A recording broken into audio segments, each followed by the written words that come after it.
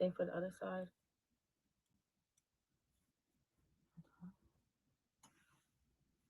Like that. And now we glue it.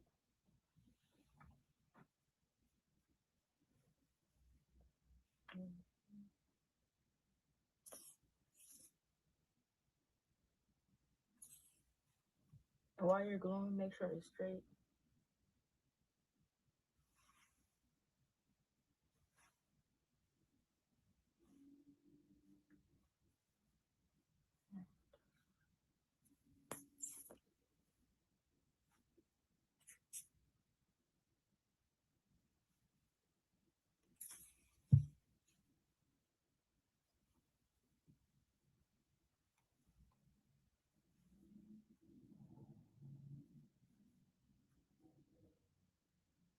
And on the top.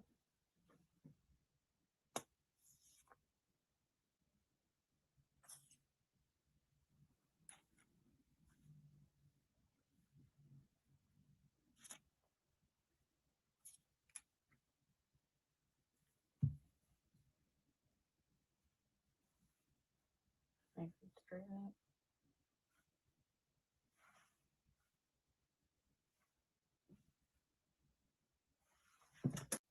Now we can start building on top of each other. And while you're building, make sure it's straight and you're like going in a little with the craft sticks.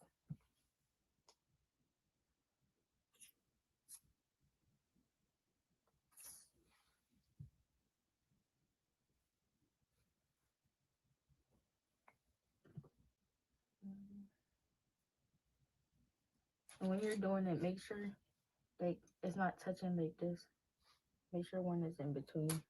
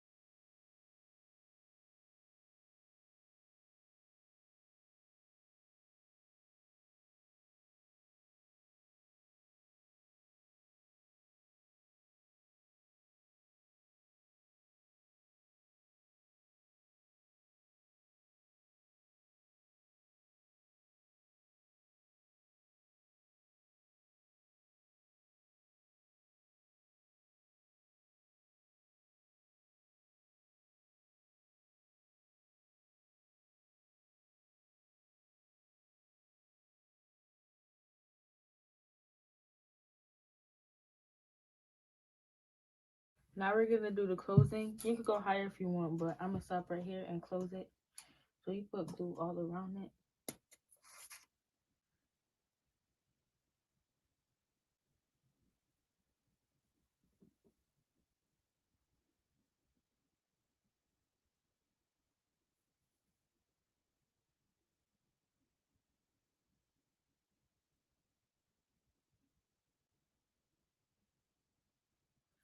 Okay, now we're gonna spread it.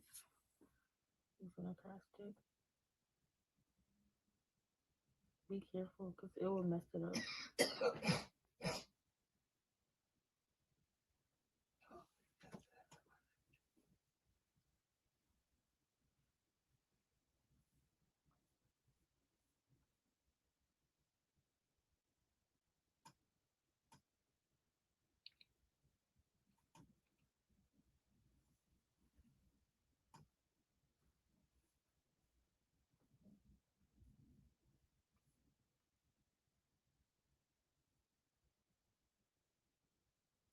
Okay, now we're gonna start closing.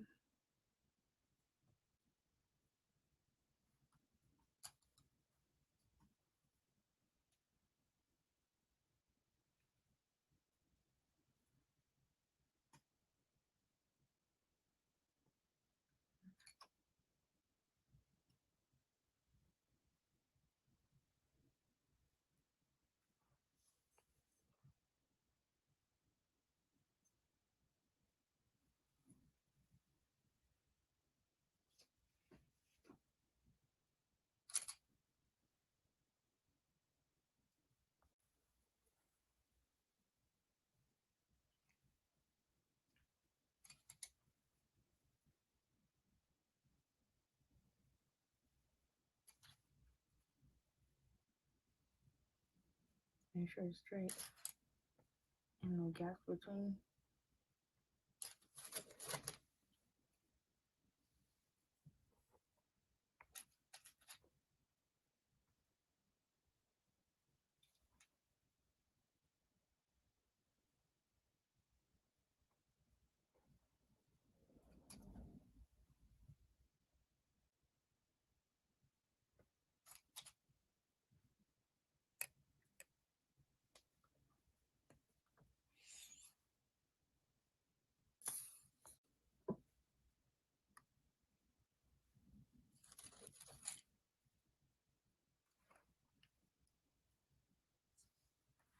Now we're gonna sit and let it dry.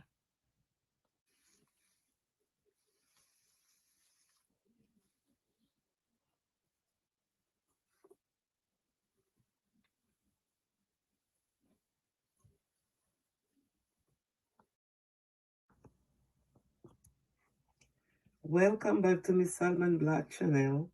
Today I'm making a rectangle out of craft stick. First, I'm gonna lay out the bottom by using two sticks.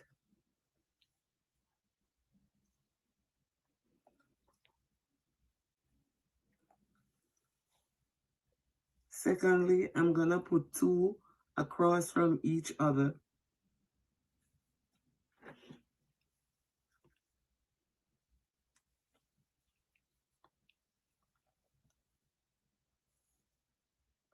So this is how I lay the base out. Now I'm gonna start building up.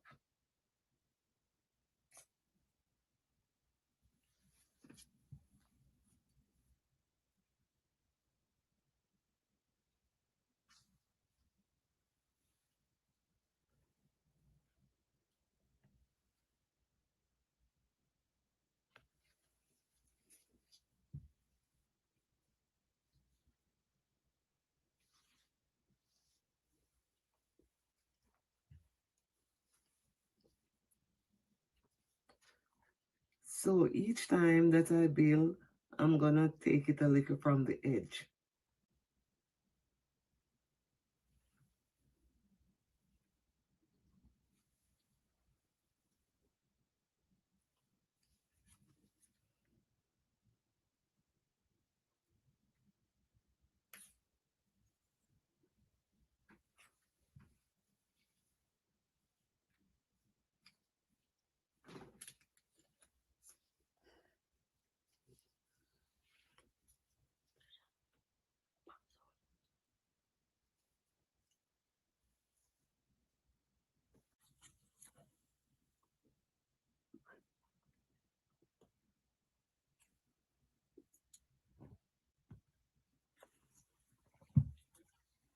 Make sure when you're building, you're gonna keep it straight.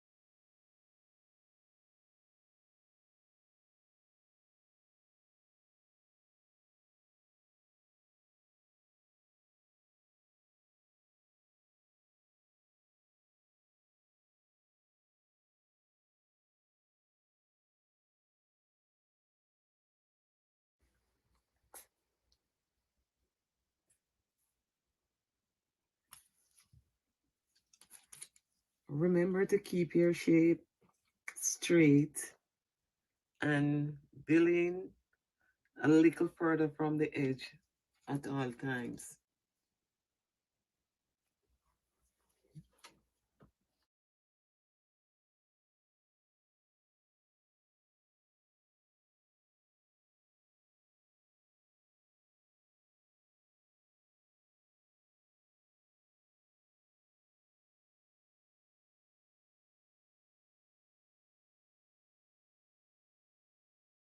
Now now I'm gonna do the closing.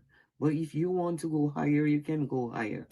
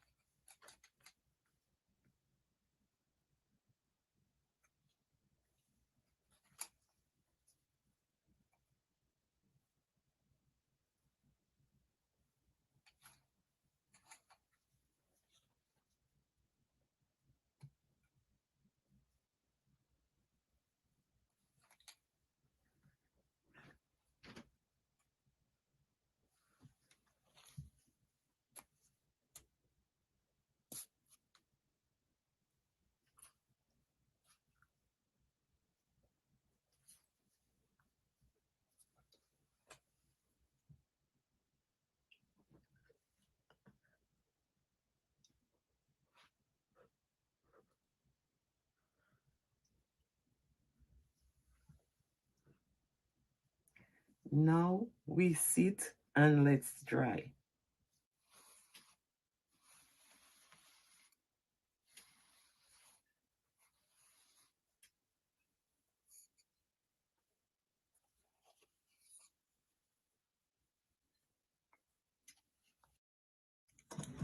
Welcome back to Miss Owen Black Channel. So we're making an octagon, and we need 8 craft for the bottom. Let's see, put one down, kind of slant the second one, then straight. Like that.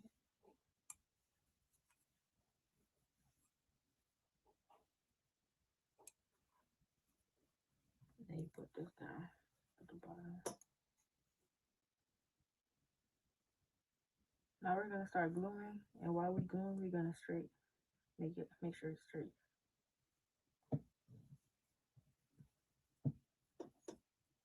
So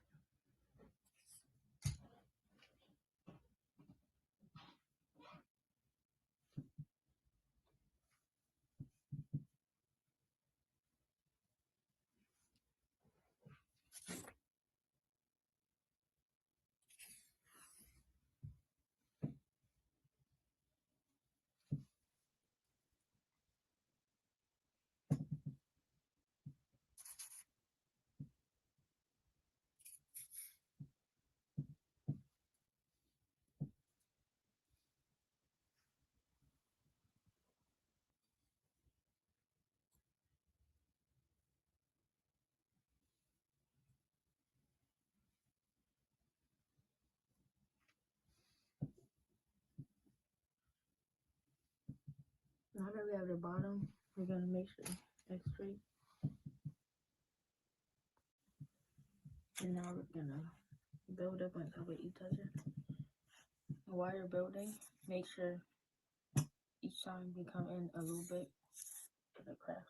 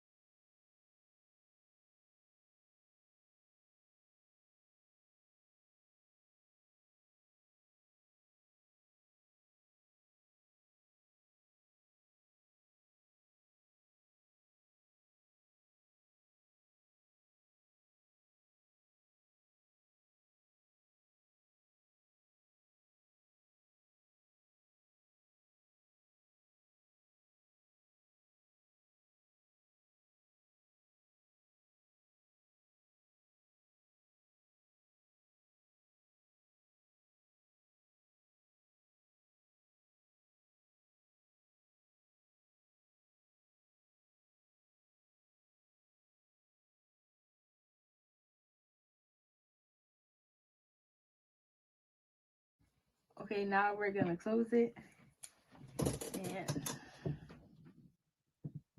I'm gonna glue right here.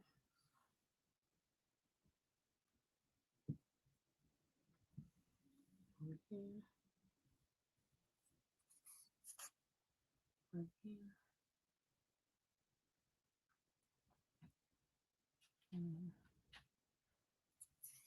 Right. Now we're gonna use the craft stick and spread the glue.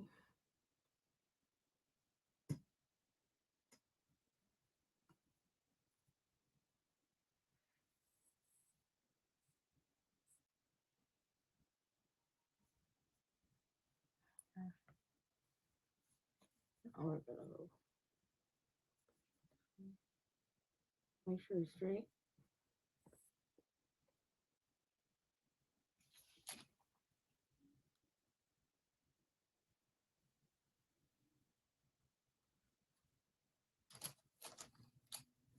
And we're gonna go over here.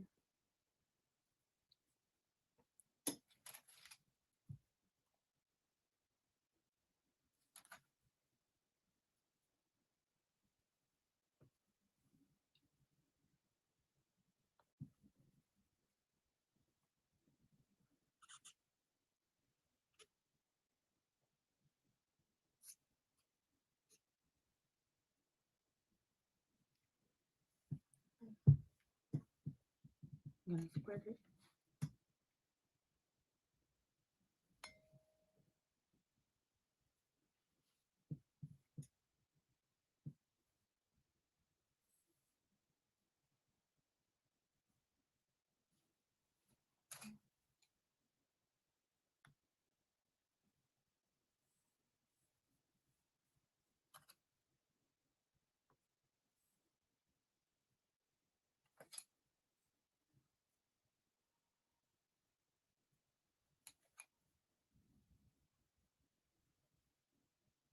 Make sure it's straight.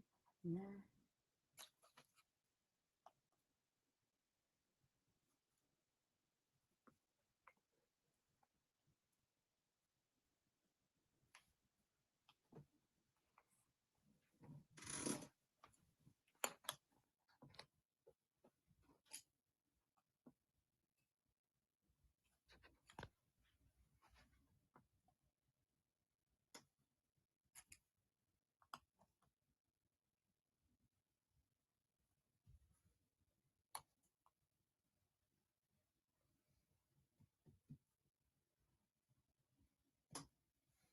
Okay, now we're gonna let it sit and dry.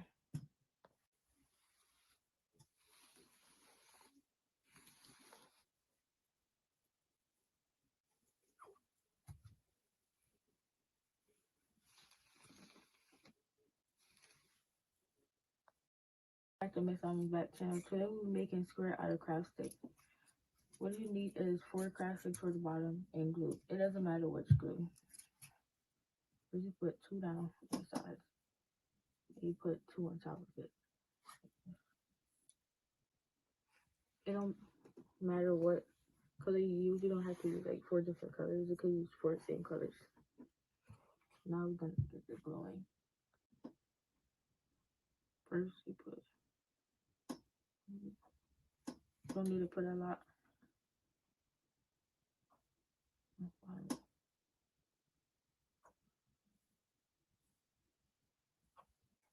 Now you put the 2 on top.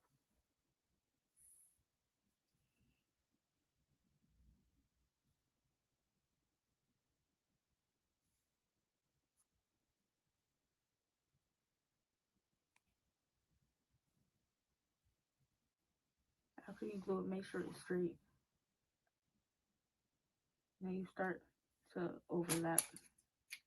After you let it sit for 1 to 2 minutes, you start to build on top of each other. And each time you're putting on one, you gotta make it come in at least a little bit.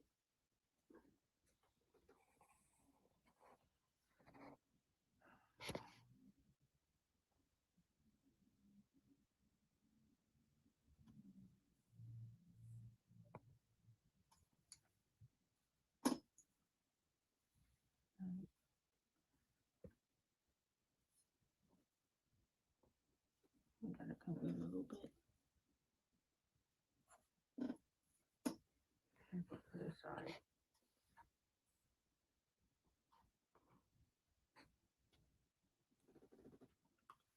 And then you start doing the same thing over and over.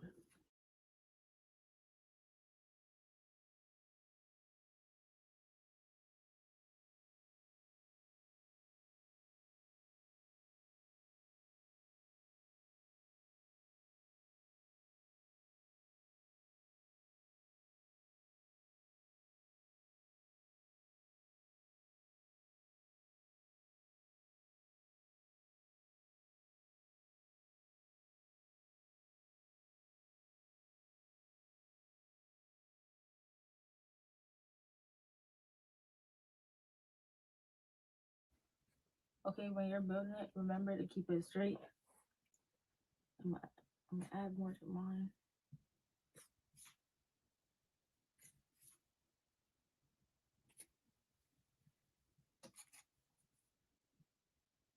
Remember to keep it straight as possible.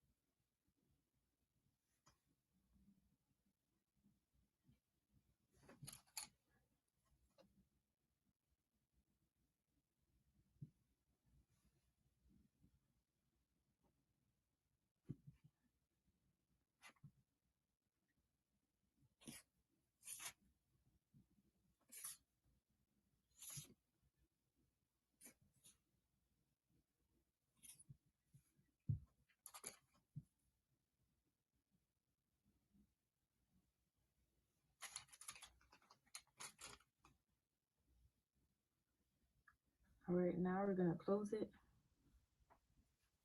And for the closing, you're gonna put sticks across. Make sure you build it where it can fit.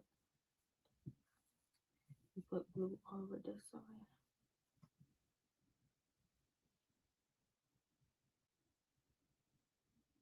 You don't need a lot.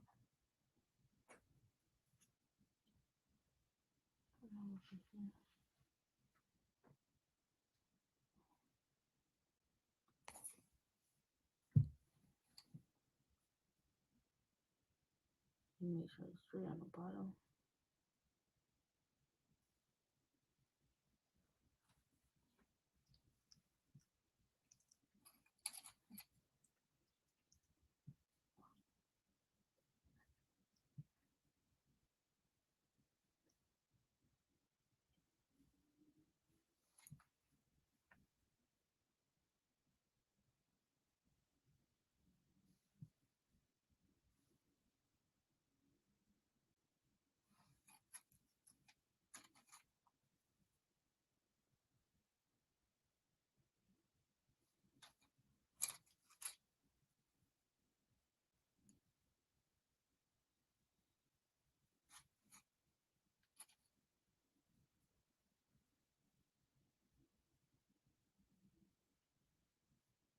then that's the vertical. Then you just straight, make it straight.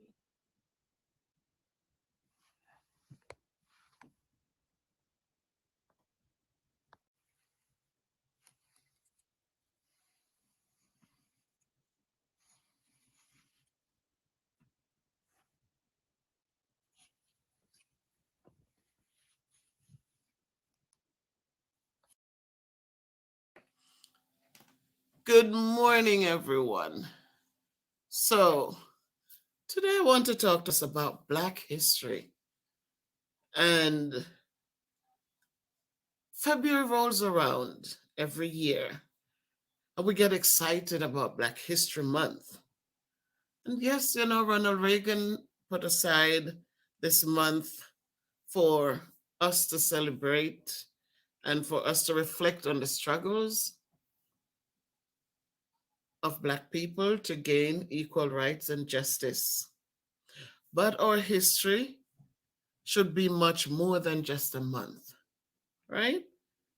Because our people made an abundance of sacrifices and contributions to our societies. They did this through inventions and medicines and engineering. And our history is so rich that we should really be celebrating it 365 days per year. Not just 1 month, but for 365 days per year. So we say Black history, and right away we think of the same people. Year in, year out, we talk and we write about the same handful of people. We talk about Rosa Parks. Yes, she was very vital to our history. We talk about Dr. Martin Luther King and the fights and and all that he gained. But let us not just settle for those there, because there are a lot more before they even came into play. So let us read more about our history and add more names to the list of those who fought and make it and made it happen for us.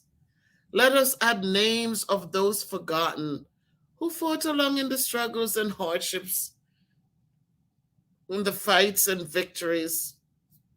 Black people, white people, Native Americans who supported and fought right along with our foreparents. And as we add those names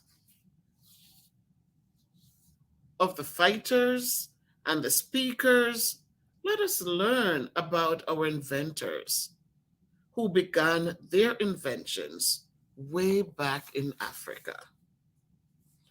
So we talk about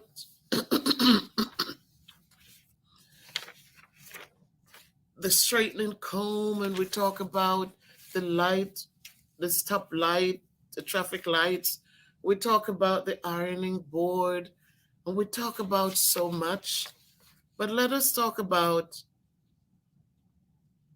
the other things that were created way back in Africa. Let us talk about the farming that started in Africa. People settling down, people using the skill to irrigate land so that they could farm. Let us talk about the trading that started right there in Africa, because as they farmed and as they moved and they built communities and they started different civilizations there, then they started trading the things that they were producing. So trading didn't start in America. Trading started way back with our foreparents in Africa. That's part of our history. Let us talk about math that came about because of trading. As people farmed and they creating their wealth, they had to find a way to keep track of what they were doing, and thus math was created. We know that boats were created there in Africa. Paper came from the papyrus plant. Writing, soap, the wheels, because our foreparents were wealthy people. Most of them were wealthy people. They rode around in chariots. And with chariots, they need wheels. And therefore, those things were created right there in Africa. Then we talk about the calendar, right? As they as they're farming, they needed a way to chart the movement of the sun, the constellations, and the moon. So they divided the year into 12 parts, and then that's how the calendar came about. 12 months, 12 parts.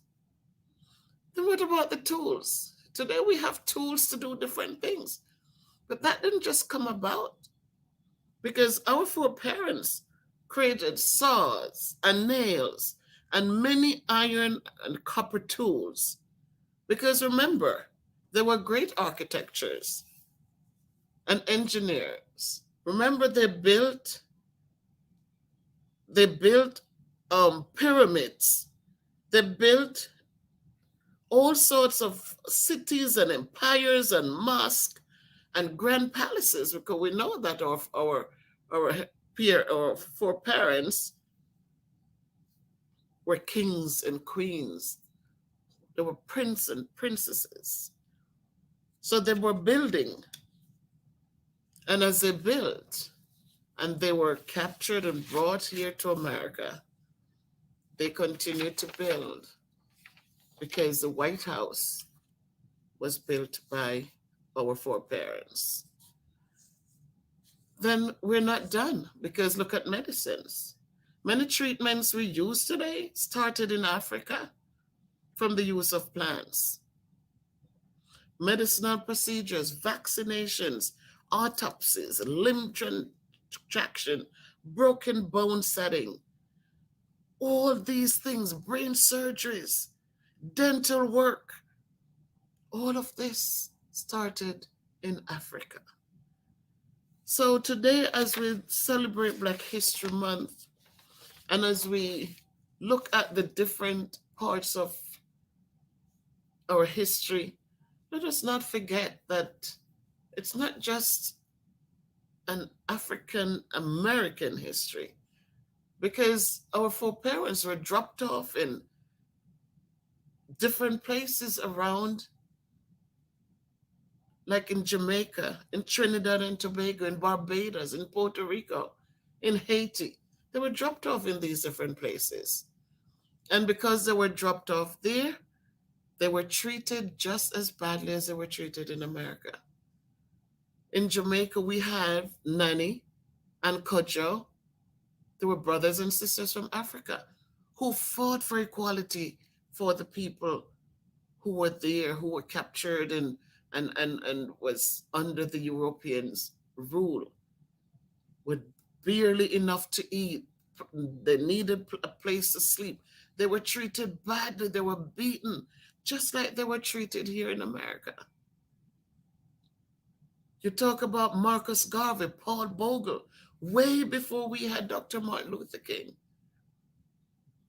We had those people who are fighting for equality. So when we talk about Black history, let us remember it's not just America's history. Let us remember that our history didn't start with slavery. Our history is richer than that. And our foreparents didn't board those ships. When they were captured and thrown in those ships, they were not slaves. They became slaves when they came to America. So as we look at Black history and we talk about Black history, let us expand. Let us expand. Let us go deeper. Let us go further. Let us look at our history and let us understand that these people whose shoulders we're standing on today were only able to stand tall because of what they went through so that we can stand. So as we go about in our daily lives, let us think about what our legacies are going to be, what it is that we're going to be remembered by. As we come to school to learn, Let us do our best. So often we come in and we do no work and we display such negative behaviors. We're disrespectful, we're rude, and just think of what our foreparents went through so that we can have a better life. Let us remember those things and let us strive to do well so that we can have a legacy of our own. A story was told about a world without black people. Little boy, and I'll quickly go through this. It says, this is a story of a little boy named Theo who woke up one morning and asked his mother, Mom, what if there were no black people in the world? Well, his mother thought about that for a moment and then said, Son, follow me around today and let's just see what it would be like if there were no black people in the world. Now, go get dressed and we will get started. Theo ran from his room to put on his clothes and shoes. His mother took one look at him and said, Theo, where are your shoes? And those clothes are all wrinkled, son. I must iron them. However, when she reached for the ironing board, it was no longer there. You see, Sarah Boone, a black woman, invented the ironing board. And Jen E. Matzelinger, a black man, invented the shoe lacing machine. Oh, well, she said, please go and do something to your hair. Theo ran to his room to comb his hair, but the comb was not there.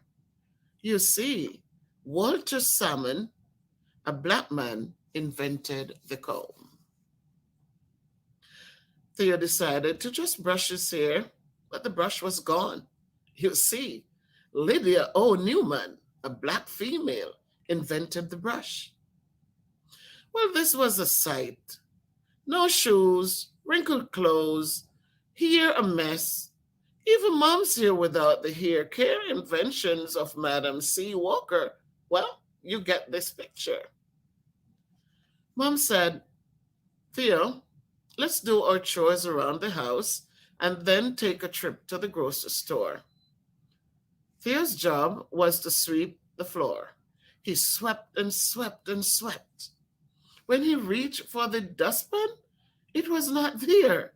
You see, Lloyd P. Ray, a black man, invented the dustpan. So he swept his pile of dirt over in the corner and left it there. He then decided to mop the floor. But the mop was gone. You see, Thomas W. Stewart, a black man, invented the mop. Then Theo yelled to his mom, Mom, I'm not having any luck. Mom asked Theo to go get a pencil and some paper to prepare their list for the market. So Theo ran for the paper and pencil, but noticed the pencil lead was broken.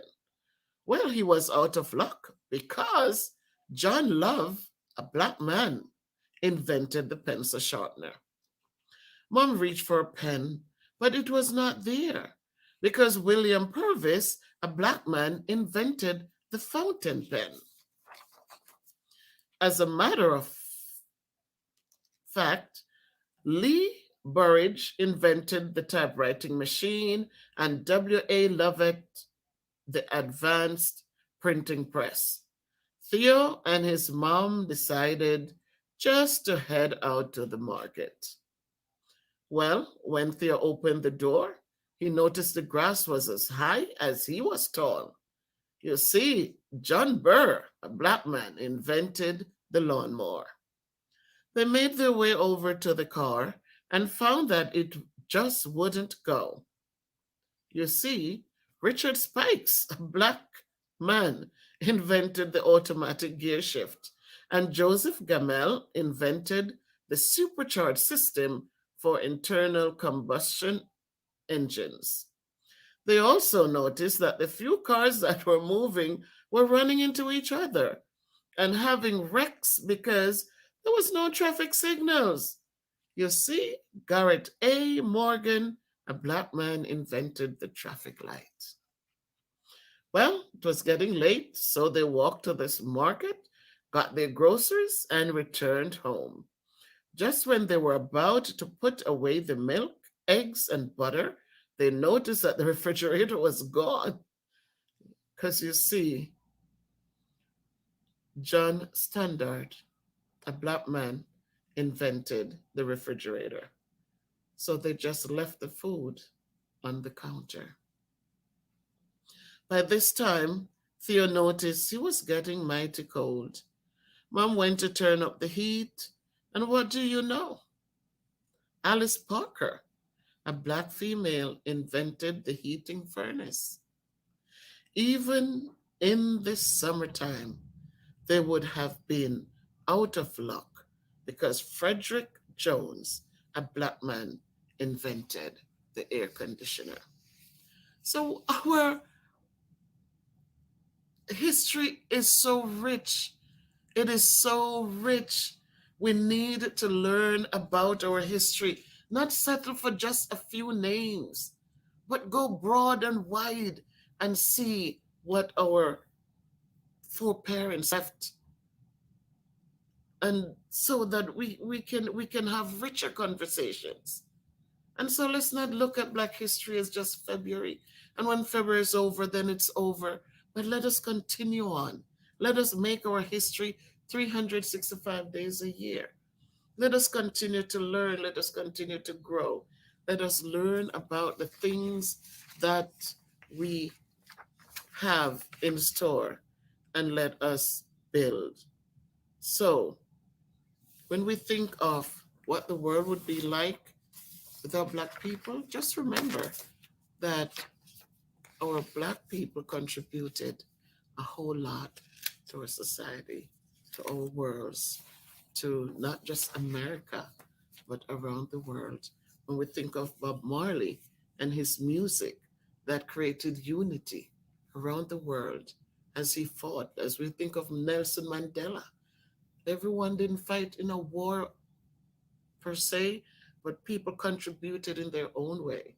And so as we celebrate, as I said before, let's not forget about the fact that we didn't fight alone, that there were white people fighting right along with us to help us get to where we are today. So as we celebrate, let us keep in mind, let us understand that if they didn't do the things they did, they suffered, they suffered, they were beaten, people treated them badly. But through it all, they still left us a rich legacy. And so today I ask that as we go about, that we don't forget, that we'll continue reading. The world is now at our fingertips. And so we can find good material. We can have our parents involved. We can talk to teachers. We can talk to people in our communities. And so let's have the conversations about Black history, because Black history is not just February, but Black history goes on and on. There's too much for just one month. So let us continue on, and so that we are better people with legacies to leave behind. Thank you.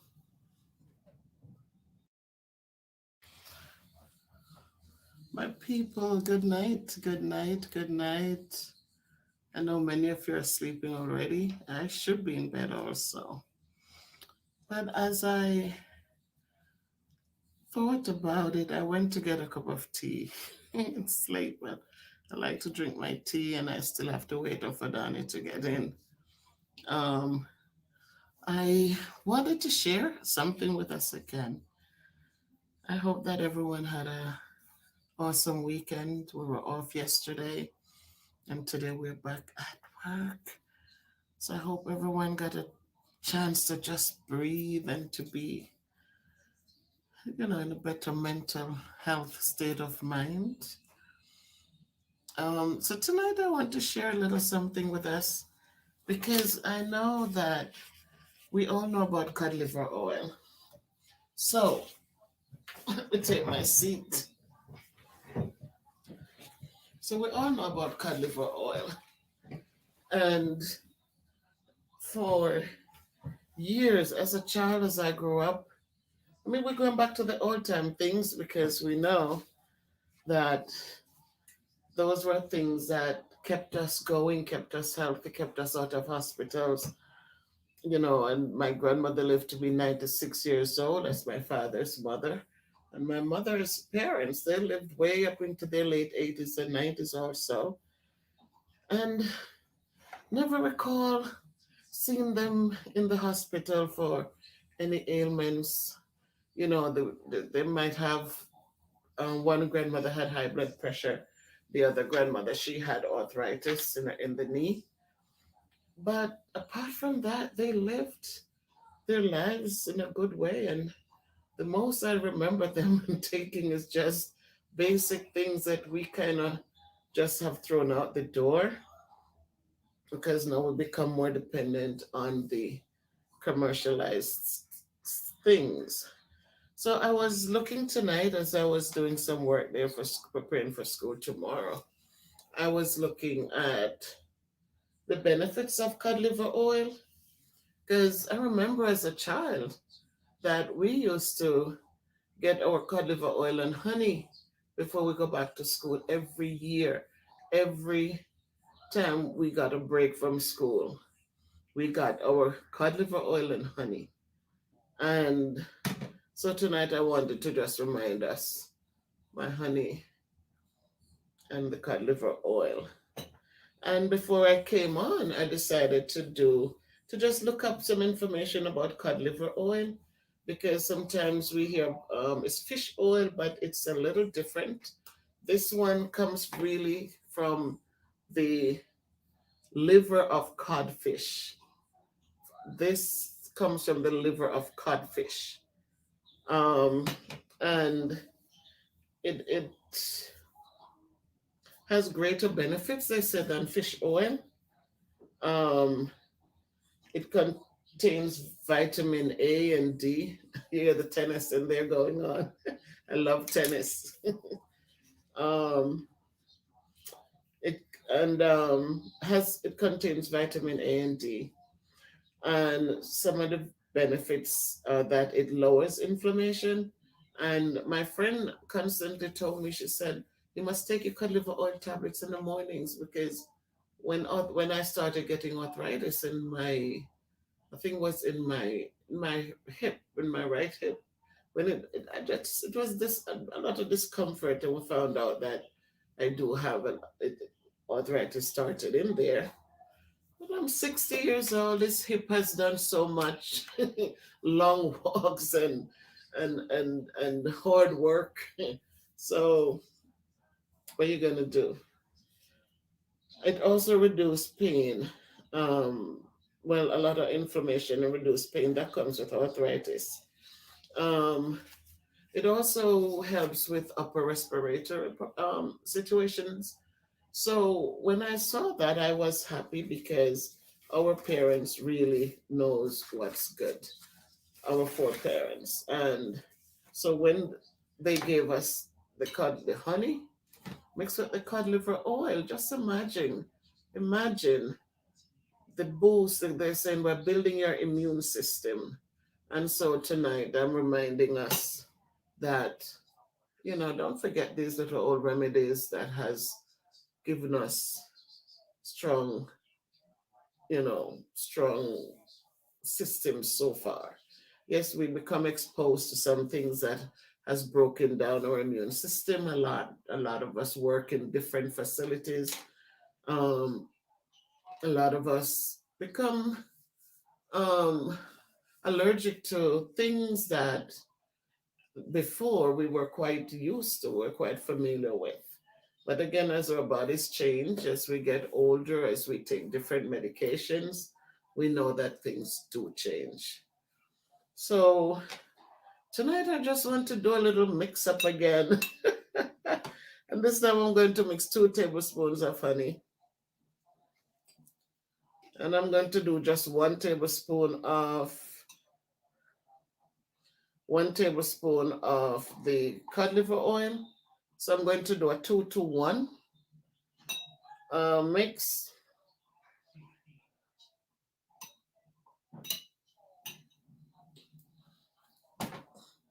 And this is the 7 C's cod liver oil. So we don't take it often because, again, I'm not a doctor. I am not a nutritionist. I'm just sharing the things that we used to get as children. And as we got older, we have families. That's what we mix and raise them on. And you mix this, you blend it in.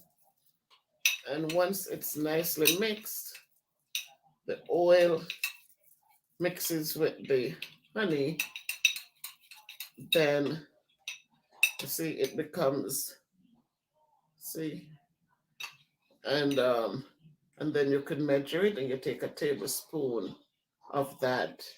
And it does build the system. Sometimes we see our bodies are built and we go through the winter or we go through some things, and some things passes us by and we never stop to think. But the little things that our grandparents used to give us, we used to run and cry and, make up our faces because it used to taste so bad.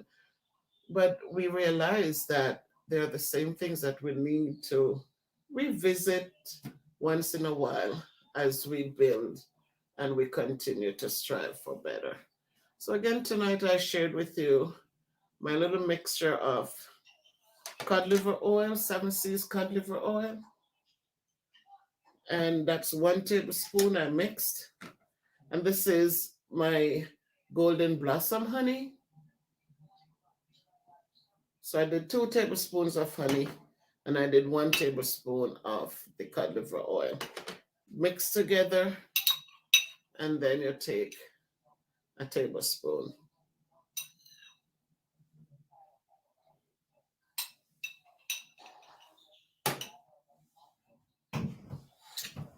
And there you have it. So I might have the weight on me, the extra meat on the bones, and I understand that. And some people find, they spend time to worry about that instead of looking to see that, yes, I'm 60 years old and I'm going. And it's not an easy thing, but I'm 60. And I have to give thanks because, there are many who didn't make it to 60 years old. So I'm grateful and I'm here and I'm thankful and I'm moving and I'm doing much better. I'm working on the weight, but I'm working more on my mind, make sure my mental abilities are intact.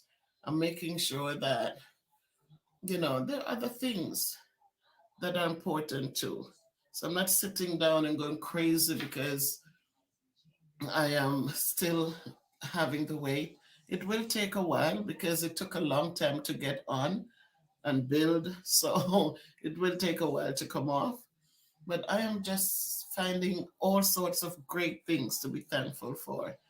And one of them is that my mindset is still in place. So I can remember the good old remedies that grandma used to give us. And it didn't make us worse, it was only for the better. So, my people, stay well. If you can't be good, be careful. I'm not a doctor, I'm not a nutritionist. I'm only telling you, I'm only sharing with you what I grew up with. So do not hold me accountable. Do it at your own risk. But it worked for us as children. One love, always. If you can't be good, be careful, but walk good. Peace out.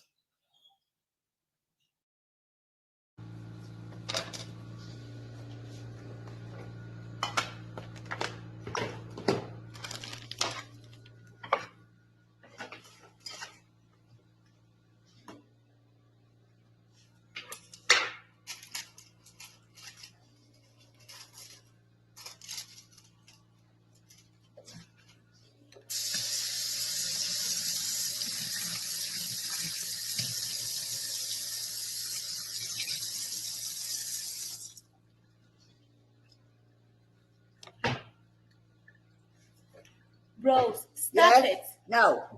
No, I will Stop not it. stop it. I will not stop it. I will not. I will not. You know what that means? That means not. Means no. Stop. No. No. It's my house. I can do what I want. You can do what you want, but stop bothering me. No, I want you out. That's what I want. I want you out now. I want you out. Stop it. No.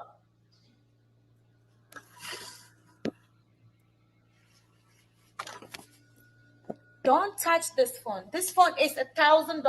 I don't care. Don't touch it. I don't care. I don't care how much of it. It's 5,000.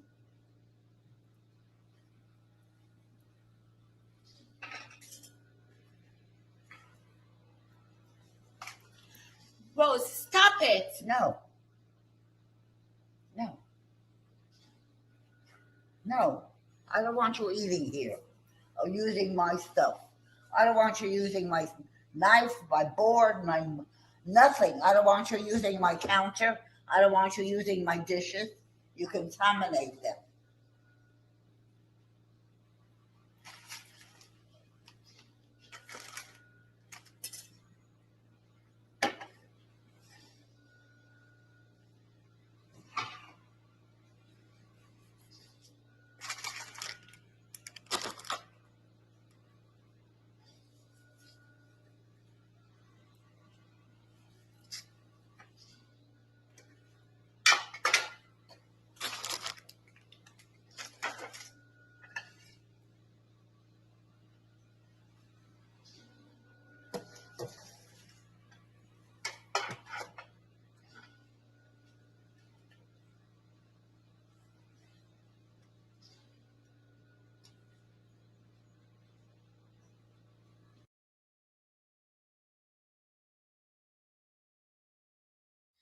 All right, my people, you know what?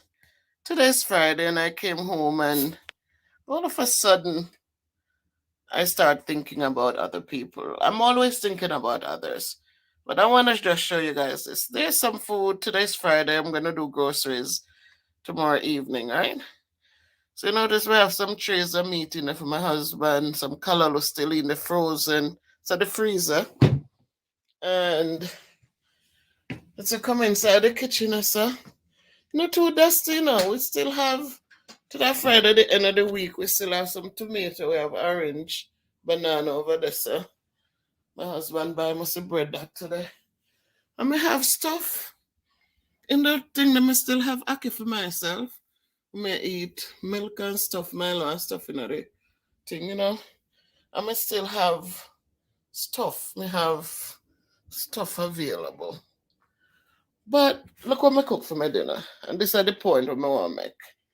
Come in, I put some mixed vegetables. And I just decide, as you know what happened? So this evening, right now, you have some people who don't have much to eat. You have some people who probably they don't even have anything for putting a little rice to eat. And while some of we have more than enough. So I come in this evening and I say, I not take out no fish, but I cook up the ackee and saltfish. But just I gonna make the vegetable with the rice, and that's what I'm gonna eat. We cut back on the rice because me try lose the weight and stuff. But this evening I just wanted to eat with the people who cannot afford a meal today. With COVID, so much has been going on, and so many people have lost out. It's not because they're lazy. It's not because, they have given up. It's just because it's just not there. And so sometimes we eat the big meat and the dinner and we have a gravy and we have everything. Sometimes we are served with salad and with all of the trimmings that come with it. And yet we don't even think so we neighbor them might not even have enough to even have a good meal for them and them picnic. Even one day for the week. So boy brethren, me just ask everybody, as you know eat this evening, those who eat the fast food or pick up the fast food, those who cannot afford to pick up the fast food. Those who have to depend on the school lunch for dinner. Me just it just touched something inside of me. And me just decide this evening. So this evening me eating with Uno. Whatever Uno have tonight is source of food. The food with, you know, little and nothing on it. A piece of dry bread. Not because I'm lazy, but because I work hard, but it just times are tough. This morning I saw the news where they were talking to this taxi driver and he cried. He cried because, you look at even in New York City, taxis, yellow cabs, you go into Manhattan and you just put your finger up and you can get a taxi. But now when people not traveling, when things have changed so drastically, how do they pay their mortgage? And they don't have a mortgage, them getting the rent break. But things have to still take care of. Like the guy said him have to pay for the medallion for run the yellow cab. And 3,000. We find that. You know. So brethren, if you're eating a good meal tonight, give thanks. Give thanks. There's no space of being ungrateful. There's no space of being ungrateful. There's no space really for not being thankful. I watch this guy fire read. Him have land space. So I have to give him that. But for those of you who you might don't have the land space. You look at what he's doing, him using the motor tire them and put dirt in them.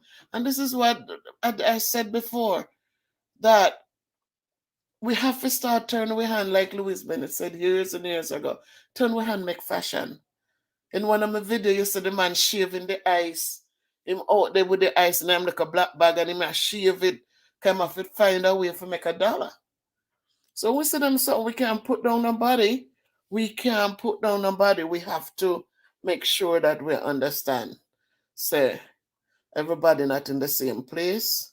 Some people are really going through some hard times, and it's not because of anything they did wrong. It's just because that's how it is right now. So just make we remember one another. And if you have a space, you can put 2 big buckets and put dirt in there and plant something in there. For those of us in the States where this is winter for most of us and not really striving the winter, we have to wait till the spring come and the sun come and the warmth come. But boy, anyone of deaf, whatever one can do, we have to just try and just to keep hope alive and just know that if hopefully this will pass and we can get back to that life where.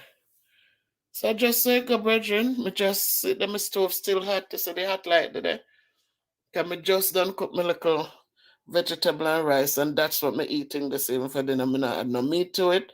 Me just gonna enjoy that and look at the health benefits in it. The carrots, the peas, the corn. I love corn. Oh God, I love corn. Green string beans in it, and I use some olive oil in the rice so that it doesn't stick together. And that's dinner. And I'm grateful. I'm very grateful. And wherever you are, meeting with you tonight, be hopeful, be strong. Know that in time things will change. And these little things are things that will write a story later when you can tell your children or your grandchildren what it was like during this COVID season, this pandemic, and how you survive. So, one love, my friends. And if you can't be good, be careful. But just love one another. Love, love, love one another. Look out for one another. Take care of each other. And so, in the end, when plenty comes, we don't have to feel embarrassed because all of us can enjoy it. Because you know what? When it was meager, you look out and so you can feel good for say, boy, my brethren, me happy for see you. And see you come over. So we shall overcome one day, my friends. So enough love, enough blessings. And no matter how small it is, we could just give thanks. because God is good. So take it easy again. Walk good. One love. Onward and upward always, brethren. Onward and upward. Don't look back. You keep going forward and upward. Because that's how it's supposed to be. One love.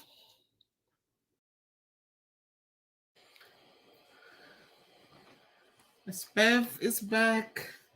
And this time we're looking at order of operation. Order of operation helps us to come up with the same outcome when we have more than one operation in a math problem. So again, we say math is all around us. Everything we do, there is some math involved. So if you look at the notes, let's look at the first one. It says the first thing there are, I wouldn't say rules, but there are strategies to use when we are simplifying problems with more than one operation. So the first thing is to simplify anything that is in parentheses. So if you see anything in these, then simplify them first. The next thing, simplify anything with exponents. And then we multiply and divide, and we're doing it left to right. Please remember, it's left to right. Whichever shows up first, you will solve that part first. And finally, we'll do our addition and subtraction. And again, it's left to right. So whichever one shows up first, that's the one we're going to solve first. So let's do a couple simple problems. We're going to start out with 7 times 3 plus 2. 7 times 3 plus 2. Again, we have parentheses here, so we'll solve this first. And I like to rewrite the problem as I go along. So 7 times, I'm going to solve this. 3 plus 2 is 5. 7 times 5. And now I can solve because I only have one operation. And this equals to 35. Go to our next simple problem. This time we have one with an exponent. And so we have 5 times 3 to the second power. So in our notes, remember we talked about what comes if it's in parentheses, then we solve what's in the parentheses first. This time we have exponents. So exponents must be simplified before we multiply. So I like to rewrite the problem. So I'm going to rewrite the 5. We're multiplying. And 3 to the second power. So this is 3 times 3. It's the second power. So I must write the factor twice. So that gives me 9. So it's going to be 5 times 9. And that equals 45.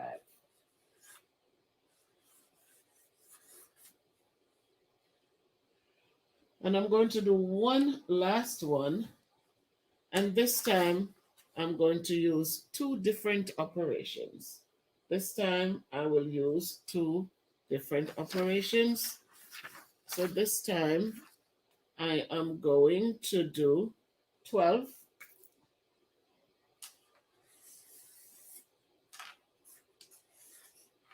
plus 5 times 4. 12 plus 5 times 4. Again, I go back to my notes, and I know that when I have multiplication and addition, I will multiply first. And so I'm going to rewrite the problem to be 12 plus, and now this is 5 times 4 is 20. Now I can complete the problem because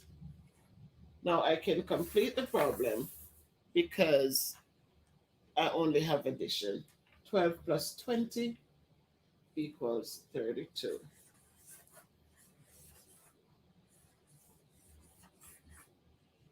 So again, math is all around us as we look at order of operation. Again, remember what the strategy is. The strategy is to simplify anything that's inside parentheses first. Next, simplify exponents. Next, multiply and divide, and we must do that left to right. And finally, we will add and subtract left to right. This is Miss Bev looking at order of operation. Remember, math is all around us.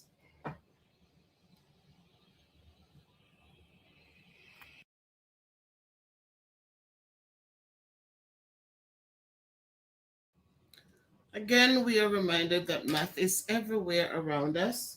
And before there was long division, we used to divide, we call it short division. And so tonight, I just want to remind us of our short division and how some people see it as an easier way to divide. So I'm going to start off with 2 digits divided by 1 digit.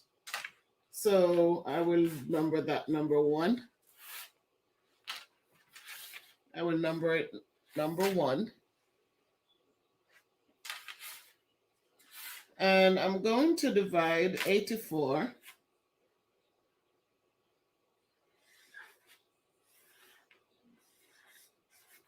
and I want to divide that by 6. And you'll see, instead of bringing numbers down and taking up a lot of space, that I'm going to do this mentally. It's the same concept. You're going to be finding the number closest to the dividend without going over, and then you will subtract and put, instead of doing the long way, you're going to just put the leftover to the next digit. So 6 into 8, I know that it's only one group of 6 in 8. So I put my 1 on top. And I know that 6 from 8 leaves 2. So that's easy. I can do that mentally. And now I have 6 into 24. And 6 times 4 is 24. So 2 digits divided by 1 digit. The next one, number 2. I'm going to do another example. This time I am going to divide a 3-digit by a 1-digit. And again, I'm going to set it up. So number 2, I'm going to divide 536. And I'm going to share that for 4 people. Again, when I do numbers, I always think of money, and I tell my children, think of money so they can make connections to what they're doing. So 4 into 5, I know it's only one time.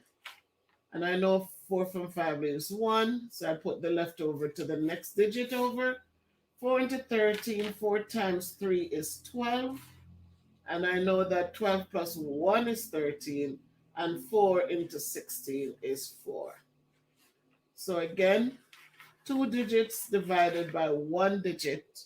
And I use a short division. It takes up less space. And so I can go on to divide another. And so for number 3, I'm going to put number 3 on the bottom right here. And for number 3, same concept. And I am going to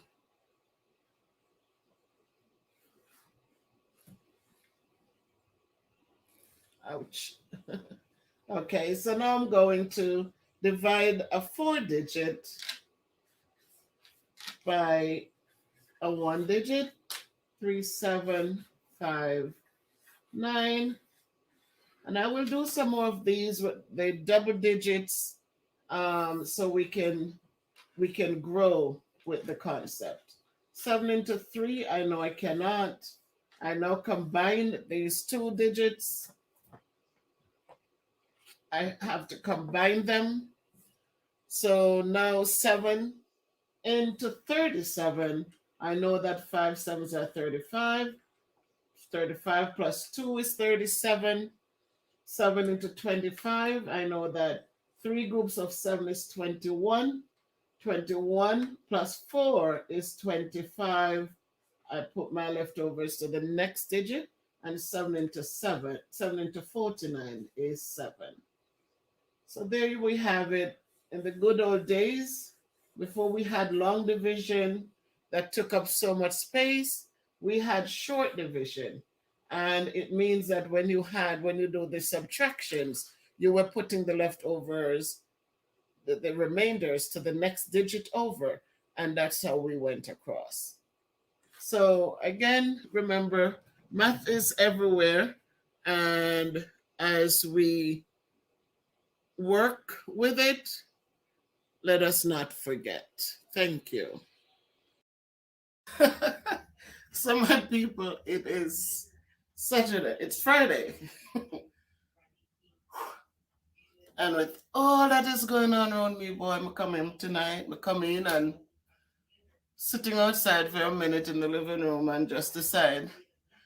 So I just need to cook something. Just not cook something. But me just want to, my mind just run back on the days when we used to make fritters. You know? Remember, like, Sunday you cook a big meal and you have some left over from Monday. And then you cook Tuesday and Wednesday and Thursday. But then Friday evening, we usually just get something different for dinner. People, we used to order pizza when the kids were little. We did Kentucky Fried Chicken. We still get into all them stuff. McDonald's, them stuff. But now you get older, you don't really care for them something there. But tonight, I just really think about the fritters. And so I just fry 2 fritters with some lemonade. So my friends, work with me here. So the table is set. We have the saltfish already prepared. All right. And then we have some curry. We're going to put curry in it. I like when curry is in it. We have some onion already cut up. And we have my flour. We have my flour. We have my water. And we have my olive oil. I always like to use the olive oil.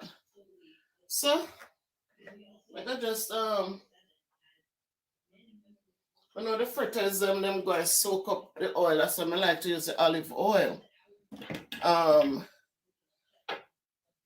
So, it's bad for you. Oil is bad, but not as bad. I guess the olive oil is not so bad. That's what they say. So, when I make too much, I make just maybe 2 or 3, because then it's gonna work. Then I eat fritters and then come home in the night. So, I have the flour. Put some flour in the pan. Again, you just decide how much people you're making it for and how much you really want to make. So I'm going to add the onion. It's just put the onion in there. I'm going to add the curry.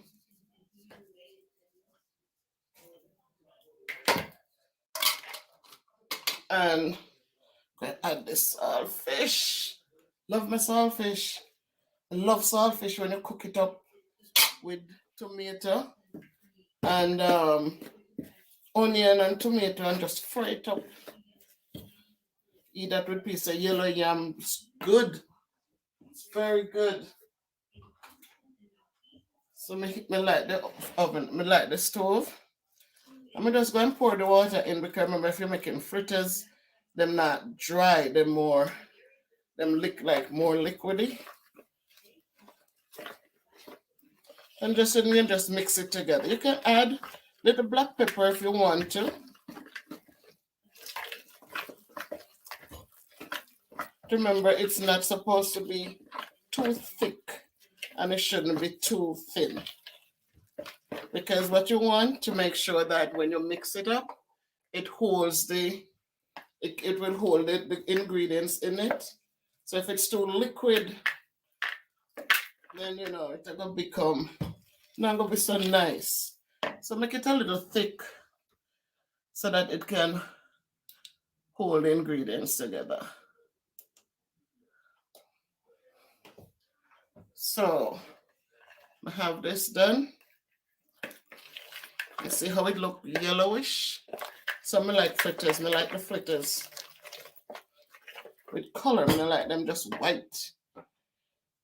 All right, so the oil heating.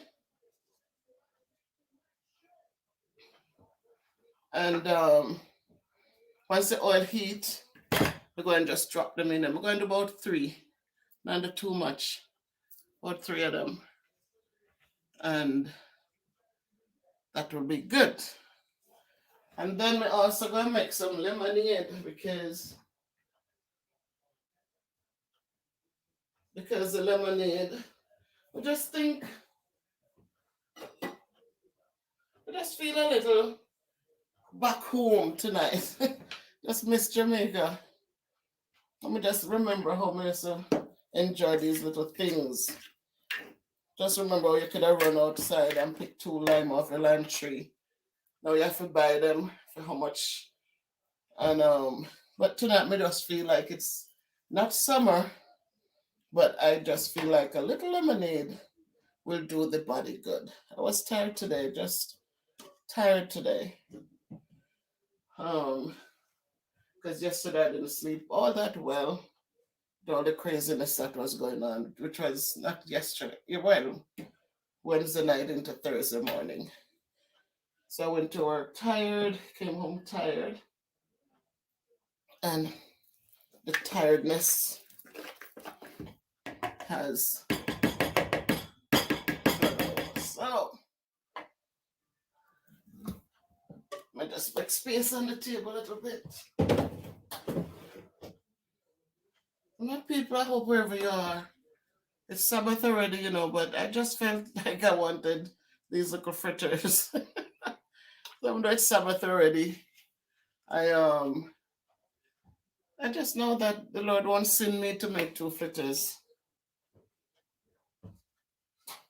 So I'm gonna do that. I'm gonna make some lemonade.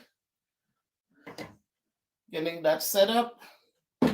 And I'm going to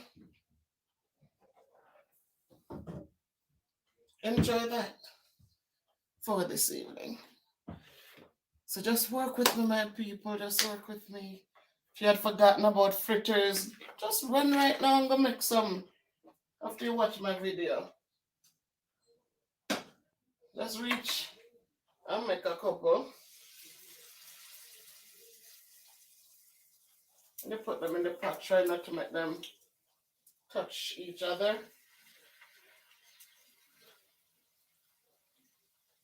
Let's give them like a space. I'm just going to 2 and see how them look. See how them spread out. So that's how you want them to kind of spread, and enough oil in the pot so that them can get some coverage, right? So my people, me just there.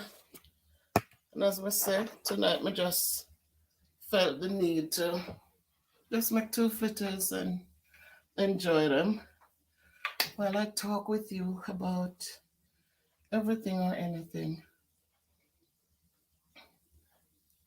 And today we don't, tomorrow and starting tonight we'd start our worship, starting about Holy Day, Jehovah's rest of creation's week, the best, last of all, the chosen 7, blessed of God, to man it was given. Welcome, welcome, welcome, welcome, glad we hail its presence blessed. 'Tis the great Jehovah's rest. So again, I'm never ashamed of my faith. I first started up in as a Moravian girl, went to church, enjoyed my missionary days when they had all the different churches meeting up at our church. Our church was the biggest in the area, Springfield Moravian Church. And everybody would come from all over and come with their goodies to sell, man. And boy, some things were there. The striped candies, everything was there, man. And you just go,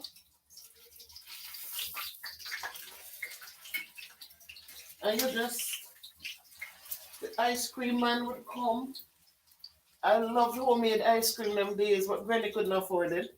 So when missionary come and Granny would sell the pimento and you get a little pocket money because we weren't able to pick up the pimento. Them after them break it, we'll go under the tree them and pick up, get we cans and pick up, we won't pick up pimento them. Until we used to teeth a little bit out of fear when she had dried. So it was to be funny and Granny would look at ours and said, you're telling me to pick up all of that under the tree, right? But she never said anything, but she would sell it and you get your missionary money, man. And you go missionary, you can buy your own ice cream cone. Oh my God, that was so good. And you buy your ice cream and you enjoy it. You buy your striped candy. Oh golly, man. Then Granny would buy like fried fish and they had the pink grater cake, the grater cake with the pink thing on top. Oh, those were so good, man. And as a kid, you were so entranced by all the pretty things. So many sellers. The place smelled so good with the baked goods and the different things that we weren't used to. But missionary day, man, was a good day. Every time missionary for come around, we happy. You get a nice new dress and you get a pair of shoes or going to burn your toe. You're going to have to take it off and carry it in your hand or hop while the dog blind you. But boy, I tell you, I said these days can compare no matter what we have today. We can't forget the old days. And we were so poor, but there was so much joy, man, so much love, so much caring, so much respect. So then after I left there and I went to my mom's family, then they are Seventh-day Adventists, so I got baptized when I was 17. And, I just keep my faith and keep knowing that there's a God because over and over and over again, I prove that He's there and He looks out for us. We just need to pray consistently. Don't be judgmental. Some people would look tonight, my friend, them two fitters, and no, Sabbath time. And no, don't let God and me deal with that. Let us love one another. Let us respect people. Let us find the good in people and move on from there. So, me frying two flitters at this time is I'm hungry and I'm cooking it to eat. I'm not cooking it to hurt anybody. I'm not hurting anyone. So no one needs to become, critical and start making unnecessary comments. You know, this is no worse. I mean, when we put people down and diminish them by our mouths, the words out of our mouths, when we treat people badly, when we see people in need and we ignore those needs, that's worse than me frying two fritters. So nobody needs to be judgmental and start looking at anything. They just need to be thankful and to find ways to support and help others who really, really needs help. These have already been washed, so I'm just gonna squeeze them now. Boy, good old lime in the backyard.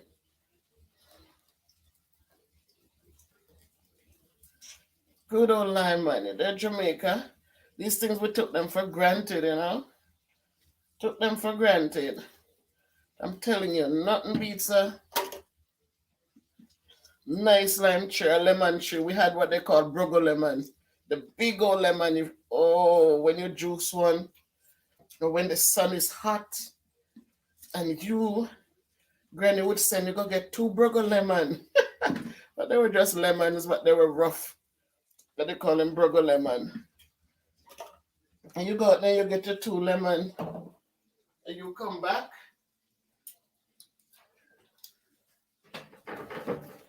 And she mix up a mug of beverage. And you might be able to have a piece of bowl of cake or something. And I'm just gonna let some of the oil drip out. So I'm putting the paper.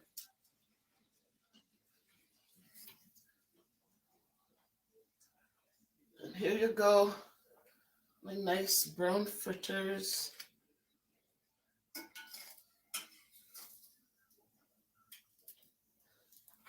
My nice fritters. I don't know what to do anymore, but while I'm talking and making the juice, I'll just put two more. Probably leave two for tomorrow. Because the thing too about these, remember, when you talk about this is in the Johnny Cake family, a Journey Cake family. So you know that them not going to spoil right away. Because there's no egg in it, there's no anything in it more than the little ingredients I added to it. So they call them Journey Cakes because they could last a long time. When you fry them or you roast them, you can have them a long time before they go bad. So that's why they could go on a journey. So that's why they call them Journey Cakes. So they got the juice out.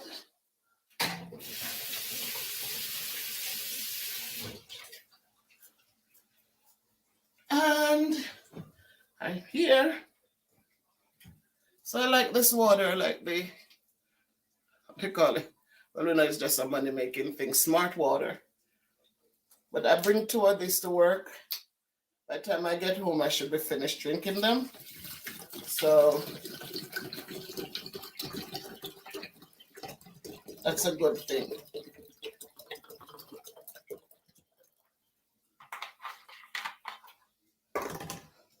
I'm gonna mix it up.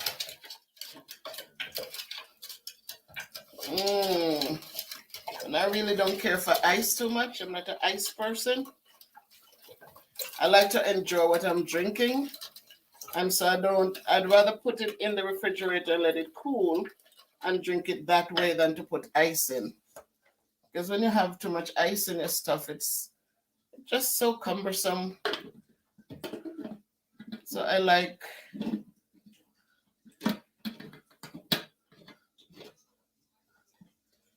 so here. Still has some sugar at the bottom. Could keep mixing that. So I put that to the side.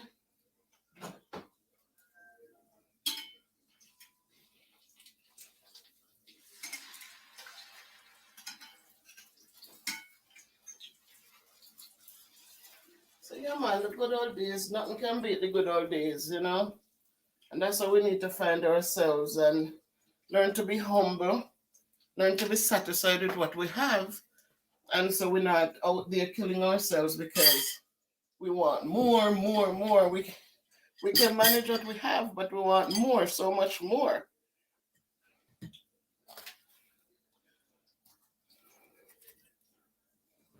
So we must learn, if we learn to be satisfied, we'll be more content. And when we're content, then you know what? We're content, then nothing bothers us. And we'll be happy to look out for one another. That's what contentment does for us. It gives us hope, it gives us courage.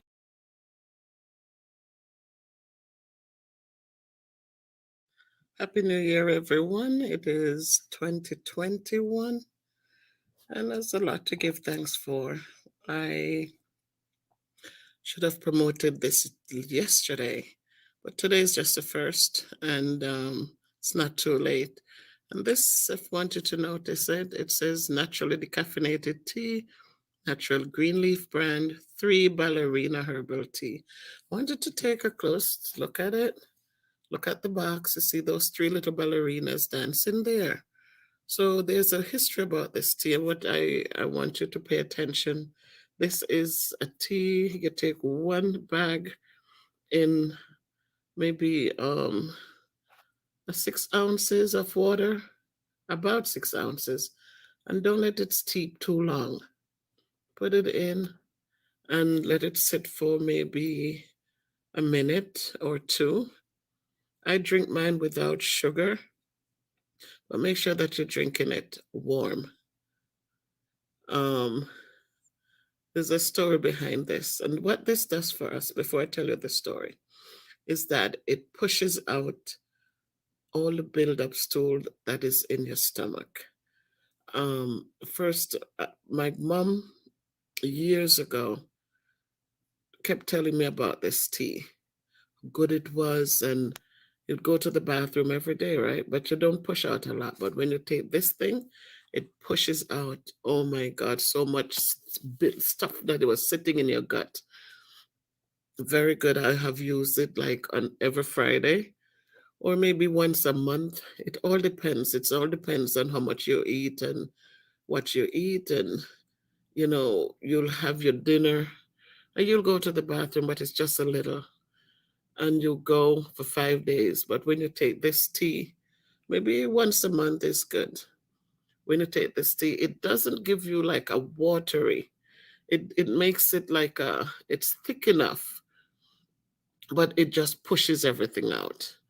So again, I'm not a nutritionist and I'm not a doctor, but I use this to help with to just keep my bowels emptied properly.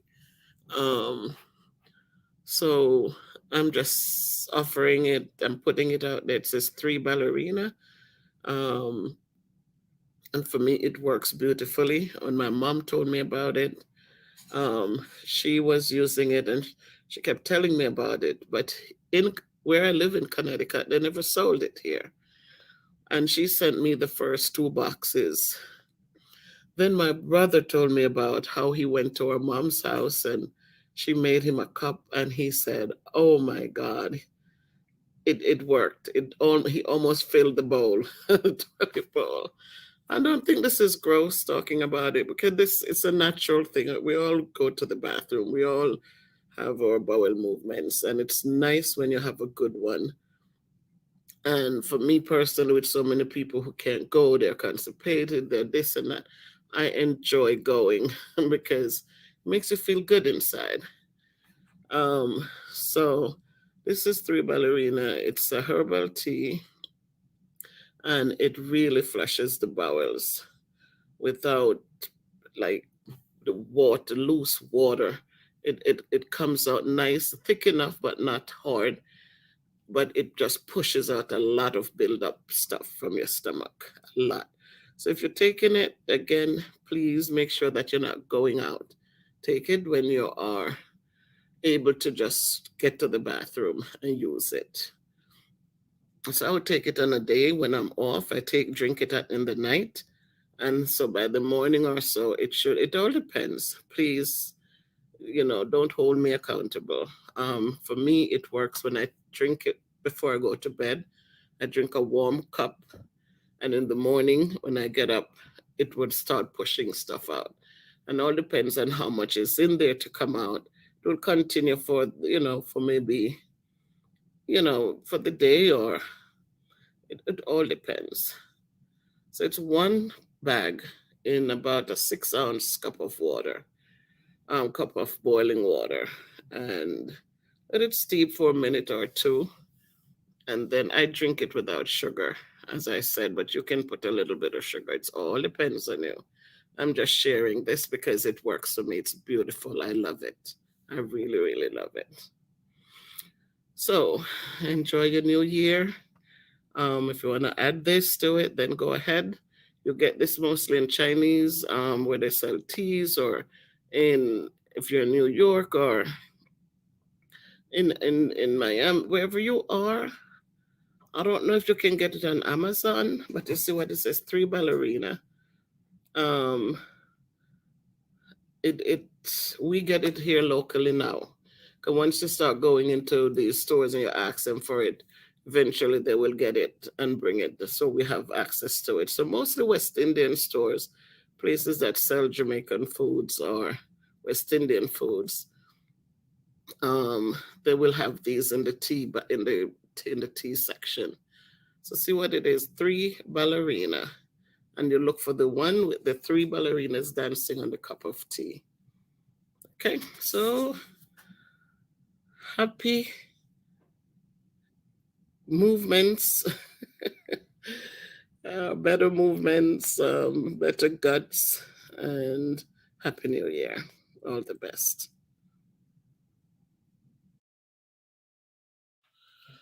All right, my friends, it's another day in the neighborhood. Beautiful day in the neighborhood. But I just want to share something with us again. Here is a title here. I just read it in an article this morning, and it's written by Ishina Robinson. And I'm just sharing, giving her credit for the hard work she did. It says, woman falsely accuses black 14-year-old of stealing her phone. Then she gets support from hotel manager. Then it turns up the phone was in an Uber, right? So it goes on to say that um that despite all that has happened this year, and this is what I've been saying, all that has happened this year, from Amy Cooper calling the cops on a black man who asked her to leash her dog, to the many protests against racial injustice, things haven't changed all that much in terms of everyday racism in America.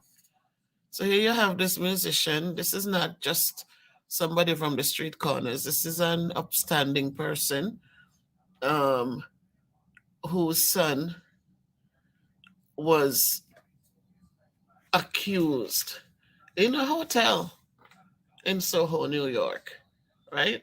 You're talking about somebody who rented space there to stay overnight, or how long they decided to stay. And a white woman who comes in saw the little boy with his phone and started accusing him of stealing her phone that she couldn't find because he was just there as an easy target. And then you have the manager for the hotel coming down, not supporting the people who paid him to stay in his space, but supporting the woman who had no right there, who, not saying she didn't have rights there, but who was not a guest at the hotel. But she comes in, accusing the little boy, and he is demanding that the kid show his phone to prove that it's his phone, right? And these are the things that why I keep saying to us, teach our children something, so that, you know what, sometimes when you head out of town, it's good if you can stay in a hotel that like we can provide for some things, because it's not going to stop as long as we're dependent, and as long as we are dependent on these people for whatever it is. These things are going to be just how it is, because they're not phased by any protests and all of those things. They're not phased by it. They're consistent. The seeds are planted, and they just find easy targets to blame for everything that is ugly. So the article is the in the Yahoo News, and I was just going through and saw it this morning, and of course, this little boy will have to deal with that trauma as long as he lives, because it's real. It is real. Luckily, his father was there to stand up and say, "No, you're not gonna take my son's phone. He doesn't have to prove anything. It's his phone. He didn't take this woman's phone." And so, eventually, guess what? Her phone was in an Uber. The Uber people returned the phone to her right there, and she didn't even have the decency to say she was sorry. And this is what, it is. I'm telling you, it's an interesting world. But guys, we still are hopeful, and we teach our children. He didn't fly off the handle. He didn't, you know, they stayed the course. Thank God the police wasn't called, so they would be locked up. More injustice, because if the police had come in, maybe they are the ones who would have gotten the shitty end of the stick. So, my people, let's be hopeful. Let's continue to strive for greatness in the midst of all the chaos and the confusion and hatefulness. This is what I'm talking about, people. These were the days when they get to share ice. This is what I'm talking about. So, I'm sure you're tired to hear my voice now, but don't be tired. It's another message. Again, we talk about Black Lives Matter, and I was talking to my niece in Jamaica, and one of the things that we're been talking about is, yeah, we talk about Black Lives Matter, and yes, they do. But are we abusing the mantra? Are we these young people who, you watch them on the TV and you look at what happens before the the the other things happen. And one of the things that I would notice is, since Black Lives Matter, people are chanting. People want better. They want to see better. They want our people to do better. But one of the things that I notice out there is, once they realize they have the support, you find that some of them, when they're confronted by the police, or if the police ask them to stop, they keep walking away, or they're mouthing things, or the police stops the car and the first thing, oh, you're stopping me because I'm black, or, they come up with reasons that doesn't even make sense, instead of just listening, following directions, and keep it, you know, they create this confrontational situation, and even in the classroom, you see it often when you might just say to a student, um, you need to just stop so that the other kids can learn. And instead of saying, I'm sorry, and stop, they want to question you. Why are you even in my face? Don't talk to me. Don't say nothing to me. No, I ask the kids often, how do you think I should respond to that? Because as a teacher, we are trained and we have to know how to not escalate things. But how would you respond to a child telling you as an adult, get out my face, don't say nothing to me. Why are you even here? Why are you talking to me? You're the adult in the room. You have to guide, you have to teach. And so you see the behaviors, that how they happen in the classroom, and how it makes you feel as an adult. So you think of them out in the street, much older, um, much tougher, and just think of somebody saying to them, stop, or somebody say, let me see your license. And it becomes, why? Because I'm black. Instead of just looking at the situation that, okay, so I must have done something wrong. And then a lot of times you look, they get out, they start running. They get out, it's things can be different. But as we chant Black Lives Matter, let us also teach them to be respectful, to listen and follow directions, because we're not above the law.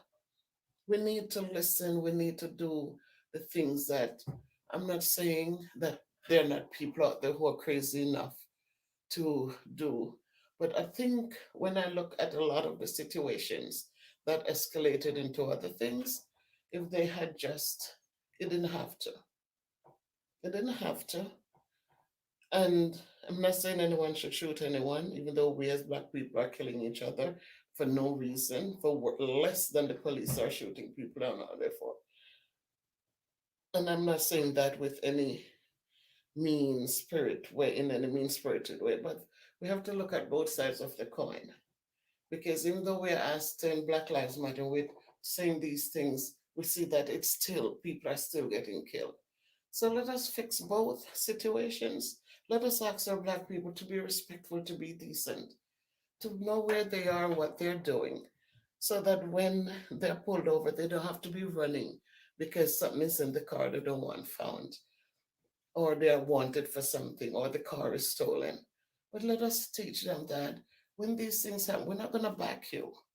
We're not going to back you when these things happen. So make sure when you go out there that you're doing the right things. Let us go out there and do the right things. And so that in the end, when these things come about, the tears are not in vain.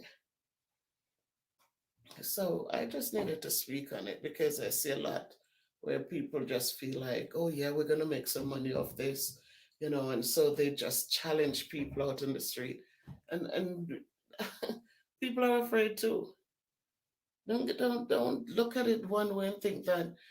I personally remember when I was mugged, and I wasn't mugged by white boys. I was mugged by my own black people in my community, mugged at gunpoint. I just have to thank God. I thought I would have gone crazy to know that I was just coming from work.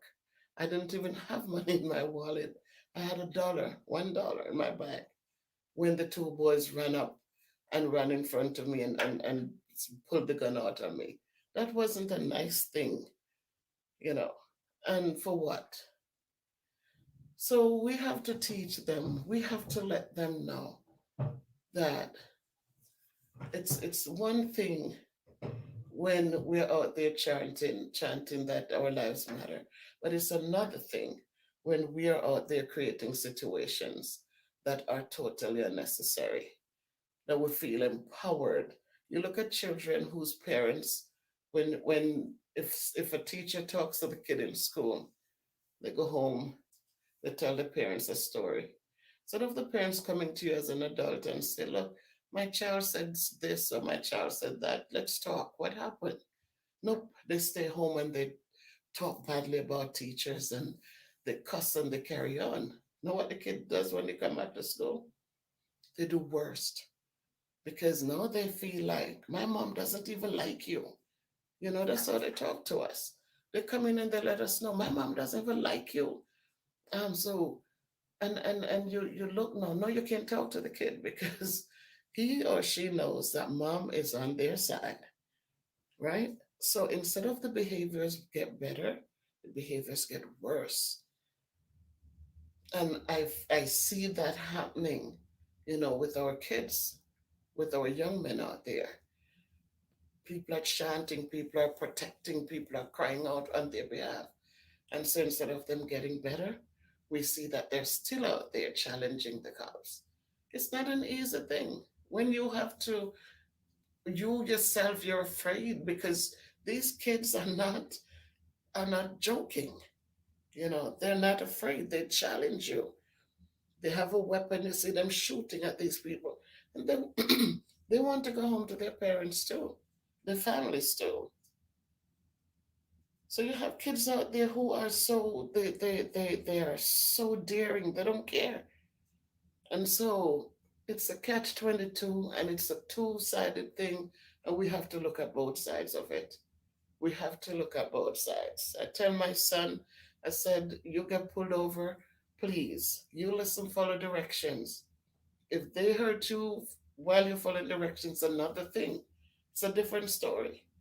But if you go there running your mouth because they ask you to stop, you feel like you need to challenge, you need to talk back, you need to say things that are not necessary, you need to run away as if you're running from something, then the outcome is going to be harsh. But what am I supposed to do? I can't go out there to march and to say, oh, your life matter when you didn't protect, didn't try to do the right thing. So, parents, I'm begging you, don't just sit there. Know your kids are doing the wrong things. Know that they're stealing, they're selling drugs, they're bringing the money home to some of you. You know what's going on. You are participating in it. You are getting the monies to do your thing.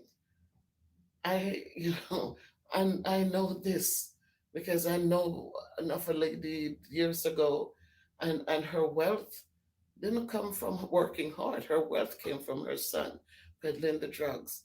And when he pulls the guns on other people, she covers it up. She goes up, and before the police come, she grabs the gun from him, put it in her breast, and the boy walks scot free. But in walking, he did some ugly things.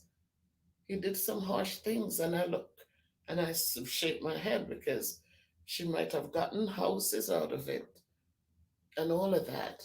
But it even matter? It didn't even work out to anything because now I don't even think the boy talks to her.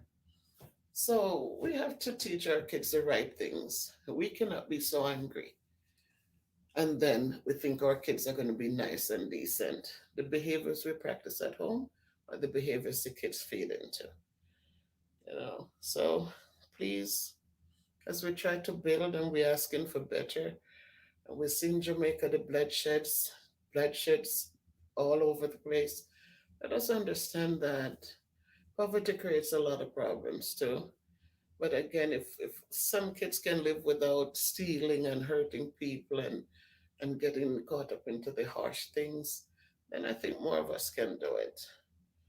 So I just had an epiphany tonight and I just needed to talk about it and to not just talk about one thing and not the other thing because we have to fix these little things so that we can be better off than where we are.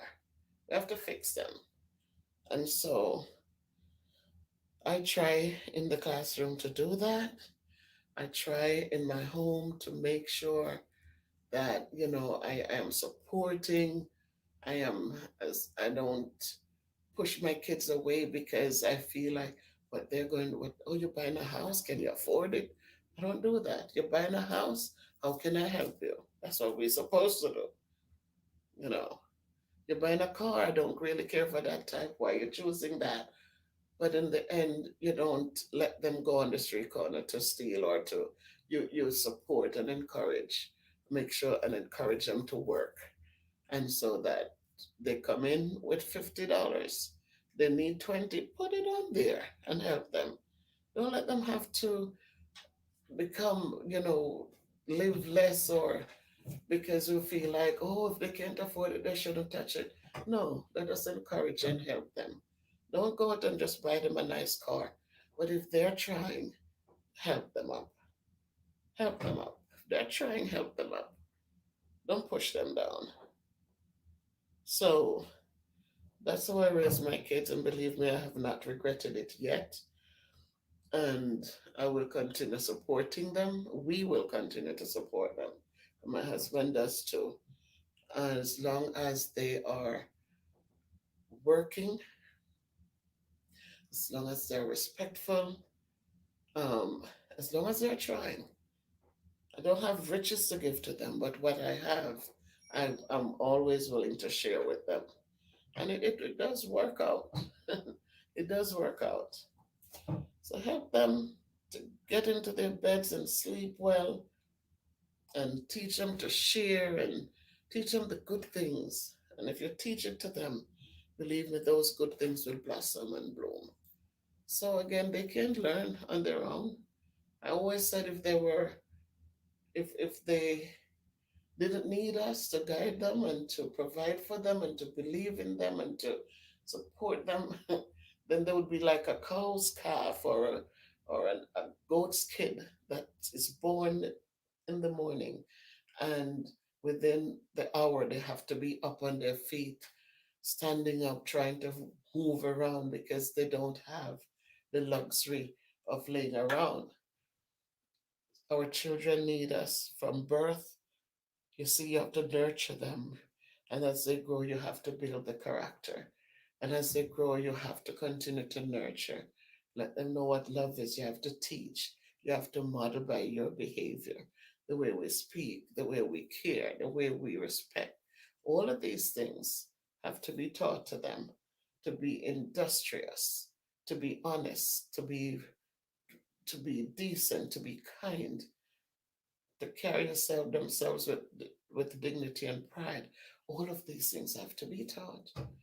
So If we don't teach it, they can't give it back because they don't know it unless we teach it to them.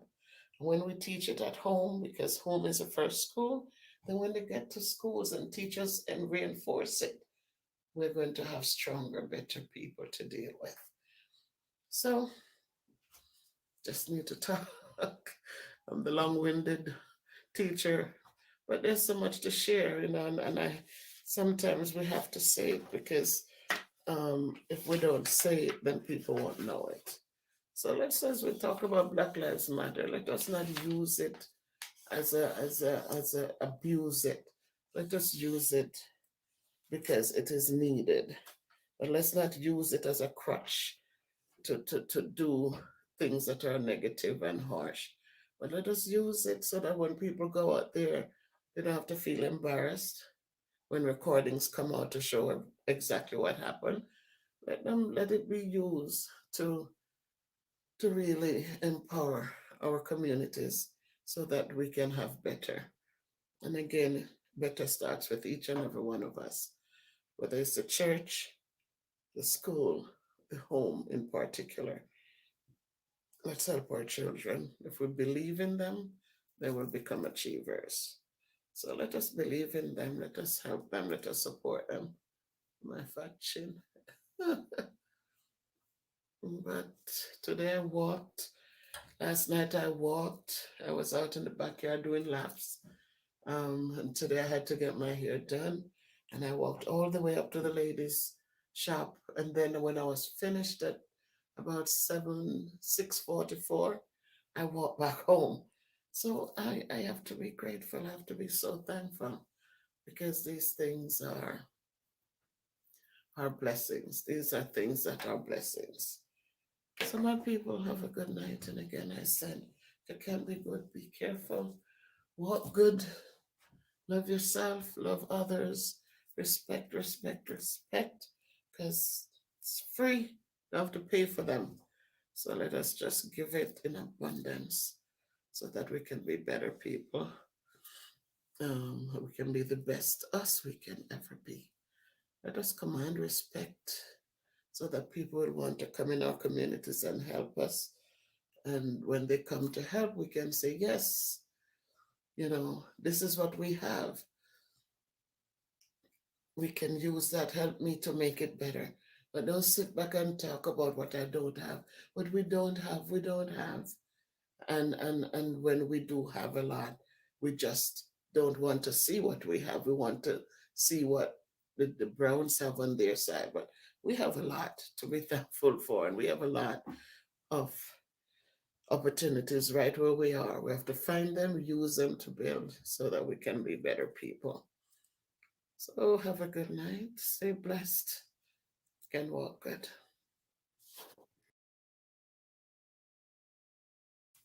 So this is another night of just speaking to us.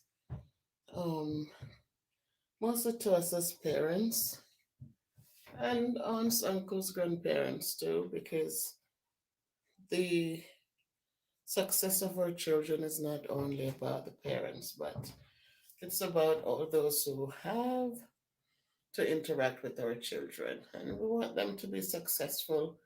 We want them to do well. So, first thing I'm going to talk about tonight has to do with, so often I'm talking about how we need to create wealth and so that we can create better communities.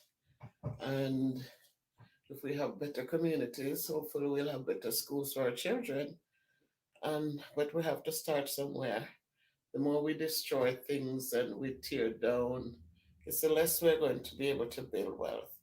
So I thought about it and I sat down and I created some ways in which we can start saving, so we can start investing in things, and we can start making sure that we as parents are handing down a little something for our kids, or we're teaching our kids how to start building and to become financially independent.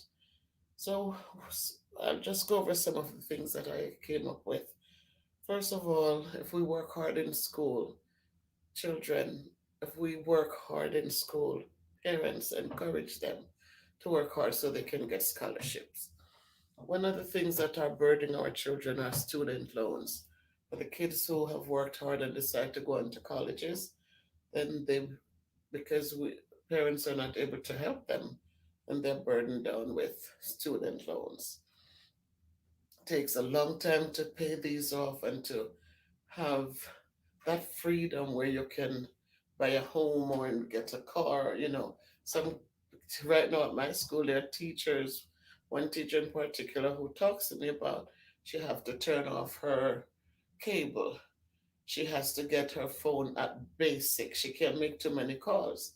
She has to change a lot of things. I was speaking to her in December and she didn't have the heat on in her house because they're trying to pay off the student loans and to build and to so she can feel um, better. Because even though she's a teacher, her salary isn't there yet, so she have less burden to deal with. So they can get scholarships. If you work on your credit, just stop buying the unnecessary things. You don't need a Gucci bag. You don't need a Gucci this or that.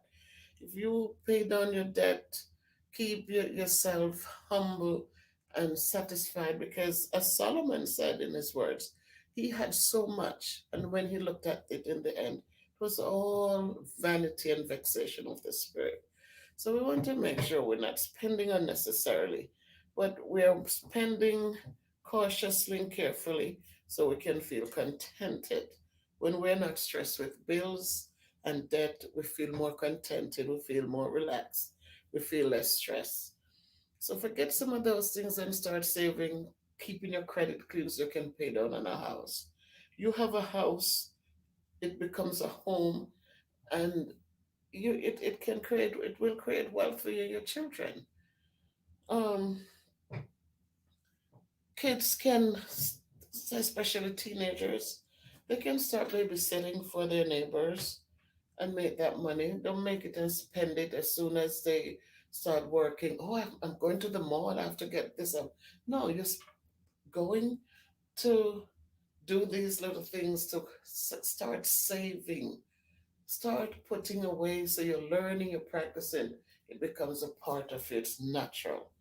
You could do pet sitting, small pets. You don't need the big old dogs or the big old pit bulls, but the small dogs. You can sit with them, cats that are easy. Lawn mowing. Boys, girls, they can get out there and mow people's lawn and get your monies and put it away. Yard work. A lot of people need little things done around their yard. Um, you can go and rake leaves. You can shovel snow. You can plant flowers and help people keep them up, water their grass for them. You can um, do newspaper delivery where there are still newspapers to be delivered.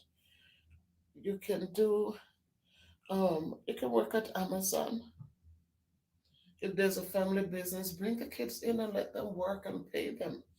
So they could do filing, they can file papers in the office, they can answer phones, they can do other little jobs around the office. Instead of hiring somebody out there to pay them, pay your child that money and teach them how to save. Again, if we don't teach the youth, we're going to have continuous downfalls.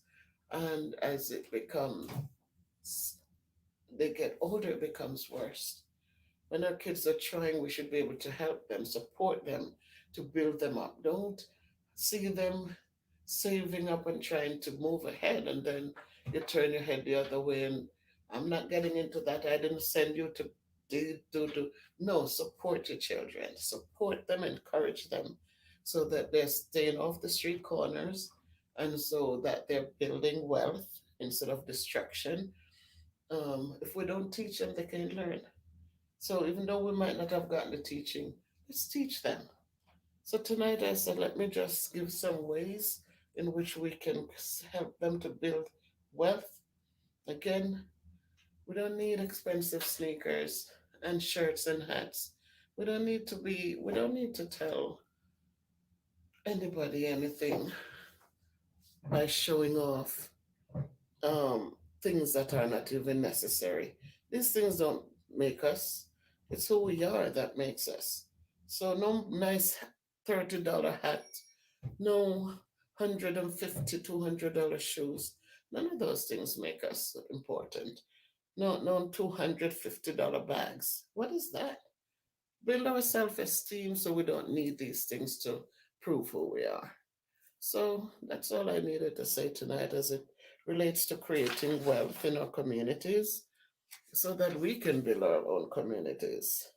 Um, one of the things I had also written is that we can plant callaloo and sell it. You know how much per bundle? Sometimes my neighbor had told me, she said she went up to a guy's yard to buy callaloo. He gave her three stacks of callaloo and charged her $3 for it. So those are things. If you plant your callaloo, take care of it, water them, you can have in the springtime into up into the summer. You can sell your bundles of callaloo for good money, and that's making money. It doesn't matter how small we start, as long as we're teaching the youth and they're using it wisely. I want to see more of our Black people building, creating, and doing well. We talk about cutting hair, we talk about the girls doing nails, putting in braids, learning to do hair. So by the time you reach 18, you can open your shops and you can already build your clientele and ready to go. So again, I just needed to talk to us. I'm a little tired, but I needed to just talk to us. Because as the thoughts come, and I think about my kids in school and I see that some of them are so giddy, they're not focused, they don't want to, because no one is guiding them. So I'm just trying to appeal and asking those of us who are able to just guide them so that they can build, build. Our communities has to be better. Our communities have to be known for more than just another one got shot down in the streets, another one in jail. We need to be known for better. So let's start building people. Okay, we can do it. We can do it. We can do it. So again, walk good. Can be good. Just be careful.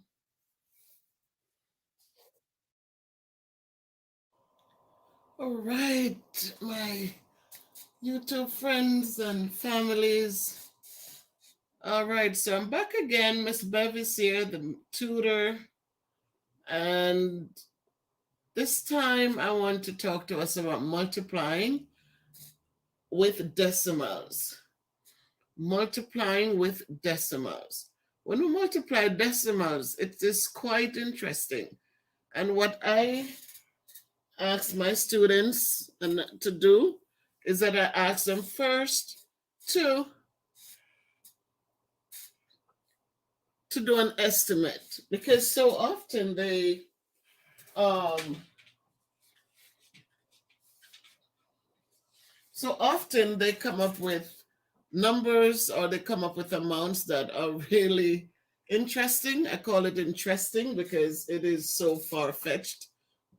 So I teach them how to look at what they have and do an estimate. And if you look at this right here, because multiplication, we have commutative multiplication. So what that means is that wherever you put the digits, you should come up with the same amount. So here I am going to, this is a decimal amount. We are going to look at what we have here. This is just 3.65 if we look at this as money. 3 groups of 65 cents. So right there, we know that we shouldn't come up with a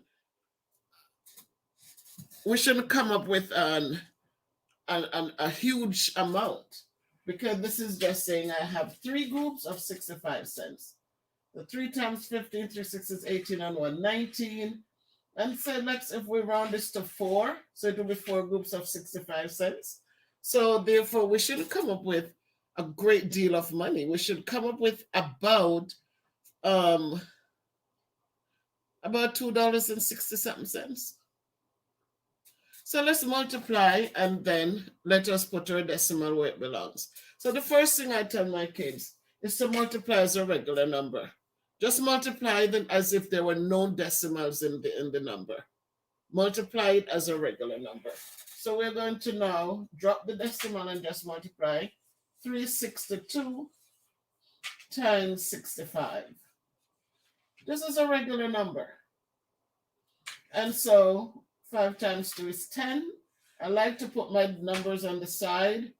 I'm going to put my 0 and I'm going to carry the 1 over to be added there. 5 times 6 is 30 plus 1 is 31. I'm going to put it on the side. I'm going to put the 1 down and I'm going to carry the 3 over here. 5 times 3 is 15 plus 3 is 18. And again, make sure the digits are in the right places because every digit has a place value. So make sure they're in the right places. Now we're finished multiplying with this right here with the 5 and the 2. So I'm going to put a little placeholder here. So I know that once I multiply this 6 with this 2, nothing should be coming over here. So now 6 times 2 is 12. I'm going to put it on the side. I'm going to write down the 2. And I'm going to carry the 1 to be added on with the 6. 6 times 6 is 36 and 1 is 37. Again, I put them on the side just for me. So now I'm going to put the 7 down and I'm going to bring the 3 over on this side. And 6 times 3 is 18 and 3 is 21. So now I'm going to add my two products together. 0 plus 0 is 0. 2 plus 1 is 3. 8 plus 7 is 15. 1 plus 1 is 2 plus 1 is 3. And 2 and nothing is 2. So now I multiplied and I have this big number, 23,530. But does 3 groups of 65 or say 4 groups of 65 cents gives me all of this? No. Now, step 2 tells me to count my digits after decimals. So it should be decimals. So I go back to my main problem and I'm going to count my decimal, my places. 1. Let me use a different color. So I have 1, 2, 3, 4 digits after decimal point, right? So I come back to my final product and I'm going to, we know whole numbers have a decimal right there. So I'm going to count my 4 places back from right to left. I'm counting from right to left. 1 place, 2 places, 3 places, 4 places. So my final answer is,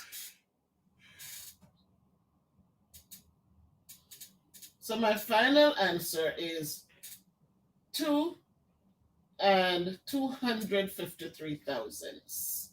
My final answer is 2 and 2 and 3, 5, 3. The 0 doesn't matter because it's just saying that there are no 10 thousandths there. This is 2 and 353 thousandths. So that is the outcome. And again, when we multiply with decimals, again, do not line up decimals. Make sure that your multiply is a regular number. After that, count the digits after your decimals. And finally, place the decimal in the product. So again, step 1, we'll go back and we'll look at step 1, multiply as a regular number. Multiply as a regular number. Step 2, once you multiply, then count your digits that are after a decimal point. And step 3, Go back to your final product. Place the decimal, counting from the right to the left. From the right to the left, place your decimal point, and then you'll see that your estimate would make sense. That three groups of 65 cents, 3 and 62 hundredths times 65 hundredths, it's only 2 and 353 thousandths. All right, guys. So again, remember that math is all around us. Find the math in all you do and have fun doing math, because math is totally, totally awesome.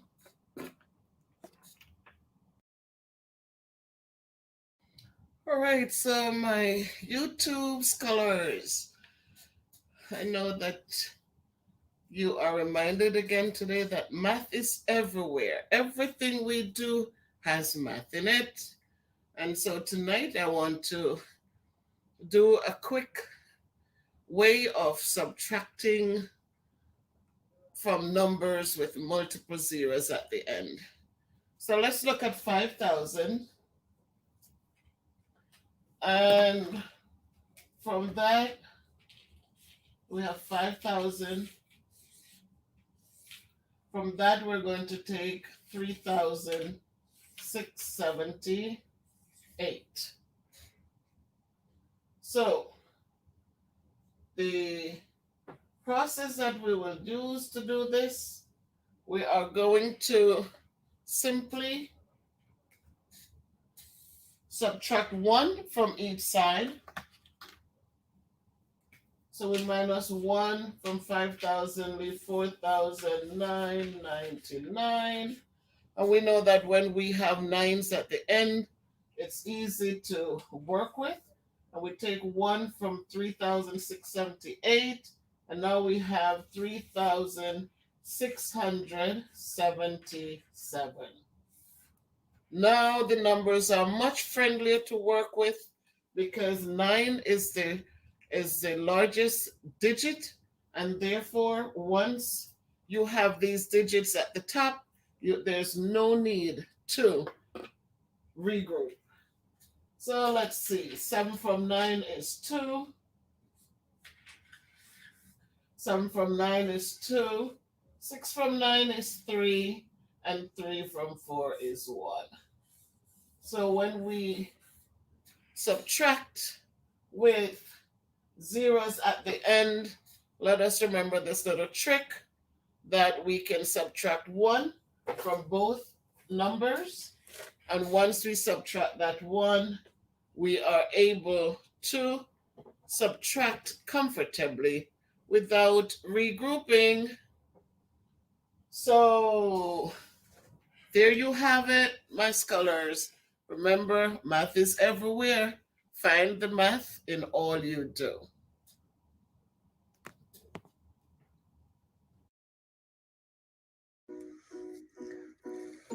So my YouTube fans and families, I am just taking a few minutes to talk with you.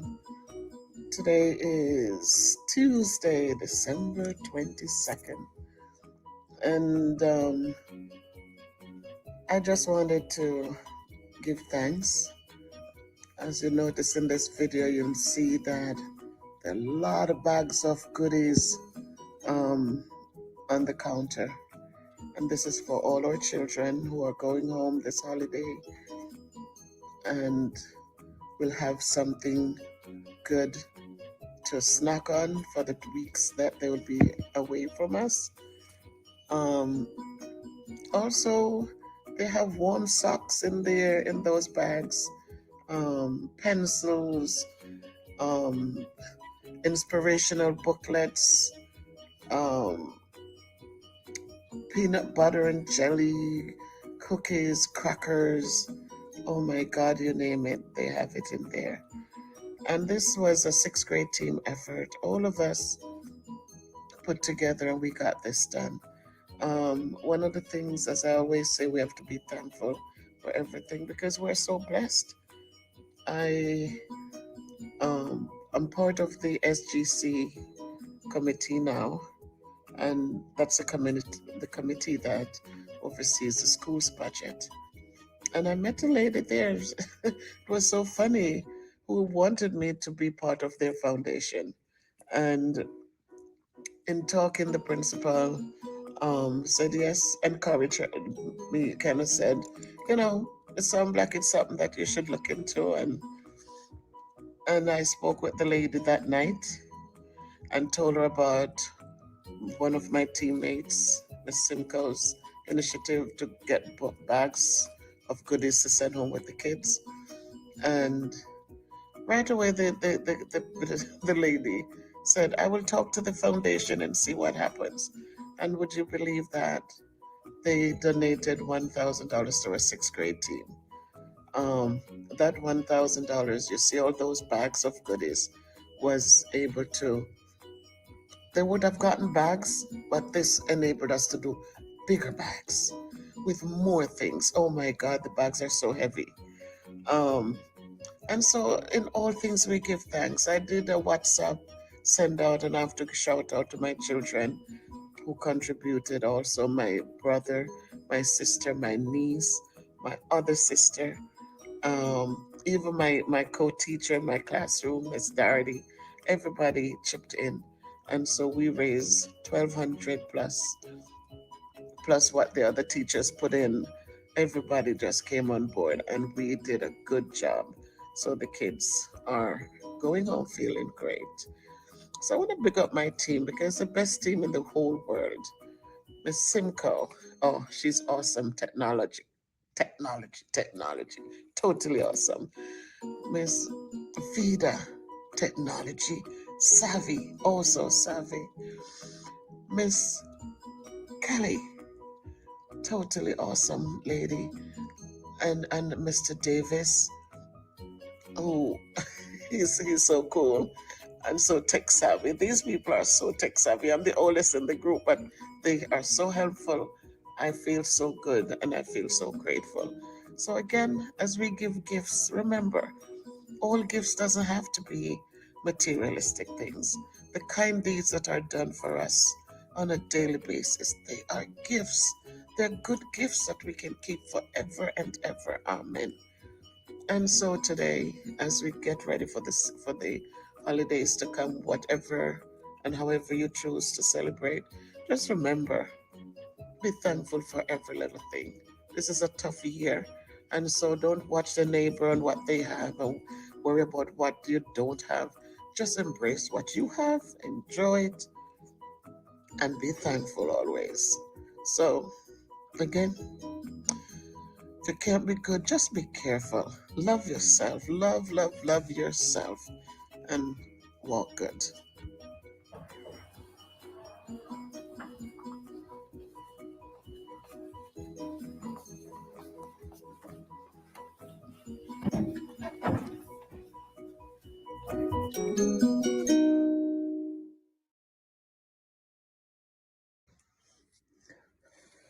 So, my YouTube fans and families, I am just taking a few minutes to talk with you.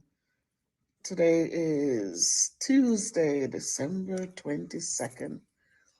And I just wanted to give thanks. As you notice in this video, you'll see that there are a lot of bags of goodies um, on the counter. And this is for all our children who are going home this holiday and will have something good to snack on for the weeks that they will be away from us. Um, Also, they have warm socks in there in those bags, pencils, um, inspirational booklets, um, peanut butter and jelly, cookies, crackers. Oh my God, you name it, they have it in there. And this was a sixth grade team effort. All of us put together and we got this done. One of the things, as I always say, we have to be thankful for everything because we're so blessed. I I'm part of the SGC committee now. and that's the committee that oversees the school's budget. And I met a lady there. It was so funny, who wanted me to be part of their foundation. And in talking, the principal said yes, encouraged me, kind of said, it sounds like it's something that you should look into. And I spoke with the lady that night and told her about one of my teammates, Miss Simcoe's initiative to get bags of goodies to send home with the kids.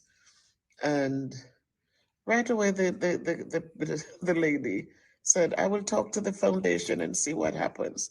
And would you believe that they donated $1,000 to a sixth grade team?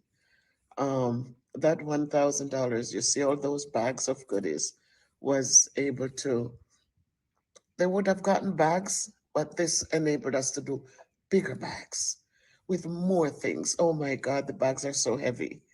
Um, And so, in all things, we give thanks. I did a WhatsApp send out, and I have to shout out to my children who contributed, also my brother, my sister, my niece, my other sister, even my co teacher in my classroom, Miss Darity. Everybody chipped in. And so we raised 1,200 plus what the other teachers put in. Everybody just came on board and we did a good job. So the kids are going home feeling great. So I want to big up my team because the best team in the whole world, Miss Simcoe. Oh, she's awesome. Technology. Totally awesome. Miss Vida, technology. Savvy, also savvy. Miss Kelly, totally awesome lady. And Mr. Davis, oh, he's so cool and so tech savvy. These people are so tech savvy. I'm the oldest in the group, but they are so helpful. I feel so good and I feel so grateful. So again, as we give gifts, remember, all gifts doesn't have to be materialistic things. The kind deeds that are done for us on a daily basis, they are gifts. They're good gifts that we can keep forever and ever. Amen. And so today, as we get ready for the holidays to come, whatever and however you choose to celebrate, just remember, be thankful for every little thing. This is a tough year.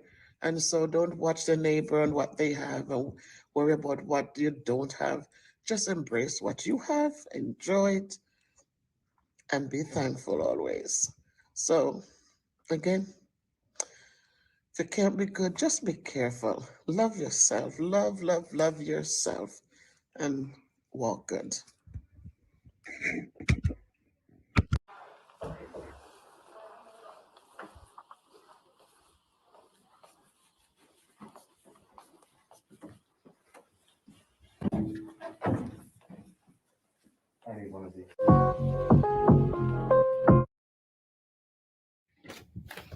So after the storm, there has to be a calm.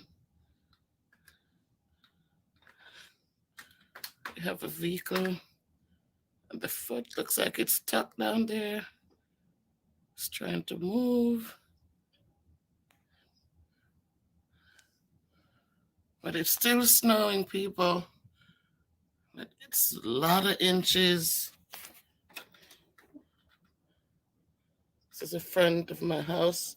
Seems like the guy who shovels came out and did one course already, but it looks like it was not even touched. Still windy and cold. As my friend steps, can't see a thing. It's very windy. Very windy.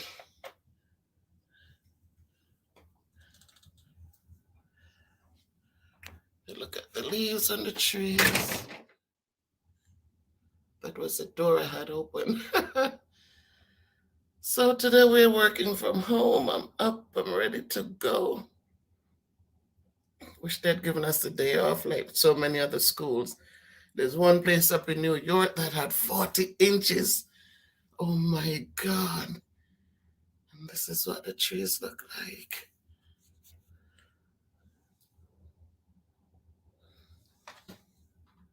Because of the wind, it didn't really stay on the trees as much. But people, this is it. Our first big old nor'easter. So now it's time for some hot chocolate and some teaching. I don't know if many kids will be will be in school today because in any classes, because I'm sure some of them have to go out to help shovel the snow, help their parents. So many schools have closed. Closed. They got a real snow day, but we have to work remotely. Okay, but we give thanks for all things, great or small. Just give thanks. Not a car. Everybody locked down. Donnie has to go to work later. I can't. Because he is essential, so he got to be out there at 3 o'clock. God is good. That's a little showing, people. Thank you for watching. And if you're part of this nor'easter, dumping so much snow, I know New York, Pennsylvania, all of them. So you can see the limbs blowing. It's very windy. So that makes it worse. So very cold.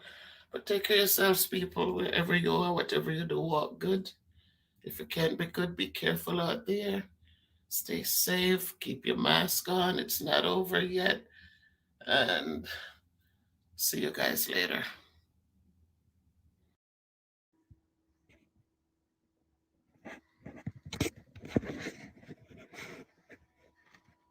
Okay, dokie.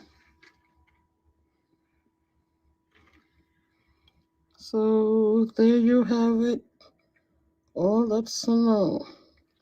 These are my trees by my window, and they're all covered with snow.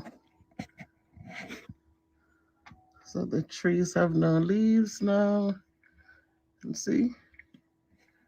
As far as you can see, everything is white. No grass to be seen.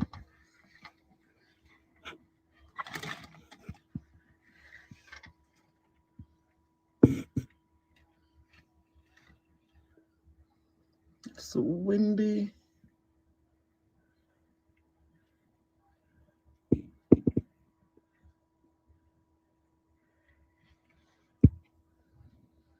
It's beautiful to look at. It's just that it's hard for me. I can't handle it. For me to walk out there in that ice. Well, tomorrow, luckily, we have no school, so the cars are covered.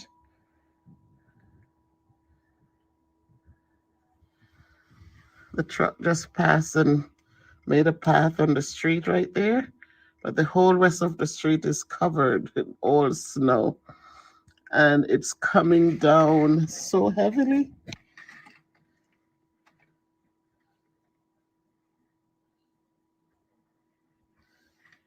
It's really coming down. If you can look at the light out there, you could see the powder. You look at the light pole, you see it coming down. And so that's what it is. We go through this every year. Some years are worse than some. But it's part of us making the decision to live in this cold in this country and deciding not to live in the southern area. So most people stay in the south, especially when they're from the islands.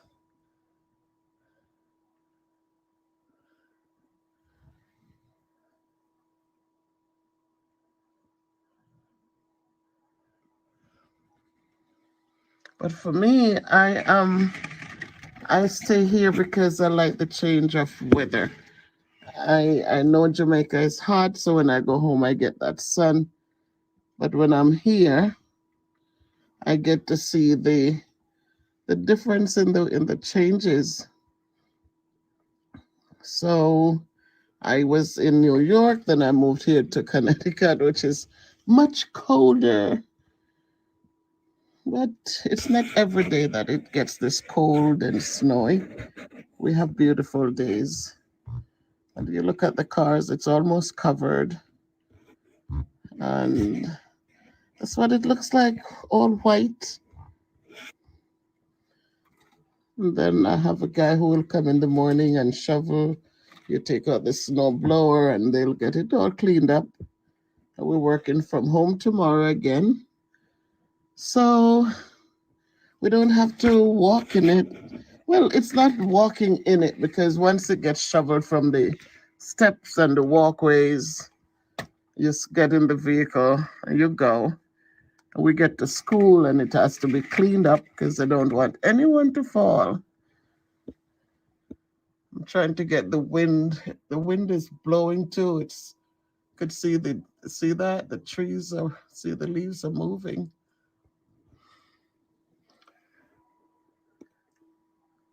So that's what it is.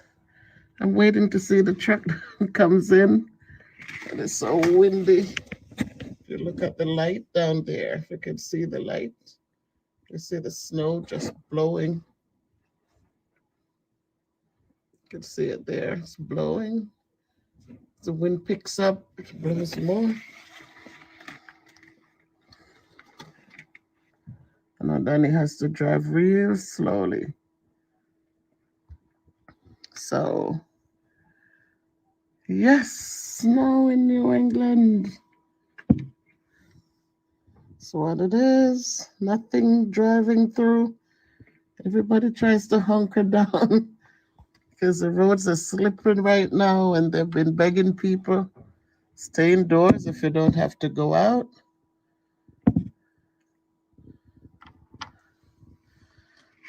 So I'm just looking out. Once I see the truck pulls into that driveway, then I feel better. Because I know he's an essential worker. He has to be out there, but I don't like it when he has to drive in these conditions.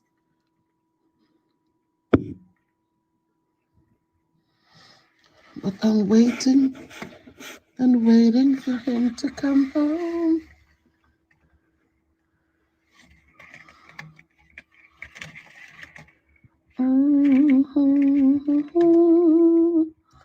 The stars are brightly shining. It is the night of the dear Savior's birth. Long lay the world in sin and error pining till he appeared, and the earth felt its worth. A ray of hope, the weary souls rejoices, for yonder breaks a new and glorious morn. Fall on your knees, oh, hear the angels' voices, oh, night divine, oh, night when Christ was born, oh, night divine, oh, night, oh, night divine.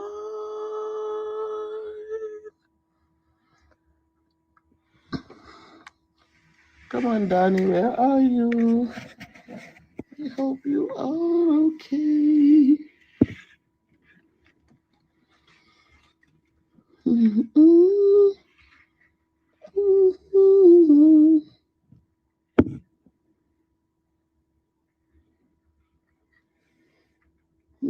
Not a soul is stirring. Goodness, look at all the snow just pitching down, just coming down, just coming down.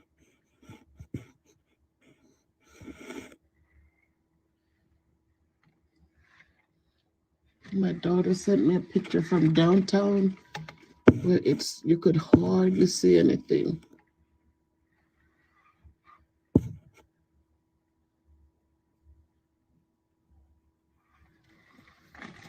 I like the little display across the street over there. She has the reindeers and some swirly things. And then my friend, I used to walk with her. We don't walk anymore because she goes out so early. But then I got my steps in at work because I have the long corridors. So that makes up for my movement. Because I'm still on my journey, still not eating meat, still cut out a few things. And I'm just praying for the willpower to get rid of to stop eating sweet things. So not eating as much, but I still like a piece of gum or a few pieces of candy if need be. Sometimes I just have.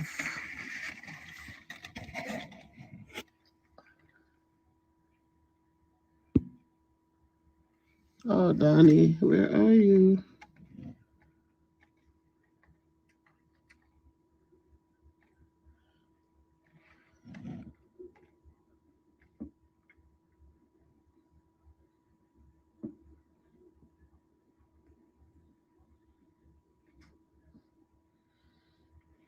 Wow.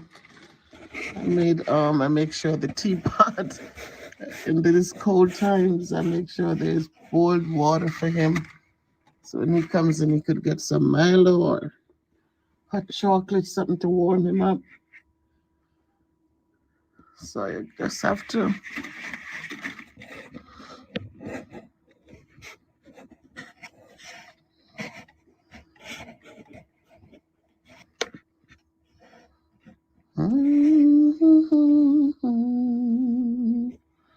Holy night, all is calm, all is bright round yon virgin mother and child. Holy infant, so tender and mild, sleeping heavenly peace,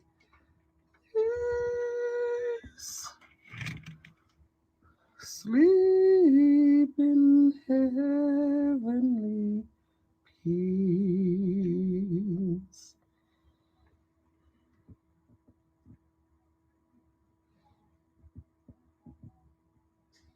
Oh boy, it's 15 minutes already.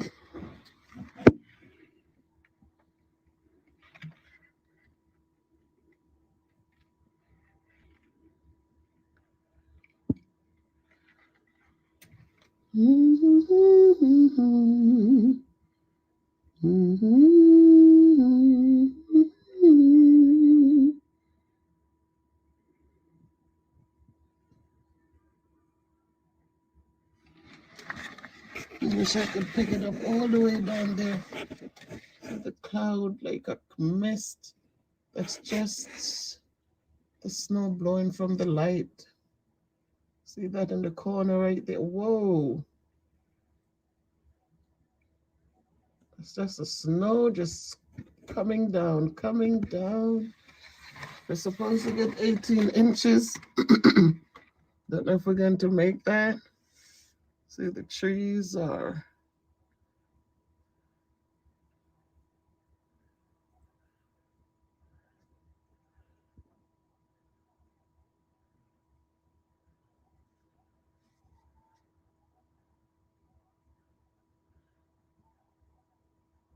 Leaves are blowing. The more the wind blows, it's the more the snow comes down. And then the visibility is so low, you can hardly see much of anything.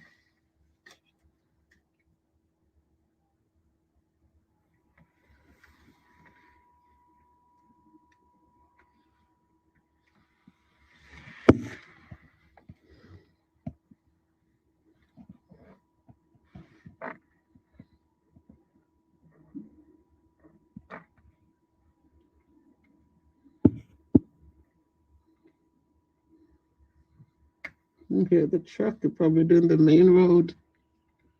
Yep, going up on the main road.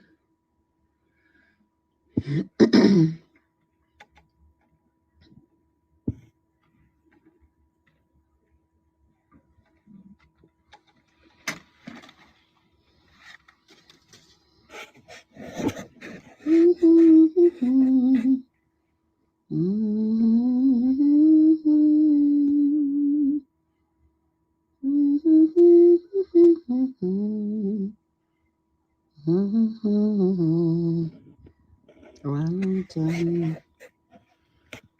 oh, when I come to the end of my journey, weary of life, and the battle is won.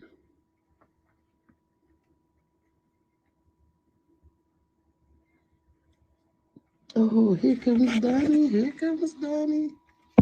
Oh my God. Thank God he's home, he's home. He is home. Thank you, Lord. All right, my people in Mathaland. This is Miss Bev's production coming to you, testing the waters today with some math. And the first thing that we're going to be looking at is dividing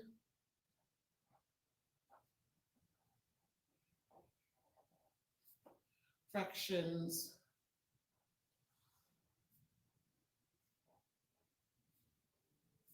by fractions.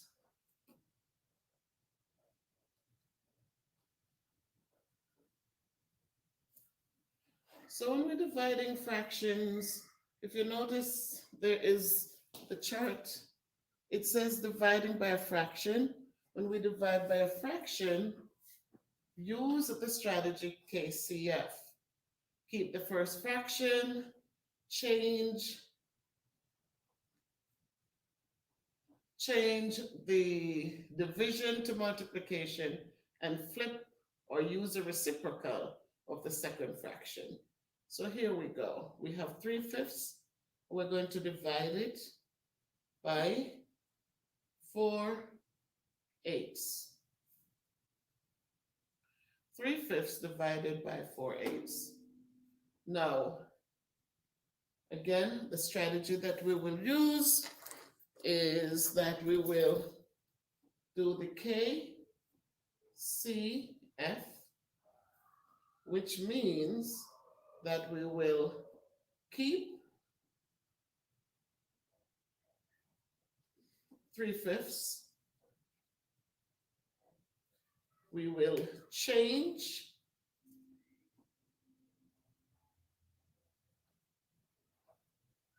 division to multiplication.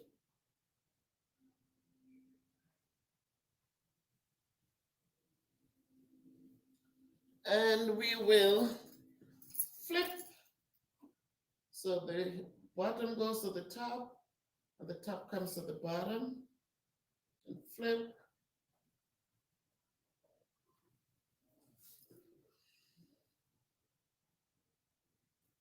The second fraction.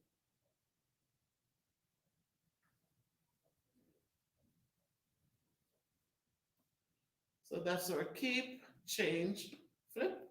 So 4/8 becomes 8/4. Once we have that, we can now multiply across. So we multiply straight across. So now we have 8 times 3 equals 24. 5 times 4 is 20. But we're not finished because this is an improper fraction. We have a larger numerator, a smaller denominator. So now we have to reduce. How much times can 20 go into 24? We see that we'll get 1, and 20 from 24 leaves 4/20. But we're still not done because 4 is an even number. 20 is an even number. 4 is a factor of 20, and therefore we can divide. So we will reduce by dividing by the greatest common factor, which in this case is 4. And now our final answer is going to be 1, and 4 into 4 is 1, and 4 into 20 is 5. Once you finish, just circle your answer so that you can see that this is the final. So let's do another one. So you have that note. Those are the notes to take with you. This is the strategy that I use to keep the first fraction, change the operation to multiplication, and flip or use the reciprocal of the last fraction. So let's do another example. I'm going to use a whole number this time. So let's say we have 8, and we're dividing it by 2/3. 8 divided by 2/3. Now, in order for us to make the 8 into a fraction, we're going to put it over 1. Put the 8 over 1. Now we have 2 fractions. And we're going to use the same strategy that we used before. We're going to use the keep, change, and flip strategy. So we keep the first fraction, which is our 8. We change the operation to a multiplication. And then we use a reciprocal, or we flip the next fraction.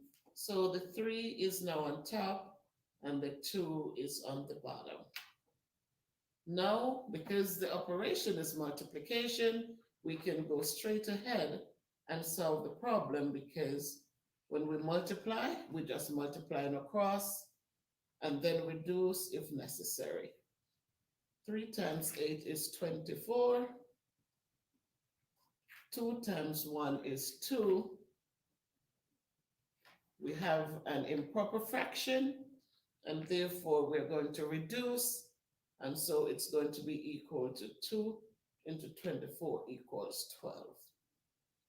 So there are 12 2/3 in 8 whole pieces. Okay, so today we'll see that when we divide fractions by fractions, we keep the first fraction, we change the operation to multiplication, and we do the reciprocal, or we flip or change places with the numerator and the denominator. And when we divide again, another fraction is the whole number that we change to a fraction. we'll see how many of these smaller pieces we get out of these 8 whole amounts. So there you have it, dividing fractions when we have to divide when fractions are involved. How when it's a fraction by a fraction, we go ahead and we keep, change, and flip. And when it's a whole number, change the whole number to a fraction and do the same concept, keep, change, and flip. We also have our notes reminding us of what to do. So until next time, take care and walk good. So, my YouTube family, it's Sunday. I am here. So far, everything is good. And I just was talking to someone, to my friend Terry, and talking about this COVID thing and the vaccination that's coming out. So I know when this COVID came about, it was a puzzling thing. It was, a lot of confusion, a lot of misinformations, just a lot of stuff going on. People, a lot of fear. Um, we lost a lot of lives have been taken during this COVID, and you know, people lost jobs, people lost loved ones. It has been a mess. Um, we hear of all these different remedies for it, but then hand washing took this front forefront, and we had social distancing, and we have the mask to help us to help protect us and to keep the numbers down. We did all that we could do. We gave up a lot in order to stay safe and to um, put a cap on the amount of lives that were lost. So it was a lot. It was tough. It still is tough. We're getting to do a lot of things, but it's still tough. So right now I'm holding my thermometer. I remember we had to. So mine is a 96.4. Um, but there's a lot going on that, and we had to change a lot of things in order to survive and to be here right now. So um, the interesting thing now is that vaccines are now, well, before we even get to the vaccines, let's not forget about our ginger and garlic and how many different remedies were created using this ginger and garlic. Um, but people had to survive, and whatever worked, the good old white rum. Remember, we talked about this with the rum and lemon juice. And so people were just doing, or vitamin D, a lot of cod liver oil, um, just to build the immune system and to make sure that we change our diets, cut out some of the meat, and all of those things so that our bodies could continue to renew the cells and to build the immune system and to just keep us going. Then our mental health, that was a big thing, because if you couldn't focus and if you couldn't think positive and if you couldn't have hope, then it was tough. So now we've been through all of that, and now they say we have vaccines on its way. Um, so I just wanted to reach out and find out from you what your thoughts were. Um, Vaccines are almost ready. Will you take the vaccine or won't you? Share your thoughts with me. Just share your thoughts. Let me know the reason why you would take it or why you wouldn't take it, and what the alternatives are, what they would look like. So this is not a long video. It's just to say hello, um, and to talk. Now the big talk is about the vaccine. So I just wanted to know your thoughts, on whether or not you plan to take it. As an educator, I know I am thinking, you hear people saying a few things, um, as in some cases where they tell you if you didn't take this, then you couldn't keep your job. So I am just just hoping that they do not attach us being able to work with taking the vaccine either way. So talk to me. Let me know what your thoughts are. As we continue to stay as safe as we can, stay safe, keeping our hands, washing our hands. This shouldn't have been happening because of COVID. It should have been a part of us already. Because we know when you use the bathroom, your hands must be washed. Um, you're going to fix your food, your hands must be washed. You're coming from outside, you're touching the car steering wheel, you're touching money, you're touching handlebars, you're touching all sorts of different things. And so when you get to your house, the first thing you should do is to wash your hands. Um, so these are things that should have been in place before COVID hit. Um, and we should just continue doing them even after vaccines are available and are being used. We should continue washing our hands because it's a good thing to do. So it's Sunday, as I said. I'm getting ready for school. I had a lot to do this weekend, so I still am not finished. I'm going to get work done now, set up work for the kids for tomorrow. Um, so I just took a few minutes out to give you guys something to think about and to share your thoughts with me. And please enjoy the days ahead. Stay safe, love yourselves. Well, good.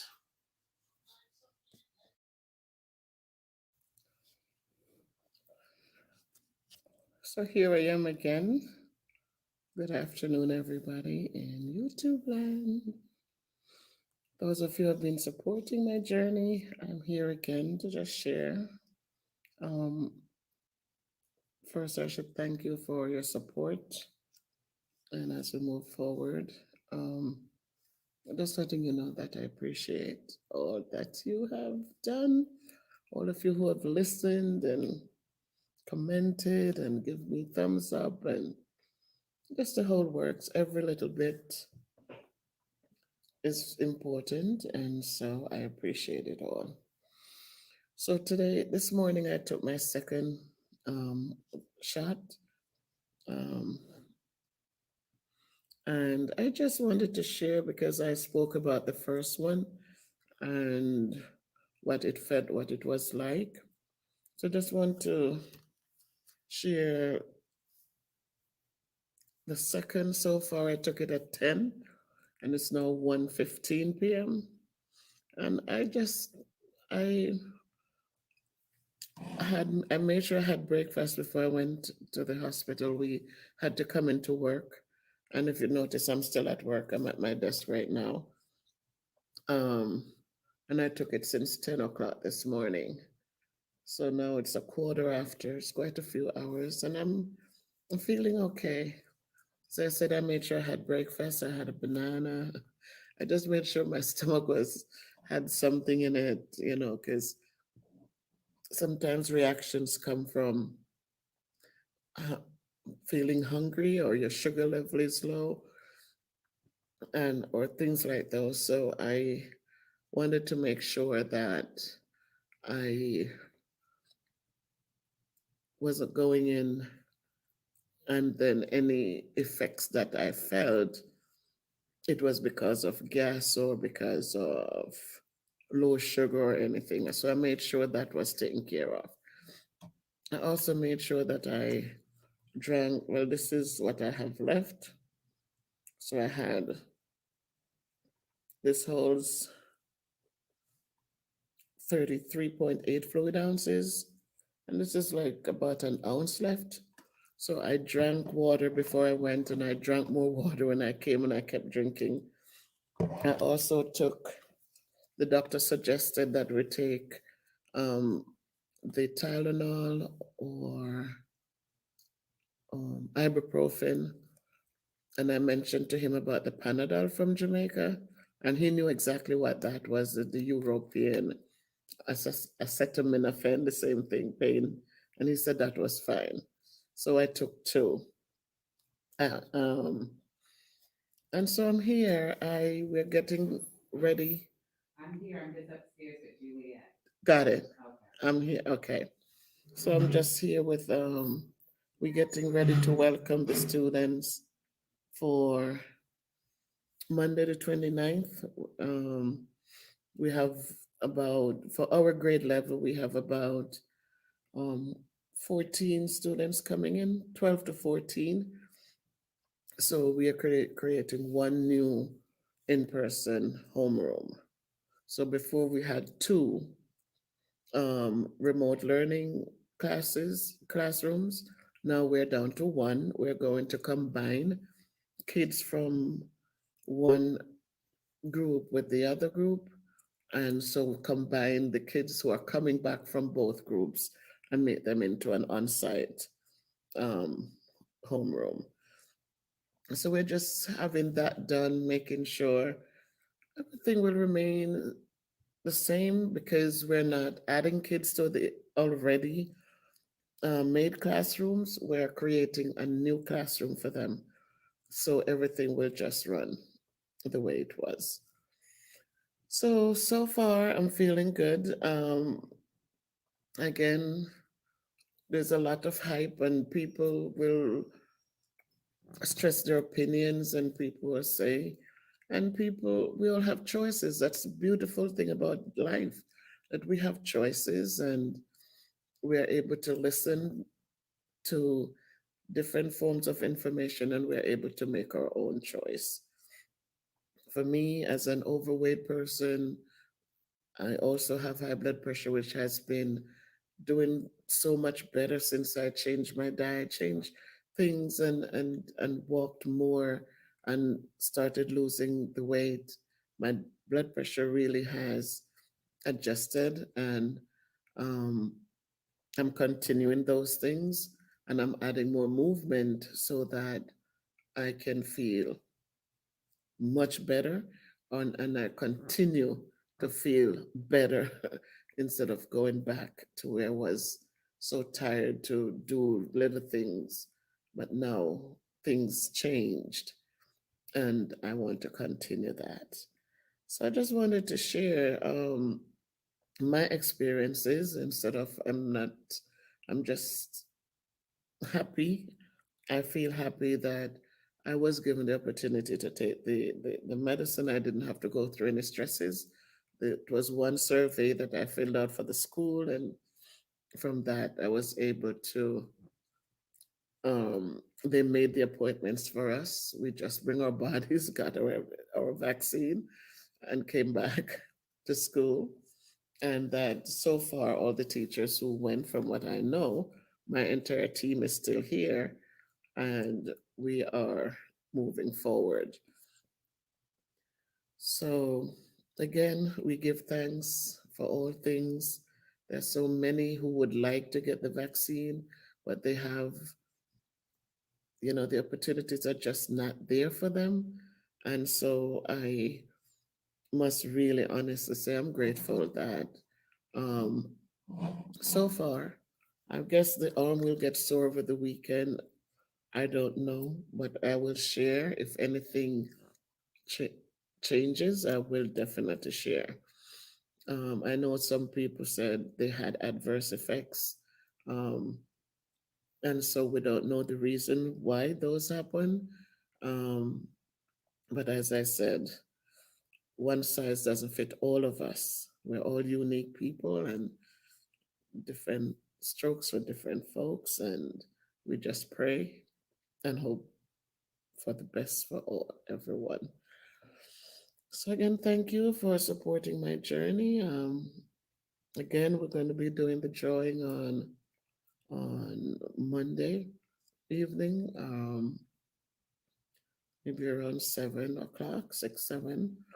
Um, and just thanks all of you are supporting and encouraging people to subscribe to my channel and As I said, when you watch the videos, if you watch one, two, three, there are a lot of videos there which is just motivating and encouraging, because our experiences are the only things that we can teach from. We cannot assume and we cannot teach things that we have no idea about.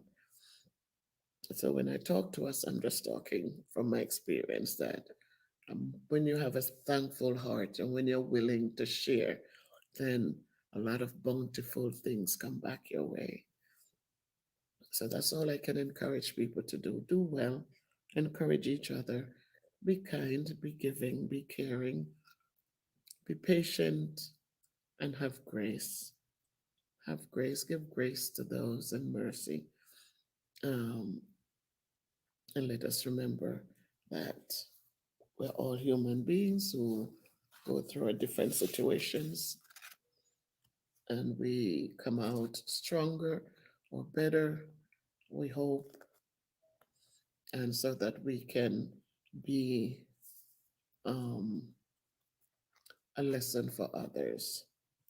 So, with love, respect, and everything else, with a thankful heart, I say again, thanks to everyone who supported, and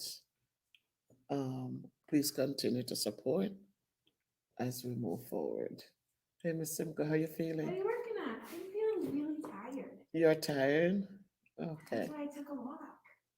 Oh, you did already? No, I'm like walking through the building. Not Okay. So, my people, take good care of yourselves. And if you can't be good, be careful. But all I could say is that you should walk good, onward and upward always. And let us continue to give back. And the word of the day is love. Peace out.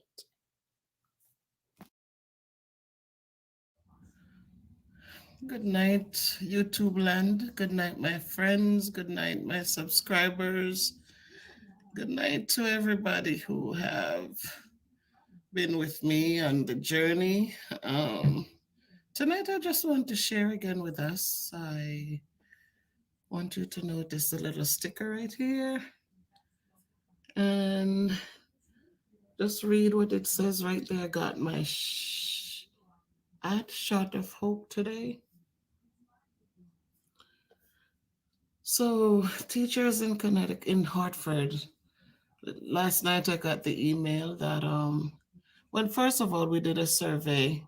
They wanted to know if we're going to take the vaccine, which I am happy they did it that way. They didn't just mandated it that we have to take it. Um, and I did a video, kind of a survey video asking what people thought about the vaccine. And um,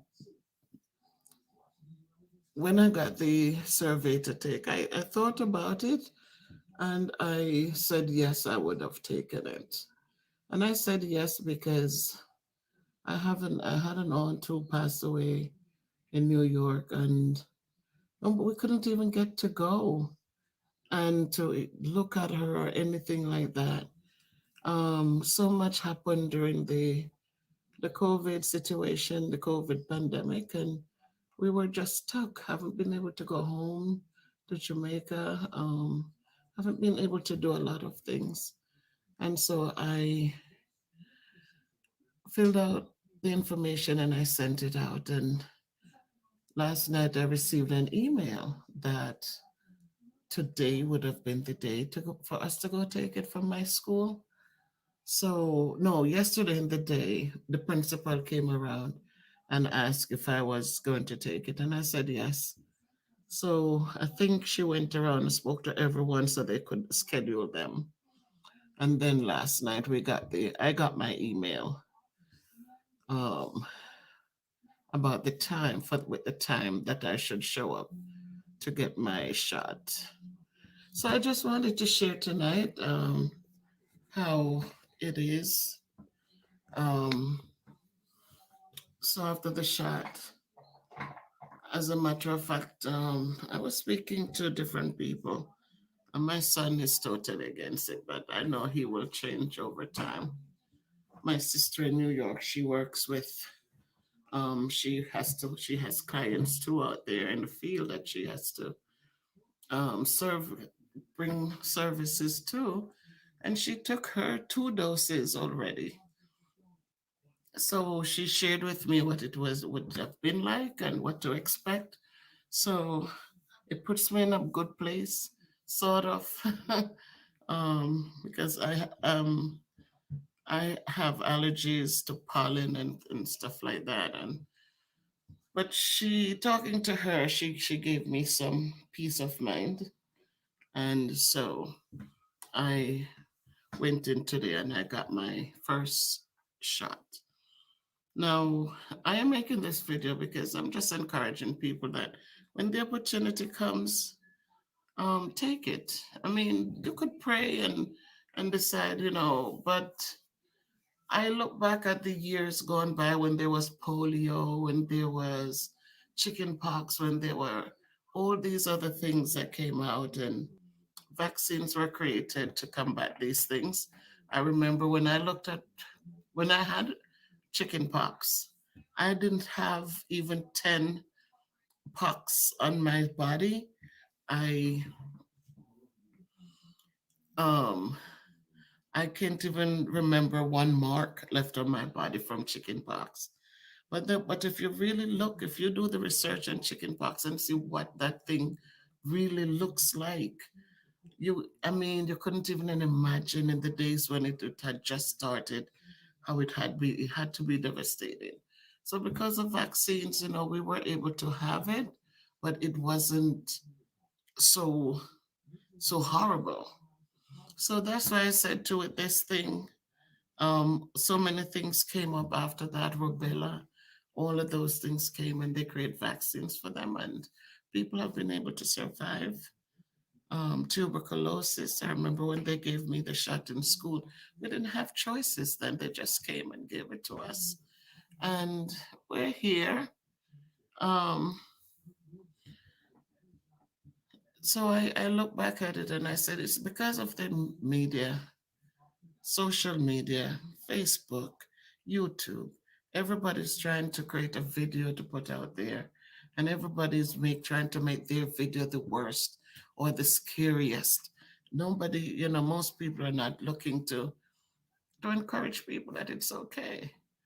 So I am just saying, for me, it might, when I take the second one, it might be hard because my sister, she said her arm felt heavy for a few days, but she still was able to go to work. She and I are different because I have more weight on my body than she does. So I don't know if the weight will become a problem or anything, but I'm going in it in faith.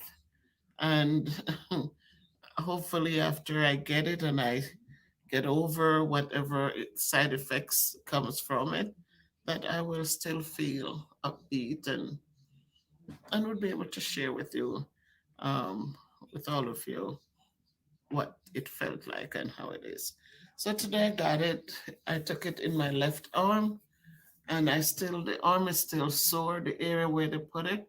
And like if when you lift it, you kind of feel like something is, the muscle it's a little sore. But what I do, I try to exercise it. I lift it up. I do different things, just so that it doesn't sleep up or anything. But I use my arms. I came home. It's Friday. I didn't cook anything. Danny didn't cook, but I made tea and I feel okay. I was able to do what I had to do when I got in, and so far I am still here talking with you. So God is good, and if we trust Him, He says He will never leave us nor forsake us. And so let us just keep asking Him to not give up on us. Let us just continue to be hopeful and know that, um, when we ask Him to help us, He's not going to get up out of heaven or wherever He is to come down and do for us. We have to He puts people in place with the knowledge to help us to to help us through the things that we experience. So again, remember when he gave out his gifts, there were many different gifts. It wasn't just one gift that he gave. He gave many gifts. And so we become today teachers and nurses and cooks and preachers and farmers and motivators, and we all have our different gifts, and each gift has the benefits, right? So I just thought I would share and to just encourage us when the opportunity comes. I hope that wherever you are, you will not have to pay for this thing, that you will be able to afford it. um I hope that it's free, really, instead of you have to pay money for it. But I'm just hoping that everyone will get the opportunity to get the vaccine, and so that they can survive this thing if and when it comes. So I was going to do a live, but then I said, let me just sit and talk. It's Sabbath time, and I'm just here, and I'm giving thanks as always, because that's the best thing to do. We should never ever forget to be thankful for everything, an encouraging word, a cup of hot tea, the chance to talk to people, to say thank you for supporting whatever our projects are. I I appreciate today I came in and I got 2 new subscribers, and I'm grateful. So my channel it's growing a little at a time. And I'm still asking that if any of my videos me motivated you in any way, shape, or form. If anyone video or 2 or 3 or 4, if all of them has encouraged you in any shape or form, please share them with others so that they too can feel blessed in whatever way it can happen. So again, it's Friday night. Took my shot today. I'm still here talking to you guys. I am not feeling any way strange. We took it, and then they allowed us to sit for a while, for 15 minutes. We sat in an area and waited so that if there was any adverse effects, that it would have been noted then, and they could have do a reversal or whatever else they would have done. But I went in with a positive mind. I went to work, and I left work. One colleague brought me, and because we had the same time, and my sister went earlier before I did, and then I went, and we came back to work. I don't know if anyone who went home after. Everyone came back to the building and continued working. So this one wasn't bad. As I said, my sister took her too and went back to work afterwards. But when she got home, she said the arm felt heavy. So you could feel it. So, but she didn't take time off from work. She was able to continue working after the weekend. She went back to work. So I'm just hoping for positives, and think positively, and I'm just hoping for the best. It's just what it is. But we took many vaccines, and we're still here telling the story. So I just wanted to share. And I'm long winded, but I am not going to stay all that long tonight. I am just saying, if you get the opportunity, take your vaccine and keep wearing your mask, and keep safe, keep your lungs clear. And we hope that soon things will go back to normal. We hope. Have to live in hope. All right, my people. So thanks again for supporting, for making the comments that you make, and to encourage and to just give me the the the just give me the zeal to continue and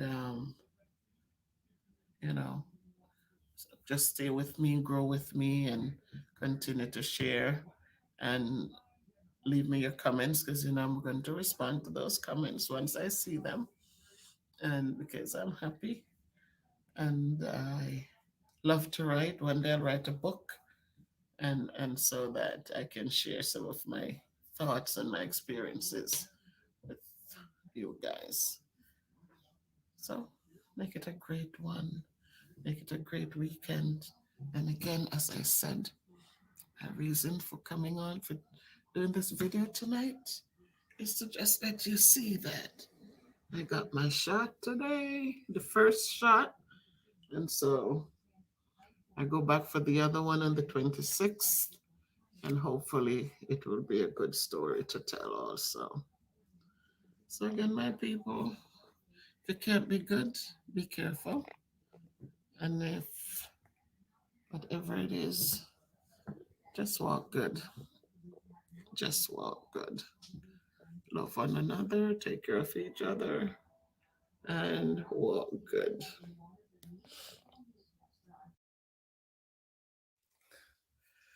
Whoa, whoa, whoa, it's Valentine's Day. That's what they call it. Right, guys, so today's, they call it Happy Valentine's Day. Um, some of us don't even know the meaning of Valentine's Day, but we celebrate it anyways.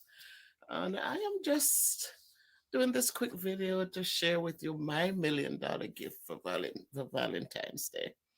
You know, it's so often that we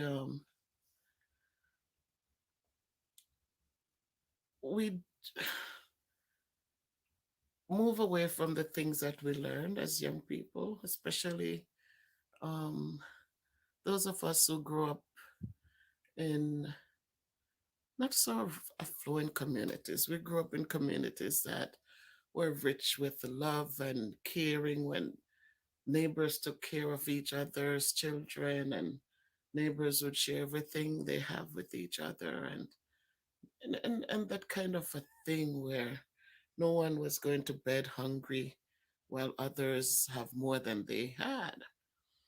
And then we come into the capitalistic setting, and we grasp quickly on those things that we see them do, and how they do it, and then we become so materialistic that everything we see them do, we need to do it, we need to have it. And a lot of times it creates division in our homes. It creates anger and envy among us, because when our loved ones cannot afford what the Browns have, we feel that they don't love us. So today I look back, I said, last birthday I told my kids, I'm old enough. I said I've had enough gifts and all of this for birthdays. For Christmas, my husband went out again. He shopped. He got these things. I have enough. I don't need all of that. My. When you look back at, so many of us got up this morning and breakfast was prepared. They didn't have money for a diamond ring or a bouquet of flowers. But then let's look at a bouquet of flowers. It's beautiful. It smells good. But then in 2 or 3 days, it withers and it's gone. But that breakfast that was fixed this morning, without the cards, without the gifts, without all of that, it means much. That dinner that is cooked at home, you're not able to go out and eat, but it's okay, because that dinner being cooked with love and patience is important, and it says a lot. When he gets up out of his bed to take you to work in the mornings or to take me to work in the mornings, that counts for something, right? And so we look too much at the materialistic and we're not appreciating all the beautiful gifts that we have right there in our reach. Right there. When you get up and you hear someone say good morning, how does it feel? When you can wake up and you're not arguing, you're not fighting amongst one another. You know, you wake up and because he works and you work together, you can put food on the table, the bills can be paid, you're warm inside, especially us in the winter time here that is so cold. It's a good feeling when you know that the gas bill is paid to keep the house warm. And all the other little things that has been done, that have been done to give us that sense of security, that sense of love, that respect, that everything that makes it feels good. You have a place to sleep, right? So let us not just look at the flowers and the gift cards and the everything else, but let us look at those things that are priceless.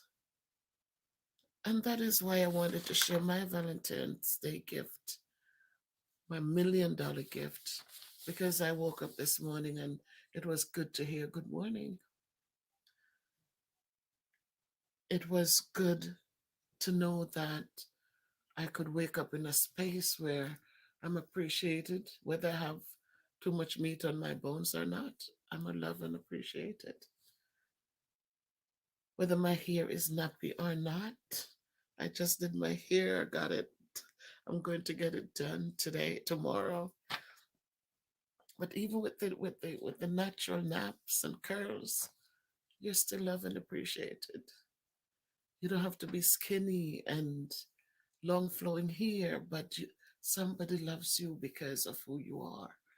No matter what you look like, no matter what you sound like, no matter what your accent is, no matter, you know, you are just loved. And that is my $1 million gift. It's not the chocolates. Some people, they know you're fat and they know you're trying to lose weight, but here they come with a box of chocolate.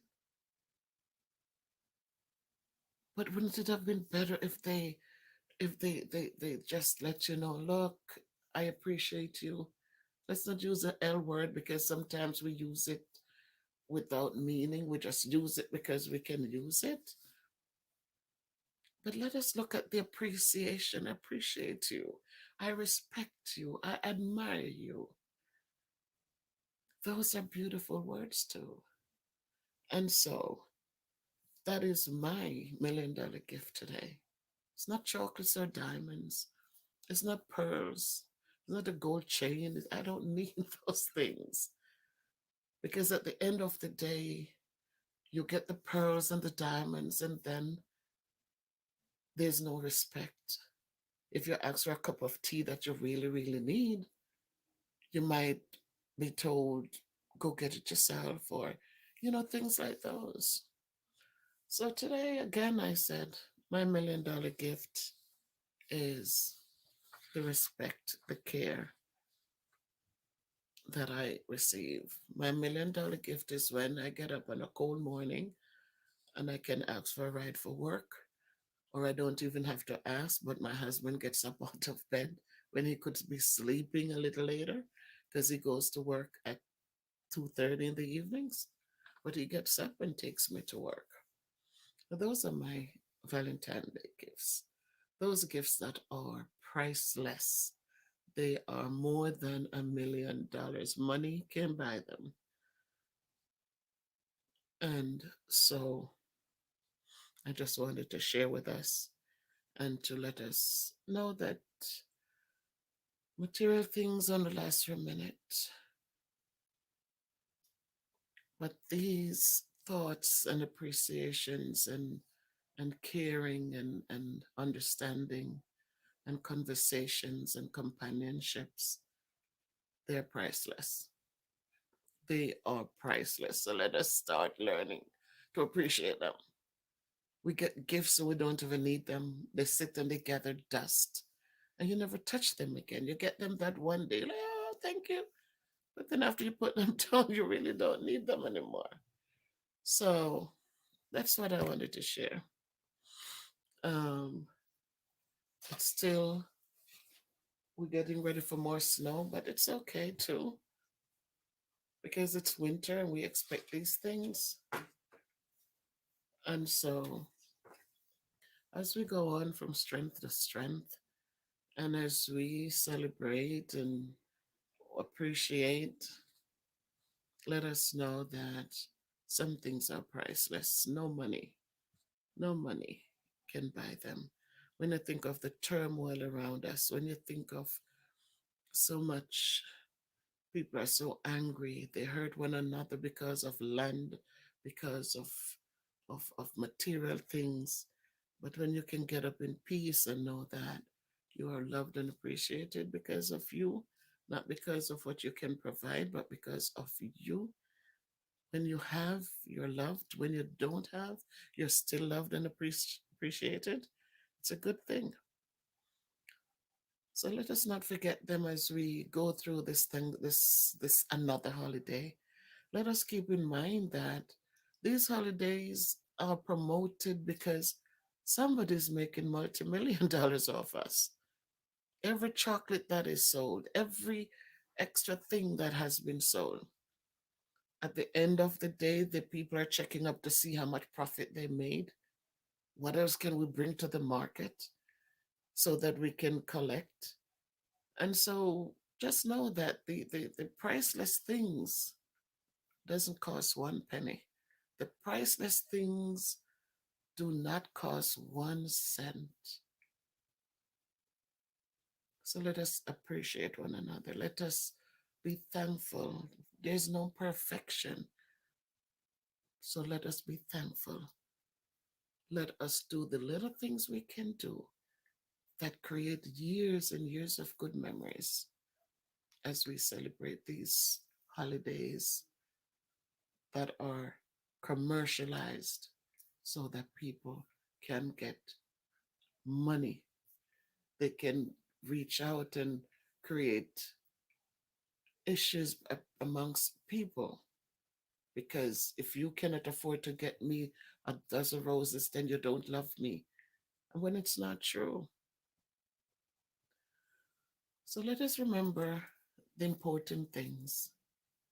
And if you want to, and you want to add a few flowers on top of all the other good things, the respect, the other little things, then so be it. But don't let that prevent you from appreciating your loved one. Don't let the fact that you cannot afford a nice diamond bracelet and a fancy pearl or a pair of earrings or all these other things that are they're just what they are. They're just materialistic things. Do not punish yourself if you cannot afford it, but cherish yourself if you got up and you showed respect and you showed care and you fix a meal or you take the clothes out the laundry or the dryer when it's done for her or him. The little things. You made her a cup of tea when you made yourself one. When you go out and even when you provided, you gave a part of your check or most of your check towards the bills in the house, but they still go out and bring in some fruits and vegetables regardless. Let us be thankful, let us appreciate, and let us build on those beautiful things because that's what counts later. We will forget the gold chain. Sometimes we throw it at them when they drive us crazy. But a kind deed lives on and on forever.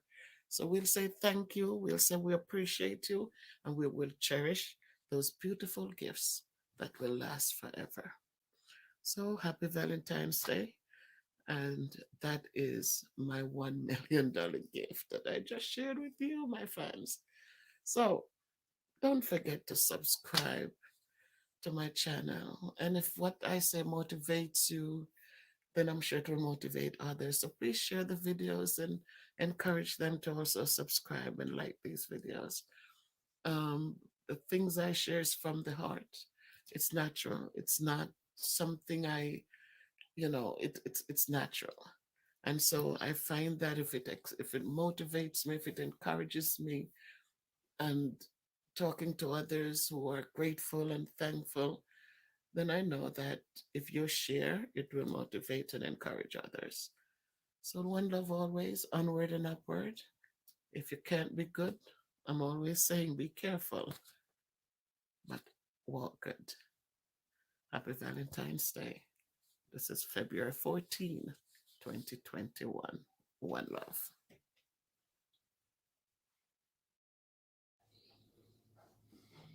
Okay, guys, it's Monday. It's Monday, and we're in May. It's May. It's May. It's May. It's a new month, and pollen is out there like crazy. Pollen is like on Saturday and Sunday, my eyes were crazy, just itching so badly. But I took some Claritin, and it made it better. So today it's Monday, and um I just want to come home and do something today. Had work, came home. I said, let me set up and let me do a juice for us. My friend, I she did her juice, and I got motivated again to start cooking something, juicing something, doing something to for you, my people. And tonight we're working with the papaya. So again, I got a new thing that is supposed to show you. Okay. So tonight we're gonna be working with the papaya. Okay. Um, I've seen enough of me, so we want to make sure we're focusing on the foods that we're working with. So here's a papaya. And before I even cut the papaya, let me talk to us a little bit about the papaya plant and the fruit. If you notice it, it's an orange fruit. It really came from, it was mostly found in Mexico and Central America. And it grows naturally in the Caribbean. So I grew up with papaya as a child. Um, Sweet, sweet papayas. The trees grow so tall, and then the papayas are way up in the top there. But very sweet. And today, when I cut it, you're going to see the little black seeds in it, and in the seeds are covered with a little gel-like thing, pocket-like. So when we used to scrape them, but we didn't throw them away. We used to suck on them. But the seeds are peppery. They're not sweet, sweet. When the socks burst, it's sweet, but then the seeds by themselves are peppery. Some people still use the seeds for different things, but today let me just talk to you briefly about some of the benefits of papaya. Um, when we were kids, we call it papa, and but then when we came here to this country, we learned the name papaya. So some of the health benefits. Remember, I'm not a doctor. I just looked this information up and found out that we used to just eat papaya when they came in. We used to, the small ones, we used to just burst them and scoop them out. You know, we didn't know that they had all these great benefits.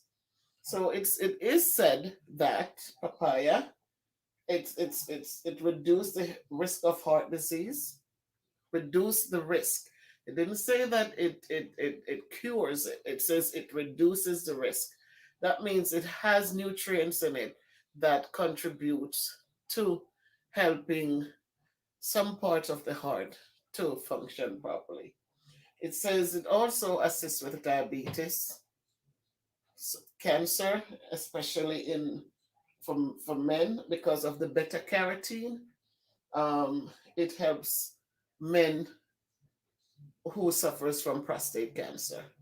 Now remember, if the cancer is gone out of control, if it's too bad, then you know that the benefits, it's going to give you different benefits. So don't just go and say, "Oh, she said papaya can cure cancer." It didn't say that. It says there are nutrients in it that helps against prostate cancer.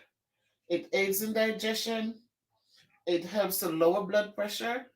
Um, Asthma, it says that it has some benefits as it relates to asthma. Um, Eye health, we know that they always say, tell us as children growing up, and we got old, and we know that they said that orange food that are orange, they have some benefits for cancer and the eyes, right? And so it also has the choline, which helps aids in sleep. It helps with muscle movements. Um, it helps with learning, memory, nerve impulses. These are some of the benefits from this papaya. Not bad at all. Um, Fat absorption, and it reduces chronic inflammation. So I ate papaya for a while, but then I realized when I did the research after my friend did her video with her papaya, and I said, I could do something like this for my fans. Um, then I started looking at the benefits of papaya and found that I should be doing this more often. I do the mangoes. I do a lot of mangoes. I love mangoes and all of that. But when it comes to, you notice I have my mangoes, oranges. I have my pineapple. This week I'm going to do a pineapple drink for us. Um, but I realized that it would be awesome if I include more papaya in my diet. So as I continue on my weight loss journey, I find that the um, papaya is something good that I can include. So I'm going to be buying more papayas. A lot of people use papaya in when it's unripe, when it's not ripe, it can be cooked just like squash. And when it's ripe, we can use it for breakfast, in salads, in pies. It can make it into sherbets, and we can also make papaya juice. So today, you know which one I'm going to do. I'm going to be doing a papaya juice. So, it's amazing to know that so many things we have around us, they have so much benefits. And depending on where we are from in life, people come from all walks of life and they bring their experiences with them. And sometimes you just smile at how some things that you took for granted, how it really has some values, a lot of good values. So as I said with the papaya, we grew up with this. We pick them off the tree. Sometimes they grow wild. When I say wild, I mean it's not in the cultivated land, but you're walking and you're going to different places to look for birds' nests or to just to walk, looking for different fruit trees, and then all of a sudden you might see a papaya tree standing tall and the little papayas way up there. Sometimes they're not so tall, and you can reach them, or you have a long stick to get them down. And today we find out as we get older, we get more knowledgeable. We are educating ourselves about the things around us. It's not just a sweet piece of fruit, but to start looking at the nutrients that they come with, we find that there are many of these things that we should be eating more of. So again, I said today I'm going to be doing a juice for us. And the first thing I'm going to do is to wash the papaya for us. I'm going to make sure I wash the papaya. And I'm doing that because, all right, so we can see, I'm going to wash it and I'll wash the dish it was sitting in, because in these times so much is going on. So we want to make sure that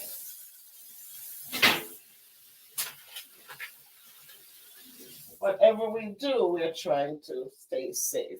All right, so I don't want anything to fall down over here. It's a little too tight in here. So let me just put the paper towel on this counter.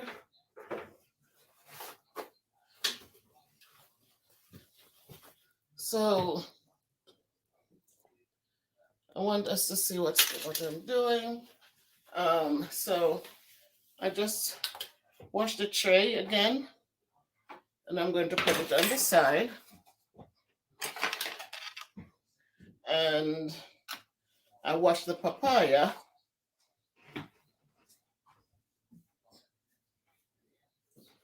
And papaya, as I said, we could make salads with it. So now it's clean. I dried it off, and we're going to now work with it.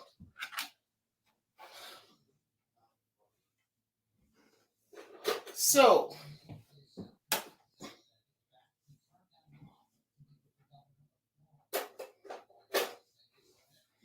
first thing I'm doing, I'm here.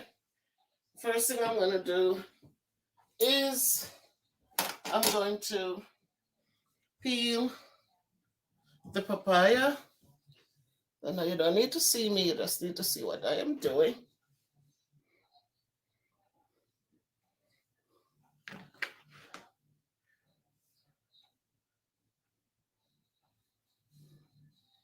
So I cut the head off. And when you open the papaya,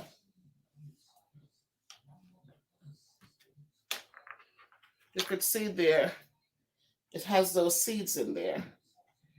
And those seeds, we're going to scoop them out.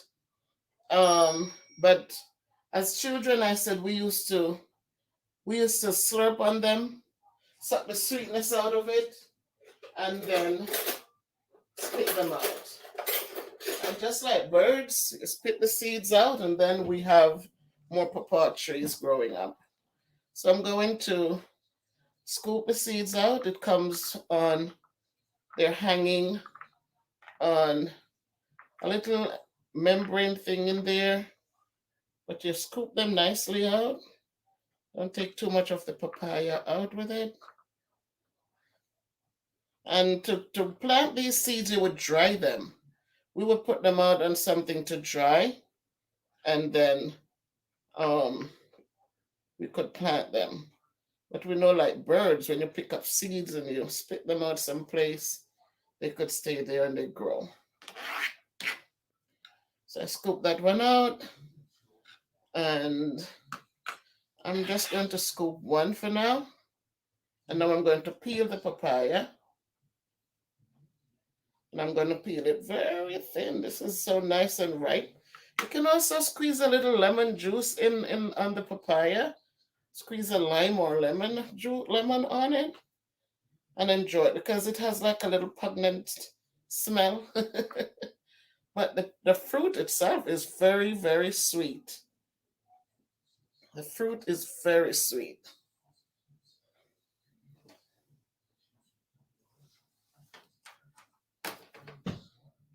So I'm peeling it off, peeling the skin, and skin is thin, taking it as thin as possible, because we want to save it.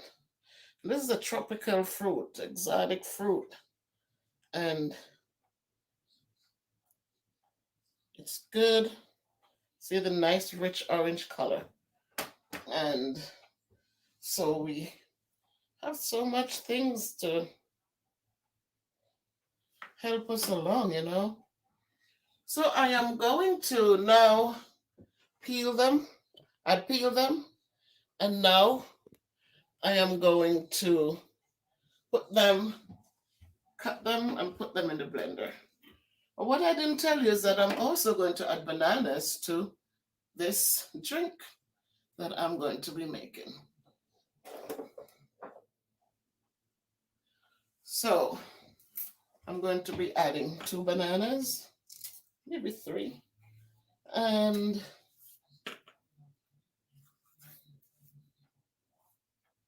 so I'm going to cut them, put them in the blender.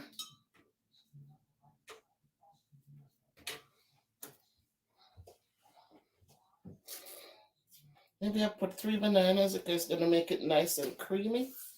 But I don't want to drown the flavor of the papaya.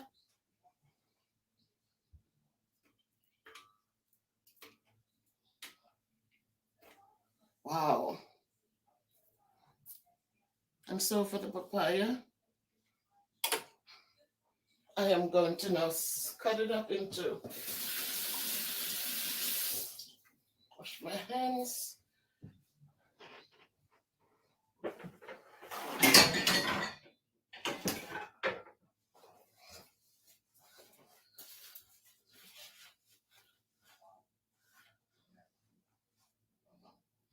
Okay, so I'm going to cut my papaya.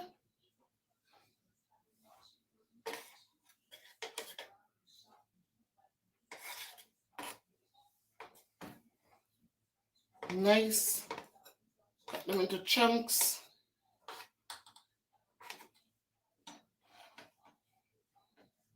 Cut them into chunks.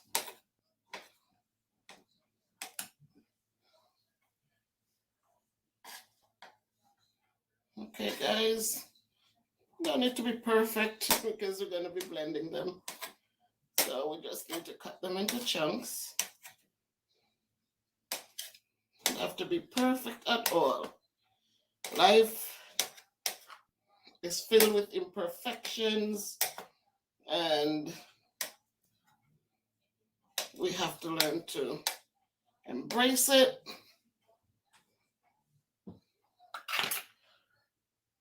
Now I am going to, so when you do your drink, when you try this, see how beautiful it is, nice, filled with carotene, beta carotene, filled with nutrients that are good for the body. And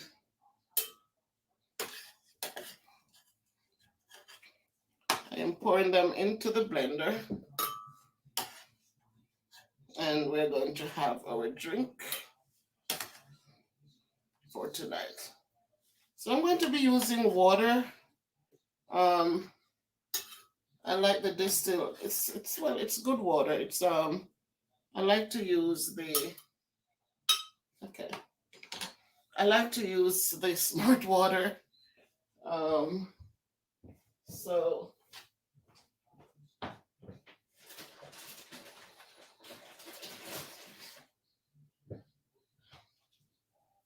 I am using this water to make mine, to do my drink.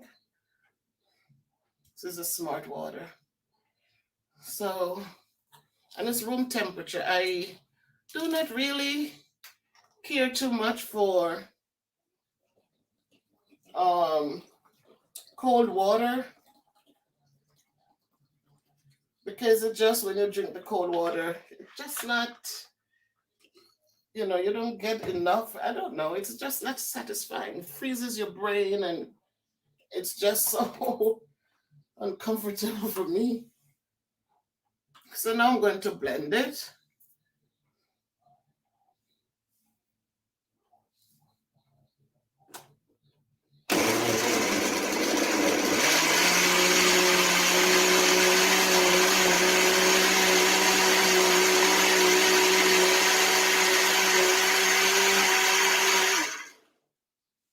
Let it rest for a minute. So it has a nice, beautiful color. You can see it from a distance, that the color is rich. It blended out.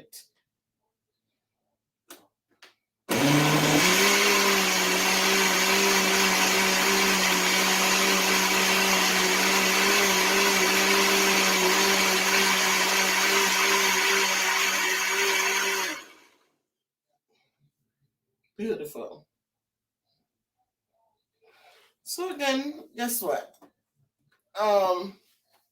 it's already ripe, and you don't need to overdo it.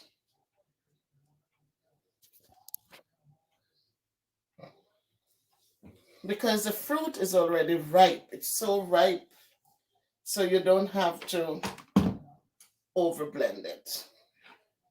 So this will go to the side. I'm just, and I'm going to now pour it in. I got my container. I'm using a wooden spoon.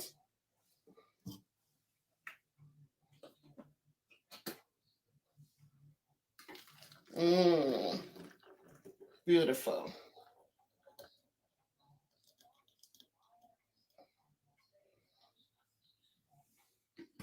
So this here, we could do two things with it. It's already like a smoothie, but if you want to make it into something more, then add a little vanilla to it.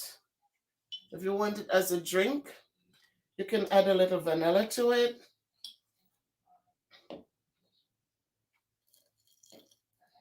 Right? And again, when we do these things, when we do these, we're using our discretions. We're doing it for ourselves. So we can add as many flavors as we want to what we're doing. Um, I just wanted to share with you guys tonight my papaya. The papaya is already sweet. The bananas are sweet. Um, I add a little nutmeg, a little vanilla to it, and we can always add. We can always add whatever we want to it. Right now, as I said, honey is not my. I'm not excited about honey because I'm allergic to bees. And if I take too much honey, it really does a number on me. It makes me um, lethargic. It puts me into a bad spot. So I really don't fancy it. I'm going to use a little bit of sweet milk just to bring up the flavor. But again, as I said, to each his own. You can add whatever you want to yours and to make it how you would like it.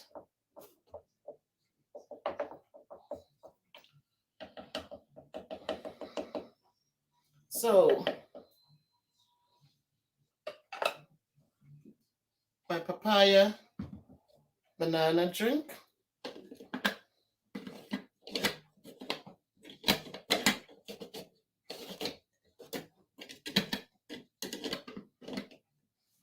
And now you can have a drink with me.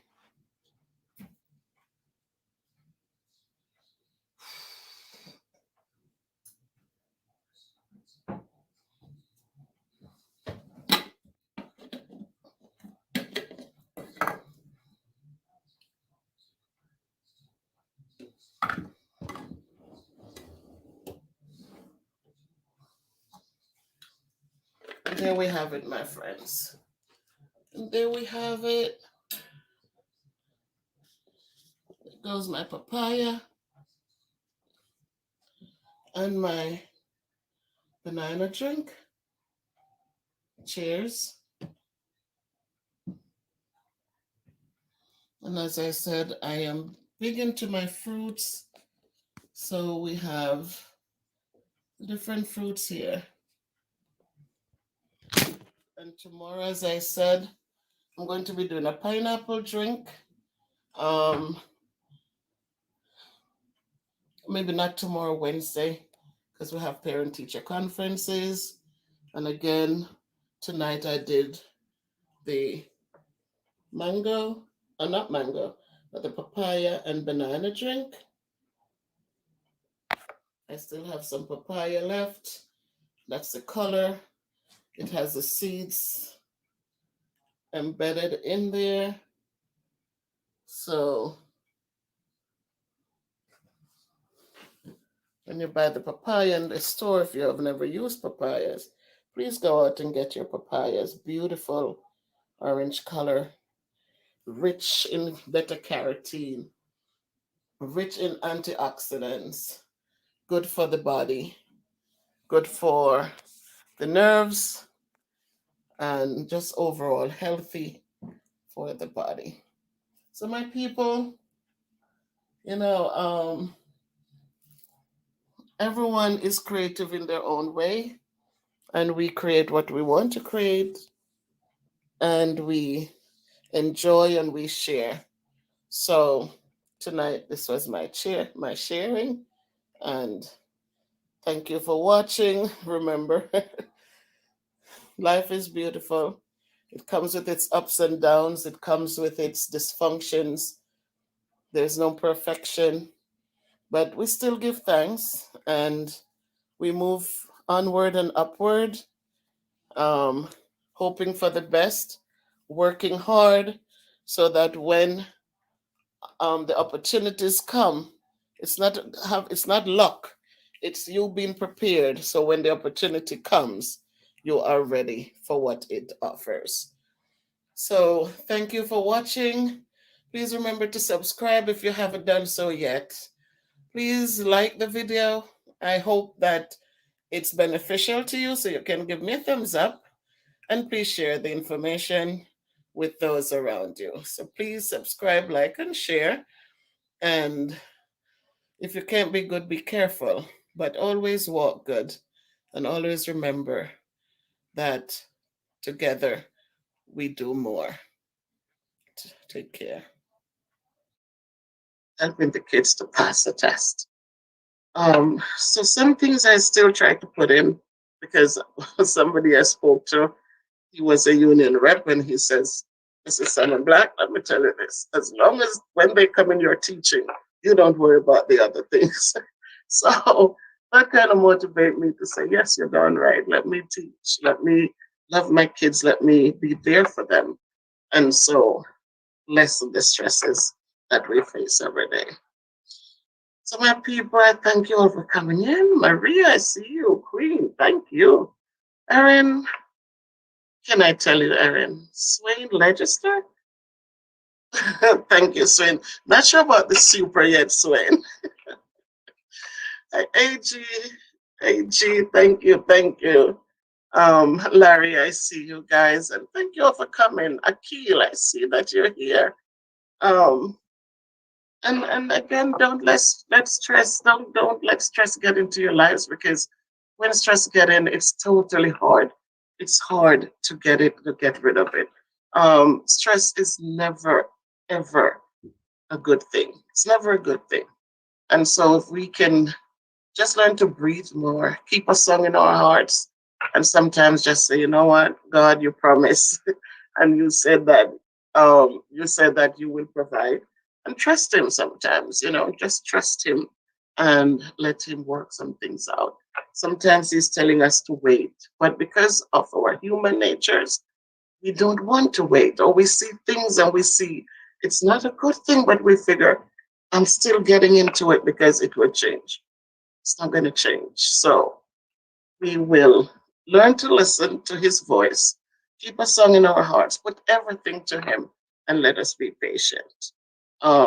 Many people have made many sacrifices, and those sacrifices pay off in the long run, because in the end, when you create a stable environment for children, they grow up and they do well.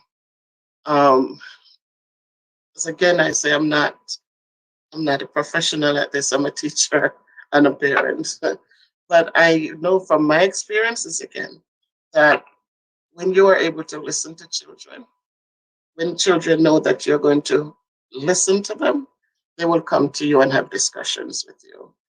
I remember when one of my twins, when the twins were, I think they were 15, and the older twin said to me, I was talking one day about something, and she said, Mommy, we have a voice too. And all of a sudden, and that really got me, because, I'm so used to just telling them what to do, how to do it, what they should, and all of a sudden, I know that I need to stop and I need to hear her side. And they grew up in a way where they They didn't go to other people's homes. I really made home a place where they want to be. I played Scrabble with them. I played Monopoly with them. I remember when my son, he was so little and he's sitting there watching and he says, he keeps grabbing the Monopoly and we'd say, you're too young, you're too young. And he would just sit there and watch us. And he said, when will I be old enough? I said, when you're 8. And that kid held on to that in his head. And when he was 8 years old, he picked up the Monopoly and he came and he says, I'm old enough now to play with you guys. So if we create this kind of environment, I wasn't rich. 3 kids, one income, I wasn't rich. But I did, it was just the 4 of us. I made sure it was just us. Didn't bring in anyone else, didn't, I just made it just us. And I worked and they went to school. And I told them, don't worry about dishes, don't worry about housekeeping. Get your education because if you do well, you will be able to employ someone to clean for you or cook for you if you need to. But they balanced it well and they did well. And I learned to listen. If they had something to say, I didn't yell and carry on. I listened. And years later, I said, because one person had said to me, wait until those kids start growing up, they're going to show you something. But I waited and waited for them to hiss their teeth to me or slam a door at me or shake up their, you talk to them and they get, and I tell you, when they were finished with college, I said, how come you will never slam a door in my face or say a bad word to me? They said, Mommy, we couldn't have done that. You raised us well. It wasn't just about raising them well. I wasn't rich, but I think the little things we did together made a huge difference. So tonight I'm just talking from experience and saying to us that I went through it. I wasn't rich. I had one income. Stresses came, but I never let it become me. I never went to clubs. I never went to things that would have bothered me if I had to, if the kids were in the way. A lot of times we have social things to do, but we have the kids, and so we start getting angry because there's no one to watch them, and I couldn't get to go. Never did. I just stayed and knew that this was a decision I made to have them, and so I had to sacrifice things too. So it can be done. Takes some courage. It takes a lot of love, a lot of patience, a lot of Jesus in the middle, a lot of Jesus because we can't do it by ourselves. But if we can sing and teach our kids to sing and listen and do poetry instead of watching TV all day or do writing instead of just wasting time, then you find that they the stress is less because the kids are less demanding and you're teaching them skills or strategies or things that will benefit them as they get older. Teach them to be satisfied. Look, this is all we have, and this is what we're going to do. And just watch them grow and they learn to satisfy what they have. So I'm just reaching out and just saying, again, from my experiences, it can be done. I have seen it done. I did it. I'm not perfect. I don't ever think I'm perfect.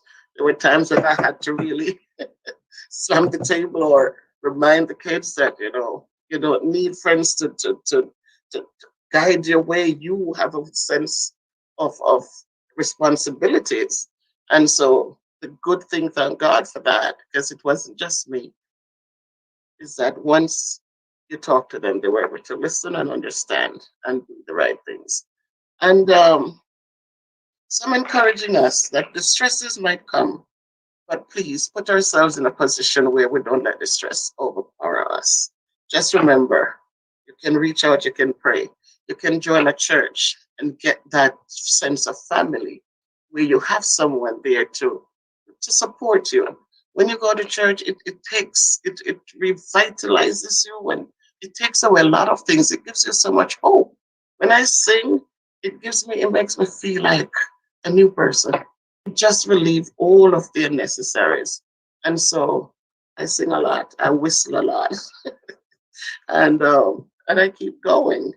So church is a good place for support. You get there, and if you, it's a choice. I'm not telling anyone what to do, but find support so that you never go through things alone. Because when you feel alone, then it becomes overwhelming. It overpowers you. You feel down and out. You feel dejected. You feel like, oh, what do I do? Where do I turn? There's no one to help me.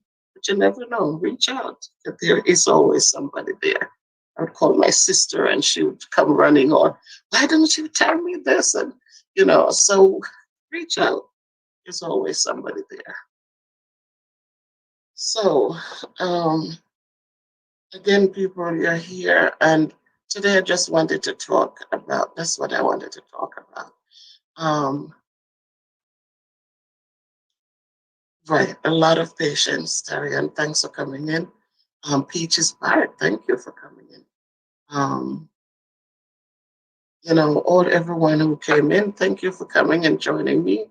Um, just know that we're never alone. None of us are islands. None of us are islands. We each man as a brother, each man as a friend. And so don't be afraid to reach out. Some people they feel ashamed. How could you feel ashamed if it's better for you to reach out than to sit there and struggle alone.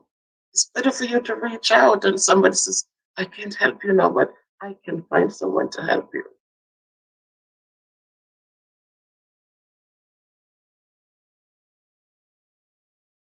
Thank you, Carlton. Thank you, Mr. Pottinger. It might seem hard, Carlton, but we can do it. We can do it. Because also sometimes so it like this can be. Yes, we have to support one another. And as I said many times, Carlton, happy birthday, Terry, and belated birthday. Thank you, Queen. I so appreciate you, Queen. Happy belated birthday. She deserves it. Um, as I said often, Carlton, I am not a rich person in material things.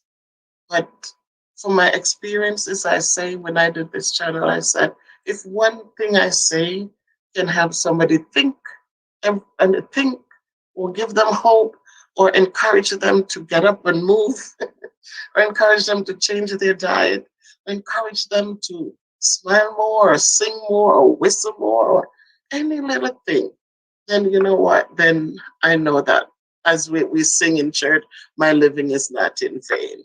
Because the writer says, if you can help somebody as you travel along, then your living is not in vain. And helping is not, it doesn't always have to be monetary.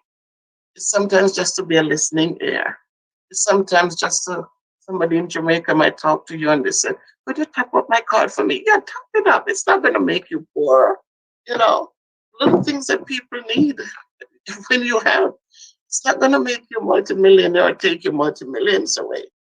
It does give them hope, though, and encourage them to not stress over tomorrow, but have some hope for the next day. So with our children, it can be stressful, but listen, if you can feed them, and if they have something to wear, they have a warm coat in the winter, don't let it bother you that it's not the fanciest coat. Don't let it bother you that it's not a name brand sneakers. Don't let those things bother you. What bothers you? What should bother you? Do I have a relationship with my kids? Can they talk to me if something is going on? You know, do I talk to them and make them know they're important, they're beautiful? Do we do the little things that are priceless, that are doesn't cost a penny, but can give inner strength and build character and build strength? So it's not about a big house, so they have a backyard to play in. Many have the big house in the backyard and they don't even play in the backyard, you know. So make it be wherever you are. If you have to downsize so that you don't have to stress about how to pay this and pay that, then do it. Because in time the kids do grow up. And believe me, I know that when they grow up, they go away to college. When they come back, they're going to tell you some story. Well, I don't want to live here. I want to move to California. I want to go here. What? And you can tell them, no, you have to stay. No, it's their life now, and they will move. So let us not build and say, this is for my kids. Because believe me, 9 out of 10 times what you build and think is for them, that's not what they want. So when my daughters came, finished college and came home, I was so happy. And they said, Mommy, we have been in Buffalo, 25 inches of snow, sometimes more. So, Mommy, in Connecticut, it's the same cold, and we want to go to Atlanta. Was I happy? No. Did I tell them they couldn't go? Oh, no. I got their tickets. I helped them to get their things together, and all I could do was wish them well.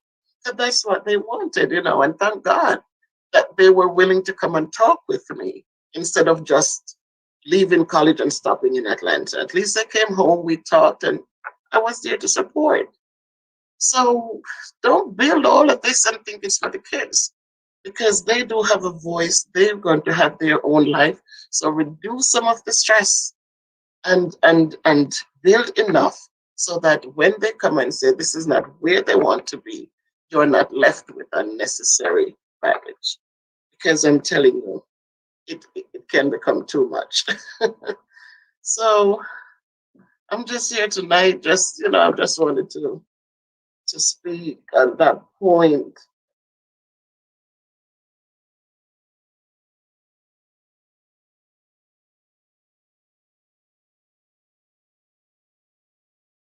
That's right, Carlton.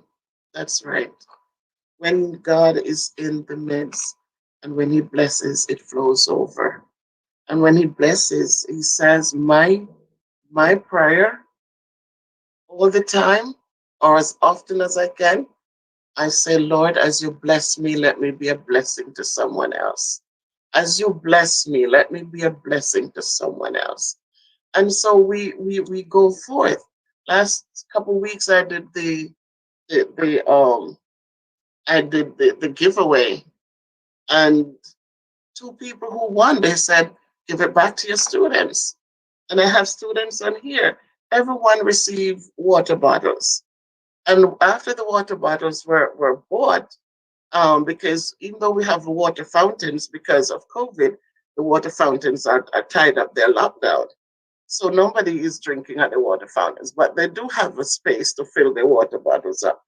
But they would come in and they're thirsty and they don't have containers for water. And so when I went to work and I said, listen, two people gave their monies back, so we have $100 to spend. One of the other teacher, she said, oh, we could get water bottles for the kids. And that's what we did. The other teacher, he went and he got a whole slew of water bottles. Now, that was blessing that came back. And I was able to do that. And then we had change left. And another project came in place where they're doing a poetry slam. We were able to put that money right in there. So the kids got it right back. So it is how blessings work. And when we see the blessings, I'm telling you, it takes away a lot of the stress. And the blessings, as I said, is not winning the lotto. You can win the lotto and it becomes so stressful that you wish you didn't win it. But it's the little things. It's the little things. When you're able to, when God blesses you and you have that good mind to say, let me bless someone else, and you help to prevent the stress or to take away some of the stress from them. So stress is never good, my people. It's never good, but we can avoid it if we just try to look at the big picture before we jump in. I always say in work is look before you leap, or you could something. Look before you leap, or you could really weep, something like that. But again, a lot of those things are good things, are true things, and if we just take it into a simple form, then we'll notice that we can breathe more. And at the end of the day, when the kids are dependent, you can then say, okay, I wanted to do this, now I can do this, if you choose to. But please try to live as stress free as you can. Um, Simple is good, but I'm not telling you what to do. I am just saying to you that, the little things that can give you a bigger high, it's when you can do things where stress is not going to be the biggest thing. Because when you're overwhelmed, when you're so stressed out, then your body starts falling apart. And it's not a good thing.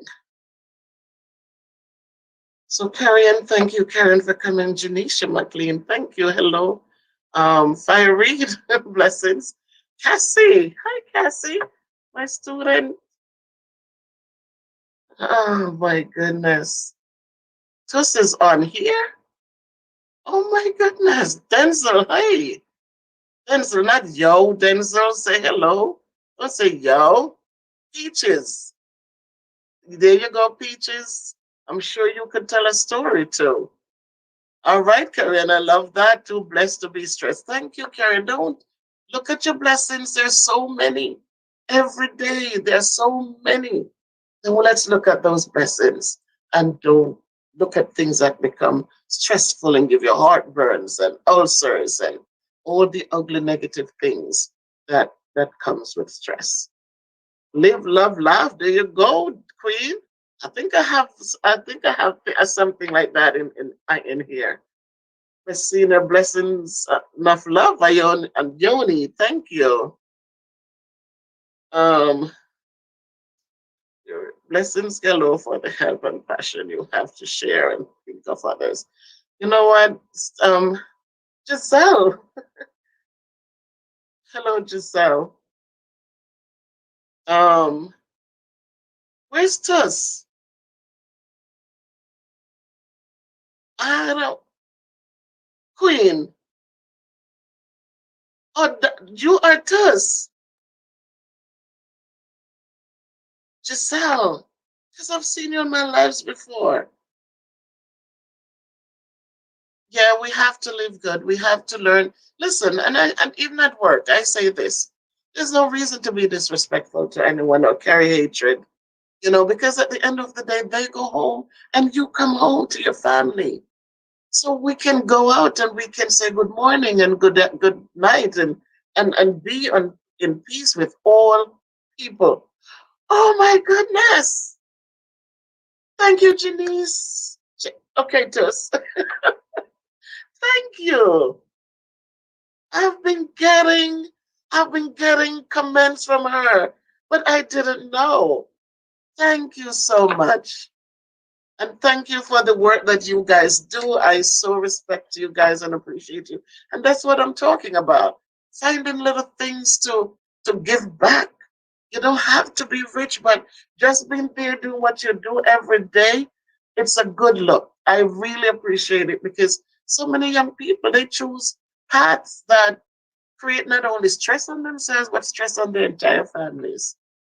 So when you guys hold up your heads and you do what you do and you do it in the way that you do it, right, Giselle, you have been around for long, long, long before. Carlene, oh my golly, that's right, Carlene. You know what Granny told me? And I keep, my students are here, I keep saying it to them. She said there was a little boy who his grandmother kept saying, my grandson, remember manners carry you through the world without a farthing. Remember, we grew up in the time when we couldn't pass the neighbors or anybody on the street and not say good morning or good evening. That was a must. That's how we were raised. You have kids that would walk past adults and not a word. Kids come in the classroom and they know, and I would say, good morning, it's a beautiful day. And the little boy, the grandmother kept telling him that. And so one day he had to board the bus. He was old enough now. And he boarded the bus and he had no money. He got on the bus and when he went on, he said to the driver, good morning, sir. And the man says, good morning. And he walked past and sat down. And when he sat down, the driver called him. He said, but you didn't pay your fare. And he said, but my grandmother said, manners take me through the world without a farthing. And I had manners when I came on the bus. So we have a conversation in my classroom where I asked the kids, how do you think that driver felt when that little boy said to him, I had manners when I came on the bus? You think he was gonna become angry and say, "No, no, I don't care, pay your fare." His heart had to melt and let the little boy sit down. So yes, manners did take him where he needed to go without paying a penny. And it's not a literal thing, as they said, but it is it is a necessary thing that as we show love, just sometimes just say good morning to someone, and that good morning just does something for them and become a hopefulness for them. You know, sometimes just saying good morning, they were probably thinking of where's my next dinner coming from, where, but just saying good morning, they stop and they thank you or good morning back to you, and it takes their mind off whatever was stressing them out. So again, it's not about money for everything. It's about how we treat one another, how we, in the mornings just send a little prayer. Sometimes they come in so right on time. The little things we do on WhatsApp. It's a big thing, because it gives you hope. It reminds you that there's someone bigger than us who is looking out for us and providing for us. And so, as we go forward, let us encourage one another to leave the stress alone, leave it as much as we can. Reach out to people around you, just a conversation. Don't be ashamed to say, I don't have enough for my kids today. Don't ever be ashamed. Let somebody know, because when we let pride go in front, we end up losing a whole lot. The pride is not good. Humility. So don't be ashamed, because many people are there saying, God, as you bless me, I want to be a blessing to somebody else. And the way for them to bless you is if they know that something needs to be done. So, Janisha, again, thank you. Pin, thank you, Swain Register. Um, that's right, Swain. We don't have that in our communities anymore. We don't have as much caring in the communities. But you know what? Right where we are, we can create that community of care. We can create that community of giving back, and we can create that community of just a hello or how are things going today. Yes, please subscribe, like, and share. Um, Thank you guys for giving Terry some love. That's such a beautiful young lady. Even when you meet her, you're going to really respect and love her the way I have loved her as my own child over the years, many years. So thank you guys so much. Um, Thank you, Sandra. And you likewise, Sandra. Thanks for always supporting. Appreciate you. Shayna McLean. Is that Shauna? Is that Tus? Is that Shauna the cook?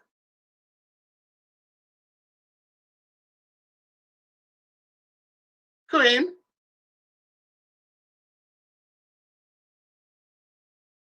Is that the other half for Tus? Oh my God. Thank you so much, Shauna. Thank you guys for coming in. And thank you guys for what you do. As young people, you could be on the street somewhere with the long nails and all that going on. But I so respect and appreciate what you young people have been doing. It's a good look, and I so appreciate you. Oh my goodness, it's good to see them both. I've been getting a lot of positives from Toots, but I didn't know. That is so beautiful. My people, it says out of many one people. And some of us did okay. Some of us did very, very well. Some of us, whatever. But again, we're all the same. We're one and the same. And each one of us we have to look out for each other in whatever way we can. Um, we have to be encouraging. We have to be supporting. And doesn't make sense. We feel good when we have a whole bread, and sometimes we're throwing out half of it. And there are people who don't even have a little sugar to put in their tea. It's not a good thing. I don't know how people can feel good when they have enough and they feel good that, and I have, and I. No, we shouldn't. We should give till it hurts. That's what they told us when we were growing up. Give until it hurts. I've never seen my grandmother bake bread. Never, ever in my years living with her and beyond. Never see her bake bread. I've seen so many people who made it to America. When they go home, they would go back to look for Granny. And they'll bring a soap, they'd bring $1 to give to her. She got so much in her old age. I mean, she died at 96. And believe me, the amount of blessings that came down for that woman, she never, I know that it's a good thing to do good. I know that because I see how it manifests itself in the long run. So, however, we can help somebody to relieve the stressful situations, however, we can encourage them to say, look, that's not even worth it. Love yourself, be good to yourself. Your children come first. Nothing else should matter more than your kids. They came, you have them, they're yours. Don't let anything else take away their joy or their opportunities to do well in life. And so we make sacrifices, but they're good sacrifices. And then we watch as we plant the seeds, we watch them blossom and bloom. And so I wish everyone well and I wish everyone great success. And those of you who are young and coming up, please do the right things. It's not a good thing when you run the fast lane and then you look back and you didn't plant a seed so that it could blossom somewhere and grow. Stop and think and know that the decisions you make is either going to be a stressful thing or it can be less stress and you can go on day by day in a good way. So, any questions? I'm willing to answer. Um, Hello, Miss C. Butterfly. How are you? Thank you, Miss C.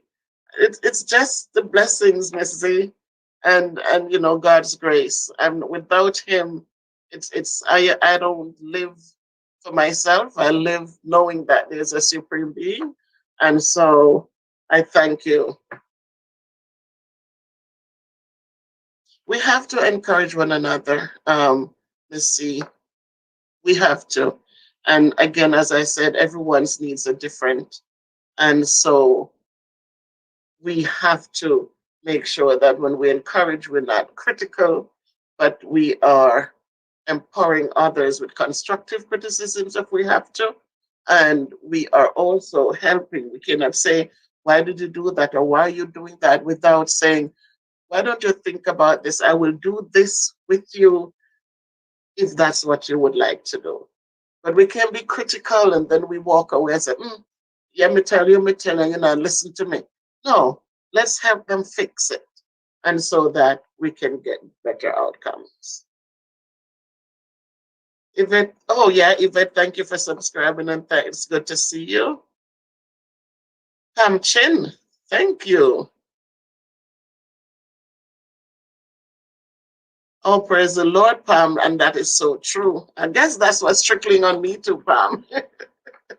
Because I mean, I've had some tough days, but I've had good testimonies, when those days came that I didn't have to do anything illegal in order to get through. I didn't have to, things, the darkness turned into light very quickly. So I think that's what that is. Um,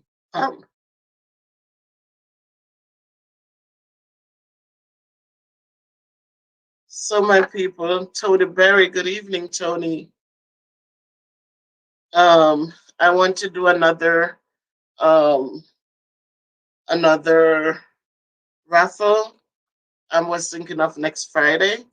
Um, but I'll have to be able now to create a video so I can put the information in the link. So tonight I'll be posting the video. And this is what you guys will do for me. You'll have all of next week until Friday to find another to find a subscriber. Terry and you gave me like 6 subscribers in one night last week. But you need to go find a new subscriber. And when you do that, you put in the comments, put your name on the slip, and put the person that you brought in, the new subscriber, put their name on your slip also. And you're gonna give me 3 purple hearts this time. 3 purple hearts. So Tarian, if you bring in someone, you're going to put your name in the comments. And Miss Bev, I am bringing Queen Clark with me, and you're going to drop your 3 purple hearts. Queen, in turn, also will leave a comment and say, Miss Bev, Tarian brought me in, um, and drop the 3 purple hearts. So that right now I'm at 836. Last week we were just at 700. We brought King Nick on the platform. I was getting more. And then even after that, we keep growing. And so it's a blessing. And, as I said, our blessings come in different shapes and forms. This is one of my big blessings. And so I say to us, always have hope. Always have hope. Reach out, because closed mouths do not get fed. If I didn't reach out to King Nick and he decided to come, a lot of the people who came wouldn't be here probably. When I started hanging out with them on their channel, and a lot of you here who came over, Queen would drop the link, but she keeps dropping the link, she keeps dropping the link, and we have grown. My son put me out there. There are many people, my students, a lot of my students are in here. And you guys came over, you support me and you encourage me. And that's what I need. I need encouragement too. And when you drop on my little videos and you say, Miss Bev, so and so, I agree with you, I like what you said, or blessings, Miss Bev, and I would say, blessings claimed. Because yes, it's a good thing. Blessings are good. And then I return them to you because I want you to be blessed likewise. So that's what we're going to be preparing for next weekend, for next Friday evening. That we'll do a drawing. Each person who wants to be in the draw and bring me a new subscriber, put your name and their names together. So if I pull your slip, it should have your subscriber's name, so both of you will get rewarded. Remember that I need you to have your Cash App or your PayPal. And if you're in Jamaica, which a lot of you are from Jamaica, Terrian, or anyone else, then I will send it through MoneyGram for you. So it's another great night coming up by God's grace. And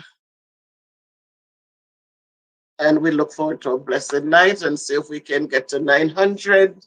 And then it will be, I guess, smooth sailing, Queen. We can say smooth sailing. So we'll see what happens. Yes, Sandra, all the love. But no red hearts, Sandra, want purple hearts. And yes, Swain, encouragement strengthens labor. When people are trying, we must learn to encourage and support. And so it gives them more oomph to go on. There you go, Erin. You got it. 3 purple hearts. And you put your name and along with the person you're bringing. So, Erin, bring your husband, bring your niece, bring your daughter. Just have them subscribe and give Miss Bev some love. Okay, Sandra, I'll take the red ones for tonight. Thank you, guys. It's good just to be here and talking to each other, and you're sharing your ideas with me, and you feel encouraged and I feel encouraged. It's better than nothing. And so we go forth and we plant the little seeds of kindness, and we watch them blossom and grow, and in due season they also put fruits on. Yes, there you go, Sandra. Yes, Queen. You agree. All right. Janisha. Oh my goodness, Tus and Shauna. It is so nice. Welcome to my channel. Welcome, welcome. Thank you. So, my people, I so appreciate every one of you for who you are and where you are. And I pray that God will grant you blessings peace of mind, less stress that He'll provide for you so that stress will eventually be less and less for you. These are hard times, we know that, but you know God is good and He will provide someone to help provide for you. I um I don't know what else to say. Anyone has any questions? Have a blessed night. One purple for me. Thank you. Thank you, Erin. And just know that there's a supreme being who loves us. Hey, Weedy, official.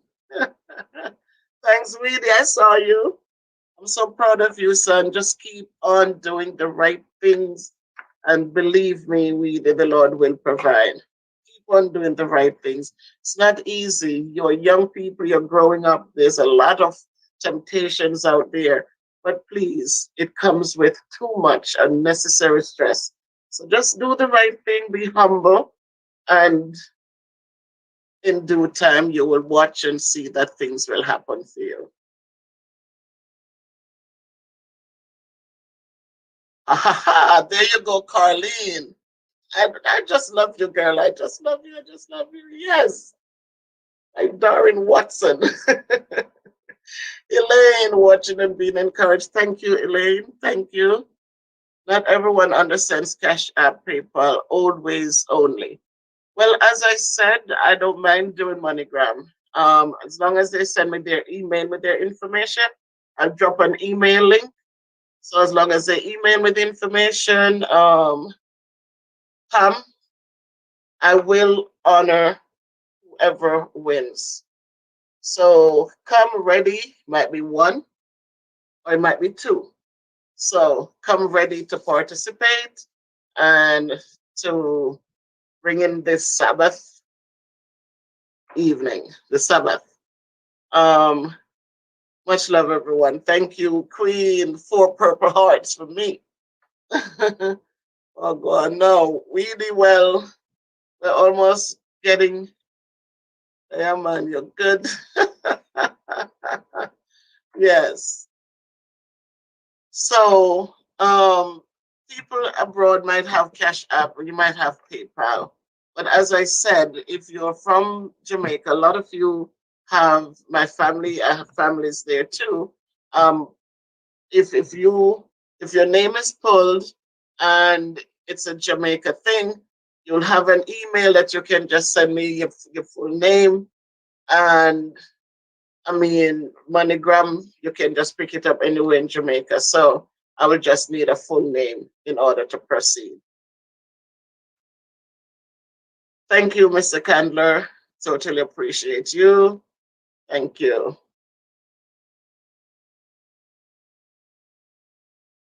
Yes, great job he did for King Nick. Um, yes, Yvette, I have all the teachings in my heart. I was baptized at age 16, and so I might not go to church every Sabbath. I do the online virtual, but I still have the teachings in my heart. Wait on the Lord, be of good courage. Exactly, Miss Z. Wait on Him. Sometimes He says, yes, it's good. Sometimes He says, I think you need to wait. And sometimes He says, no, it's not for you. It's not going to be good for you. And so we have to listen to those little things. It is true. It is true. It is so true. And so we feel when we have a relationship with Christ, when we have a relationship with Christ, then that message from Miss Z becomes a good message because we know He promised to never leave us nor forsake us. He promised to provide for us, right? And He says, wait on me, be of good courage. Sometimes it's going to get dark, but believe me, the light will come. And so, very good point, Miss C at Butterfly. Beautiful point. I say, wait on the Lord. Yes, Yvette, I was, yes, I am. I am okay, Terry, and I don't know why I sound like I'm a little quiet tonight. I don't know, but I'm okay. We're on spring break. I mean,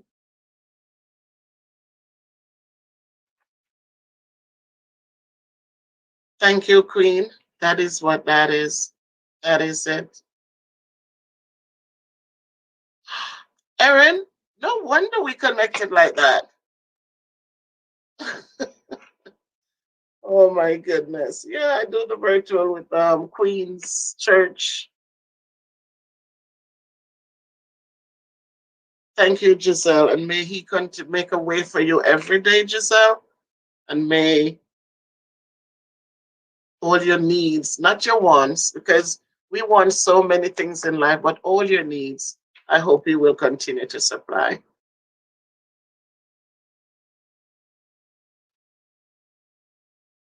So thank you, my people. Thank you, my friends. Thank you, Shade, Gems. Oh, blessings. God bless you. Thank you, Shade.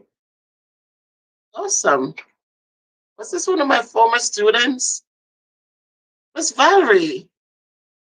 Oh my goodness, Miss Valerie. Good evening. I am fine. I am fine. We're on spring break, so I'm grateful for that.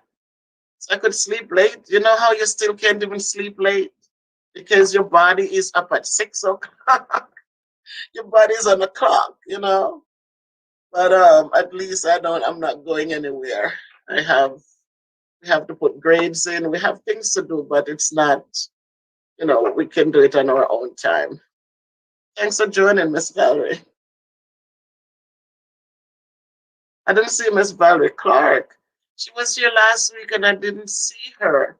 And after the fact I was looking through the talk and the chat and I noticed she was here and I'm so sorry. I didn't get to say good evening to her. But Miss Valerie, if you're listening, I respect you and one love always. All right, Miss Valerie. So my people, I'm so glad that they joined Jamaica Life Nice and met a lot of you. And wait 9 months for a baby, but as soon as we ask God for something and don't sit right away, then we want to give up on Him. But we need to wait. Sometimes, as we say, Carlene, we never know the reason why. We never know. And when He says no, just say, Lord, you know what, let your will be done. Because sometimes, the things that we are fighting for, we want it so badly. We think it's going to make our lives complete. It's not so because it comes with a lot of heartache. But as we said, Carlene, if it's His will, He will let it be done. When we pray, just remember to say that, Lord, let your will be done. He knows more than we know. And so it's tough sometimes. We feel empty and we feel that this would be good, but God sees and knows all things. And He says, no, my child, not so. So we shouldn't give up. We shouldn't give up. We should just wait. And sometimes we wait and we get a smile on our faces and we say, wow, that's the reason why.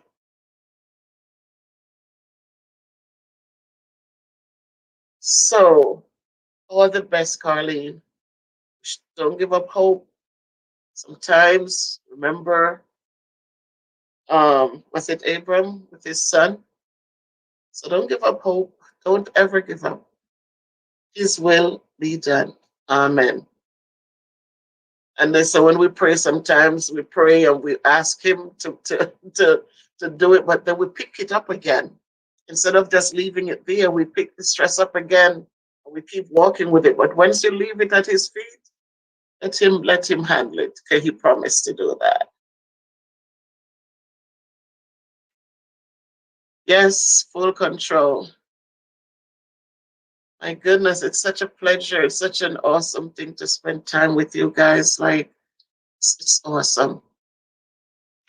So, everyone. Marcia Smith, good evening, Marcia. Welcome, welcome. I know you're going to watch the video, Marcia. I'm going to put it on Encore, so you're going to watch it. Tonight we just talked about stress and some other things that we really don't need it in our lives.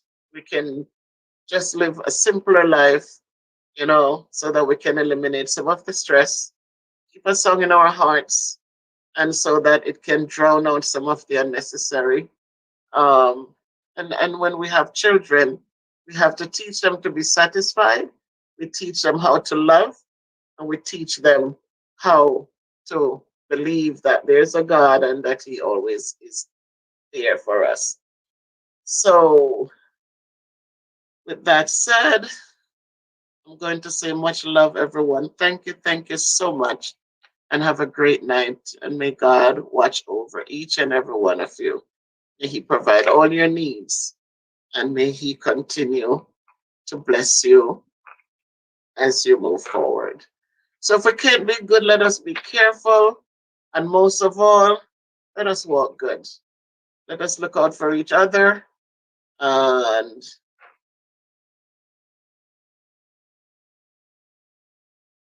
Giselle, it's where's Aunt Val? Giselle, I didn't see her. Oh, so you're on Giselle's phone. Good night, Aunt Val. Thank you for joining. If that's what that means, that you're on Giselle's phone, then love to you and love to everyone. Good night, Queen. Thank you um, for just asking them to like up the live and to just support. I appreciate it. And everyone, know that there's a God. Whoever you aspire Him to be, He's out there. Have a good relationship with Him. Talk to Him. And when things are not going so right, don't take it on yourself alone. Reach out and talk to someone. Much love to everyone. Good night. Bye, everybody.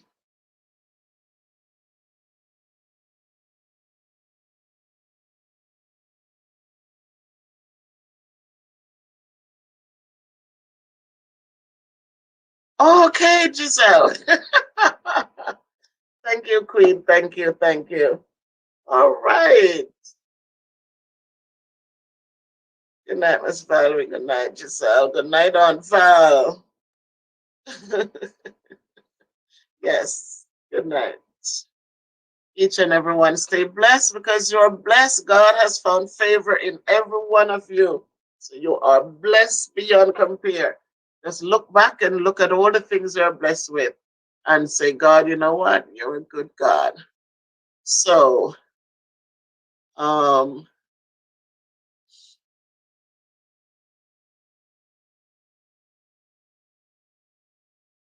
so I leave you that tonight and wish you well and goodbye.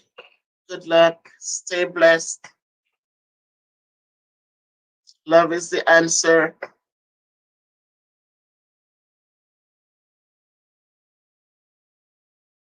Bye bye.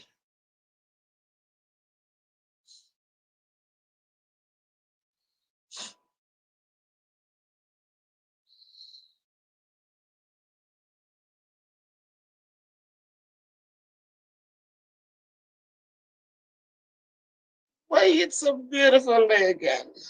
Well, my people, hope you're up and awake. I know Roberta is coming in two shakes. I know Roberta is coming in two shakes. Okay, come on, my family. Let's go. Let's go. Let's go. Roberta, Roberta, you made Tyrion beat you this evening, Roberta. How are you? How are you? How are you, Mojo Jojo? Tyrion, beautiful day. Renisha Phipps.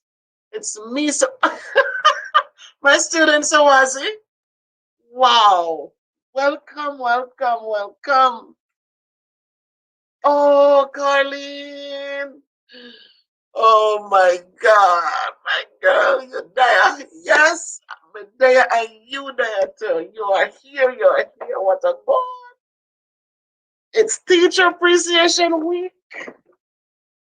I needed to jump in here and just talk to you, my people. It's teacher. We're appreciating the teachers for the great job they have been doing. Terry Ann, pick up yourself, another educator straight out of Jamaica.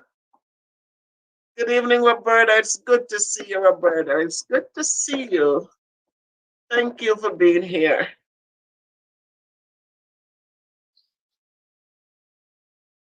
Wow. Thank you, guys. Thank you. Thank you. Camille. Good evening, Camille. Yes, happy Teachers Day. It's the whole week, Camille. It's the whole week. So you can send me love all of this week. It's the whole week.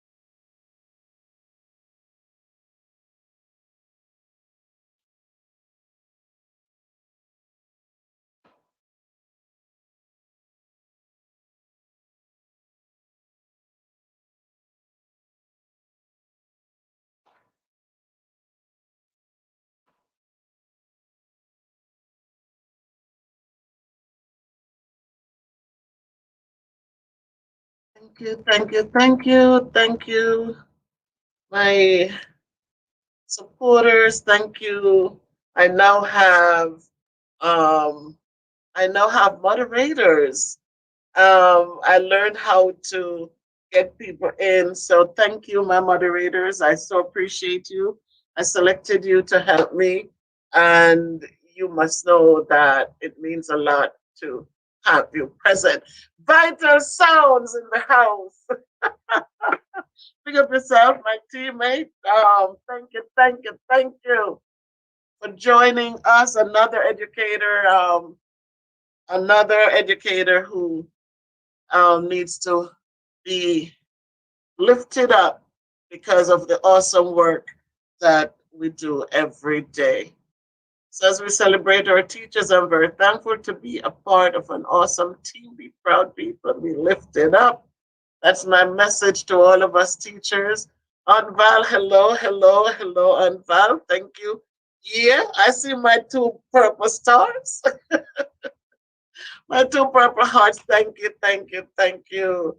Guys, if you have not subscribed to Vital Sounds, if you know how to drop your link, Vital Sounds, could you please drop your link so that my people can give you some love?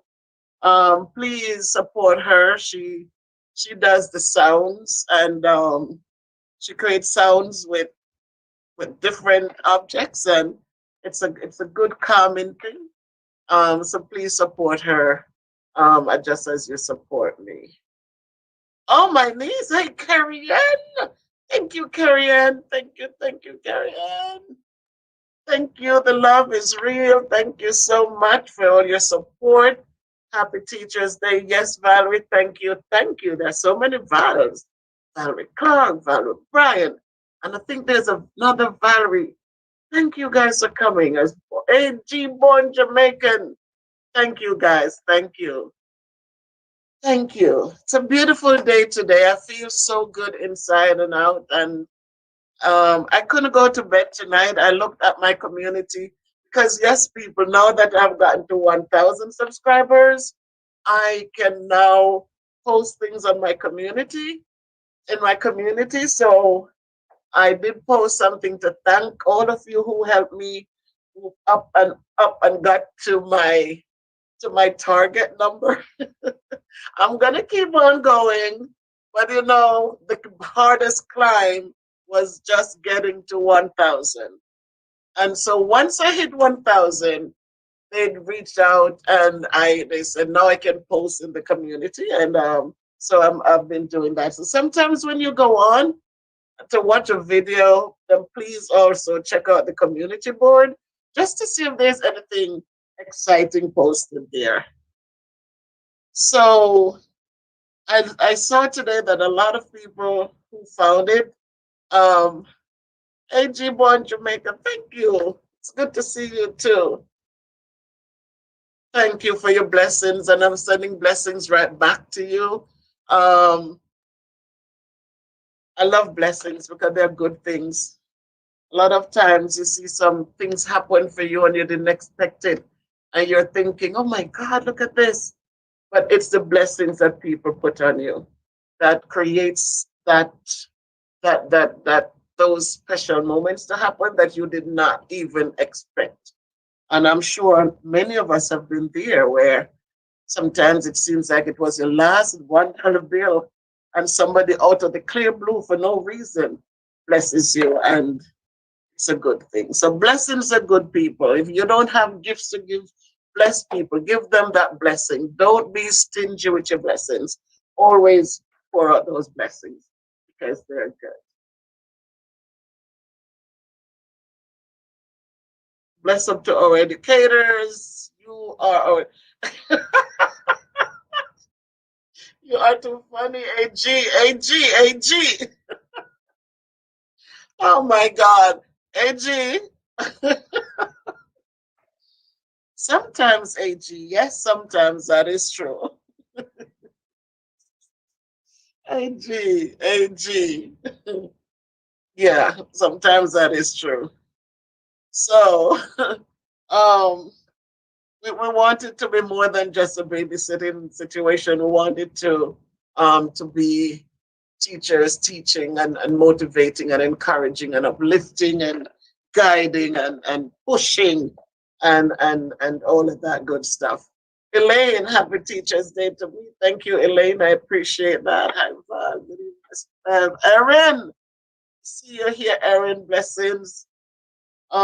So as I said yesterday we had parent teacher conferences, and today we finished that up. So last night we were supposed to work until it's one of our late days that is contracted for us to work late. Um, and then today half a day as usual, and we were able to finish up. So I'm finished calling parents, and it has been one of the best ones I've had in a long time. Parents were receptive. I only have 3 parents left to contact, and it was just very refreshing today. No, the people were easy to talk with and to understand. They were appreciative. Um, and so I went through and asked if there were questions, but there were more. They know, as I said to them often, that your children are not perfect. And because of all the imperfections, we have to understand that we just have to keep guiding them and hoping that as we plant the little seeds, that they will grow and that they will blossom and bloom in their season. We know some will put on fruits and some will just be there as a shade. But at the same time, we have to keep on watering and encouraging and supporting them so that they can move on. Um, so today was a good one. Got through my list.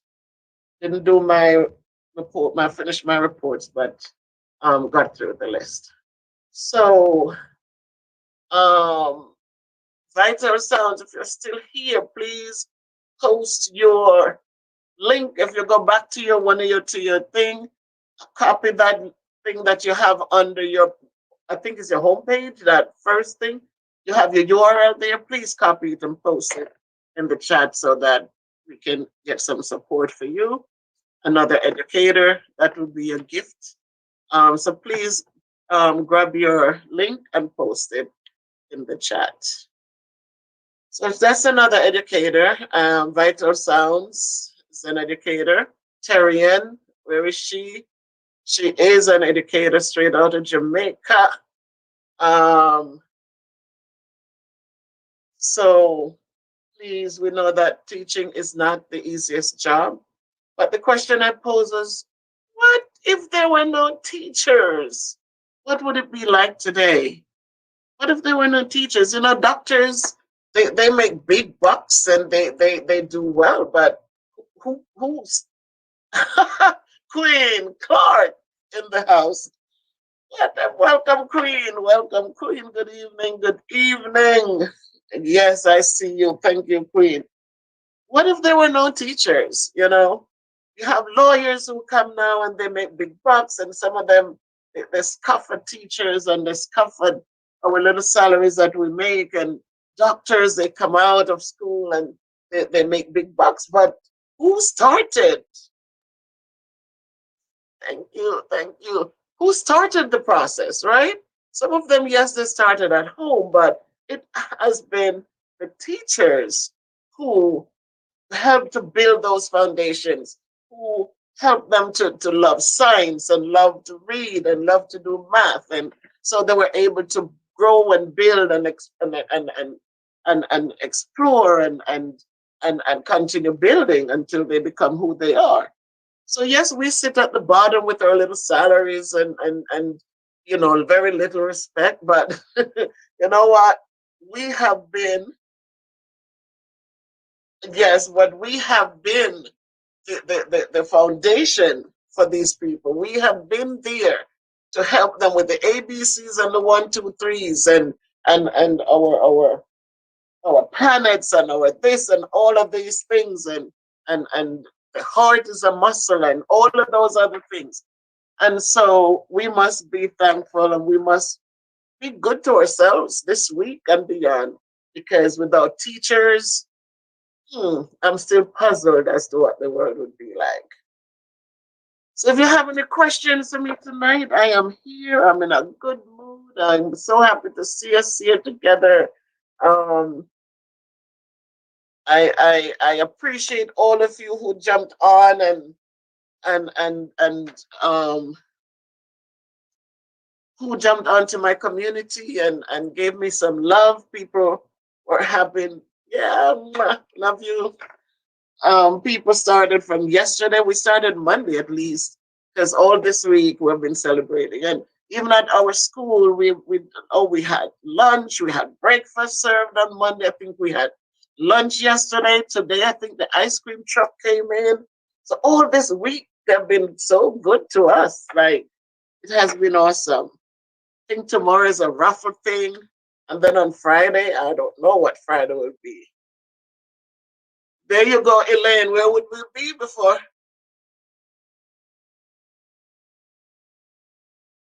Um, what are my tips? Okay.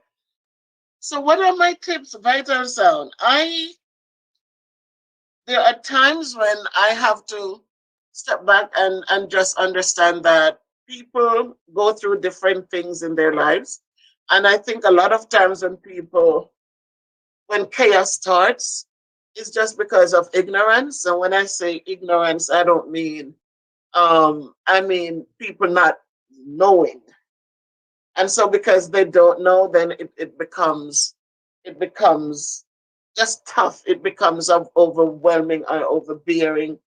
So a lot of times you have to just have nothing to say, because if you say something in that situation, it becomes more chaotic because they're not going to understand from your point of view. So sometimes you just have to smile and move away for a moment.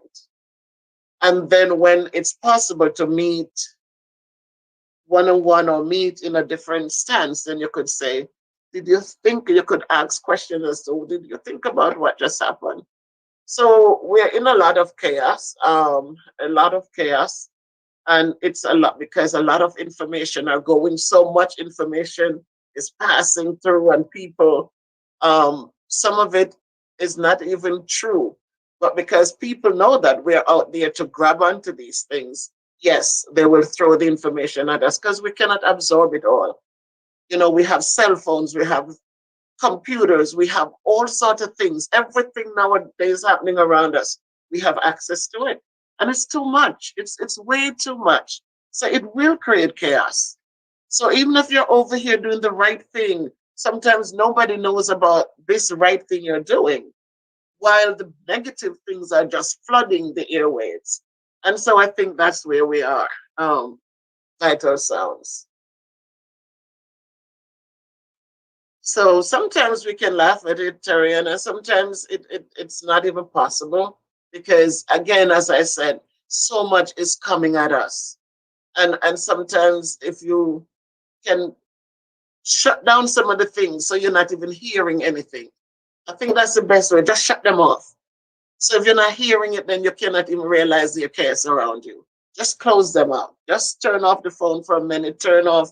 Just shut them down for a minute and just enjoy nature, enjoy the sounds, enjoy the sounds that you create, Vital Sound, because it's just too much.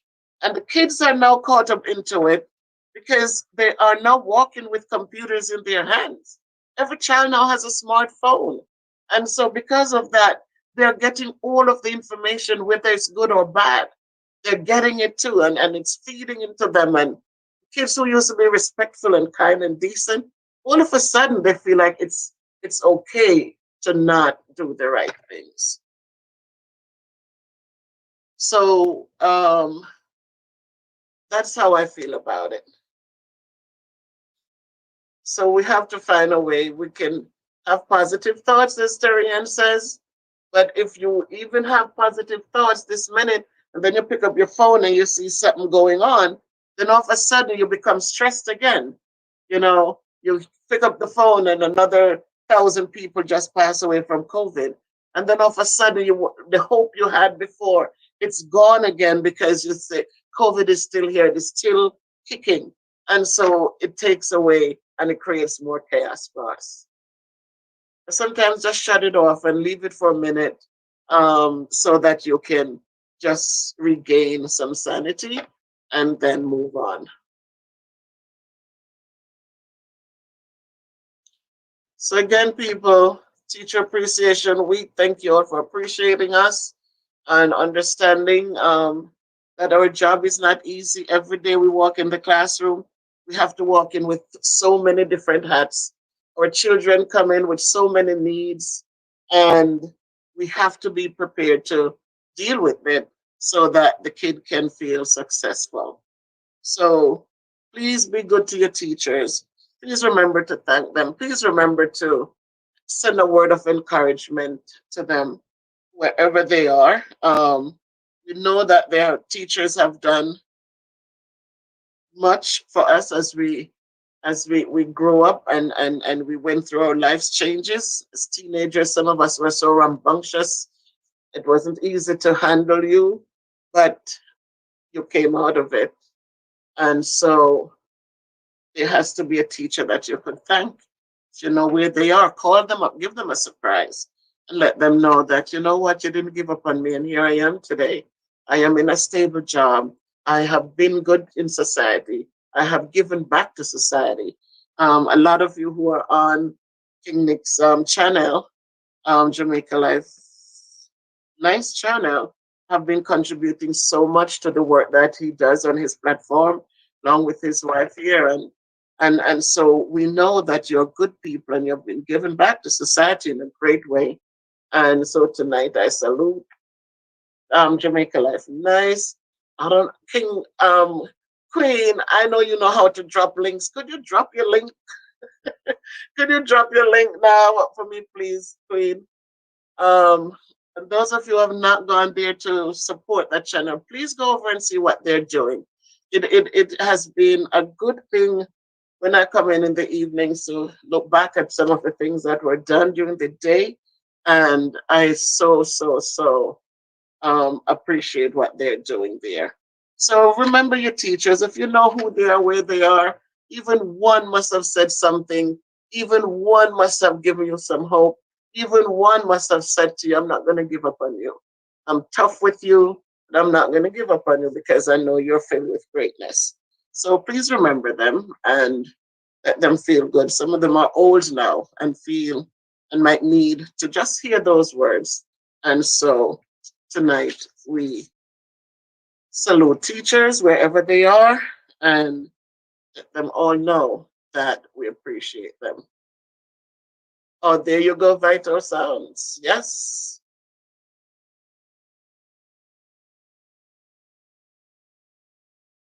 Um, big things happening. Weird, Tarian.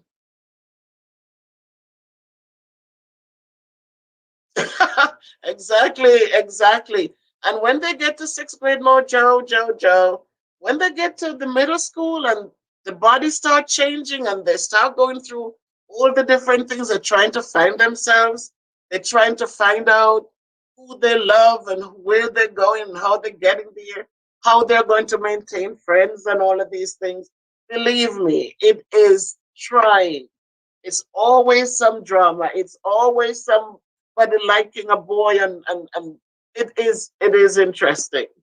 So when you get through these hard times and today you're standing tall and you're giving back to society, you can look back and laugh at these days because um because it was tough. You watch your teachers sometimes don't know what to do because they're wondering what just happened, you know. And but it's not because you're mean, it just means that's where your body is, your developmental stages. And so you become more social, you become, you're in another place, you're trying to deal with the hormones. And so this is just not just kids in this section of the world, but kids in all over the world. That's what they go through and that's how they behave. So here we have third grade teachers. Okay. So you have to have some fun memories. Or even if there's a teacher who didn't believe in you and maybe was brave enough to tell you that you're not going to amount to anything, but today you prove him or her wrong, you can reach out and let that person know. I'm not mad with you.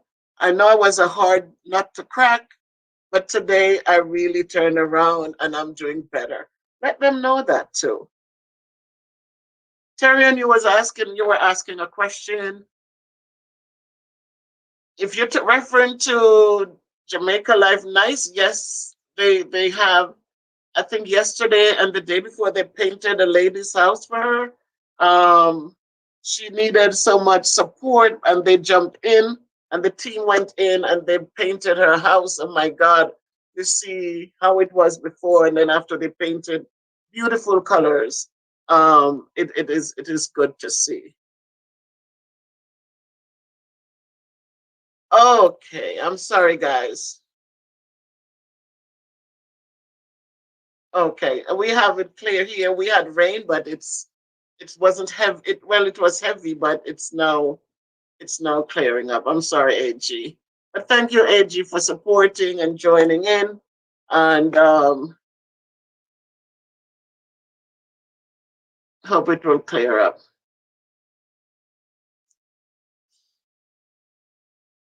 Right? Yes, Erin. If you're talking about the house too, I can only assume that it was a beautiful look, just to see how we can change things. As my comment to them was, how whatever they touch, it becomes an art of beauty. It becomes so uplifting. So I am really asking that if you haven't subscribed to Jamaica Life Nice, please go over there and subscribe to them. It's just type in JLN, and when you see it, King Nick, it's very obvious. Um, they bring good things to life.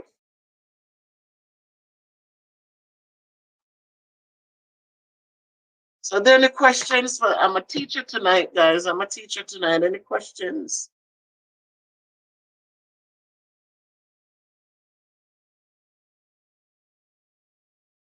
Thank you all for coming out. Patrona Blake, I welcome.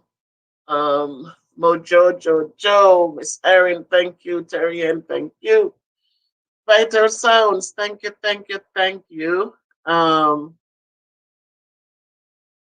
AG, you're still here. Thank you, thank you. Because of the weather, but you're still here. I'm Terry Ann, straight out of Jamaica, as I said. Queen, probably at work, but jumping in to support. Thank you. Um, Aunt Val, I see you. Thank you so much. Thank you. Thank you. Yes, respect is a big thing. It's a good thing. Um, I tell the kids at all times respect is so free. You don't have to pay a penny for it, so there's no reason for anyone to be disrespectful to anyone. No reason. Because respect is a good thing and it is free. Yes, Terry, and thank you for supporting Vital Sounds. Yes, I know you did subscribe. Anyone who have not gone to visit her, it's Vital Sounds. Um, and you will see her little hands there creating good music. It's ASMR, Vital Sounds ASMR. Um, so Aunt Val is here. Erin is here. Carlene is here. My goodness. I know these people, they go to work and they come home and they're just right here. Thank you, thank you, thank you, everyone. Um, I saw that AG Born is here and AG is here and AG Born Jamaican. Oh, thank you, AG Born Jamaican. Elaine the Pass is here. Happy Teachers Day. She says thank you. Camille is here. Thank you, Camille. Thank you, thank you. Carrie Ann Jennings, my niece. Thank you, Carrie. Hope mom is all right. Uh, okay. So,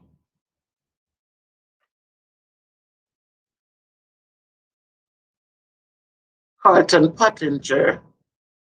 Good evening. How are you? Oh, thank you, Carlton. And see you before. Roberta, holding on. Keep holding, Roberta.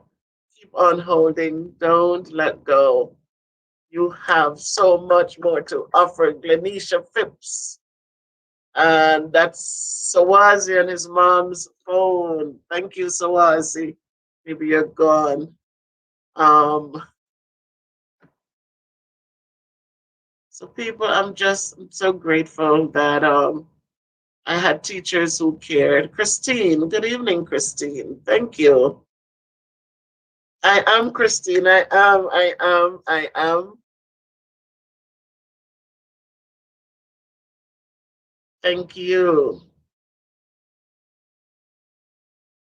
Aunt Val, thank you. Appreciate you too. I appreciate you too. I don't see the links being dropped, but again, please go over and support um, JLN, Jamaica Live Nice, and please support Miss Vital Sounds ASMR. Um, so if there are any questions you would like to ask me as a maybe you want some help with homework, I'm kidding. Go ahead. Very good. Thank you, Queen. Yes, rainy day, rainy day. When I came out from work, to get to the truck, I actually was getting wet, but it wasn't too much. So sometimes a little bit is good. But we had good rain here from this morning onwards into the evening. Yes, we're blessed, Queen. We are blessed. We are blessed. And blessings are good. Blessings are very good. They take you far. They take you very far. Sometimes we get other things and they don't last long. But blessings, when you're blessed and when old people especially blesses you, blessings will follow you for a long, long time. And you'll see that things are provided for you that you never thought of. And it's not because of anything that you did, but because somebody who you did something great for blessed you, and so somebody will come in to support. Carla Rice. This is Carla. Good night, Carla. Thank you, Carla.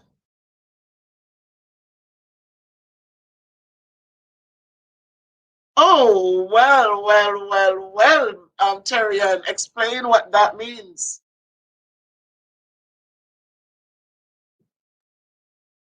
I was saying big things going on for you this year in Teachers Week. Um, and any ideas, Terrian? I am grateful, Terrian. When I looked this morning and I saw how many kids went on, when I see how many people went on and blessed me, how many of you went in and blessed me on the Teacher Appreciation Week. It was good. Last year I didn't have a platform, so people were able to even go in and show that they care so much. This year I must say yes, Terrian. I have been blessed. So I have it's a small platform, but it is a platform, and where people can reach out to me from far and near, to show some love. So if that's what you're referring to, yes, that's a big thing. It's a huge thing. Um, and it feels good. I have one person when she called me, when she reached out and she needed to know. She says, "How do I get on to do it?" And once I said the thing and says, "Oh, just go and you look, you see the community and so and what have you." And it was so beautiful when I read the comment she left, and just beautiful, because you know what, I might have been able to get my lunch. I might have been able to do. But sometimes the words that people speak to you, they just make things 10 times better. So yes, the thoughts were great. My students, they jumped on and they really gave me some love, and it's really appreciated. So little by little, bit by bit. So it's good to see you, Carla. Thank you for coming out and for jumping out here and supporting. Um, totally appreciated. And all of you know that if you sent me a voice note or anything, a message, that it is being responded to, because I appreciate the time you took to send me a message. So I take the time to show you that I also care. So, any questions? Well, I want to say thank you, everyone. Christine, Vital Sound.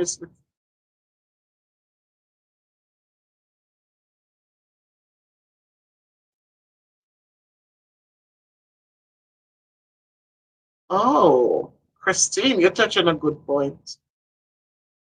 What was the question with Vital Sounds? Why aren't teachers violent? Oh, I'm sorry. Thank you, Christine, for responding. Wow. Hey, Josette, thank you.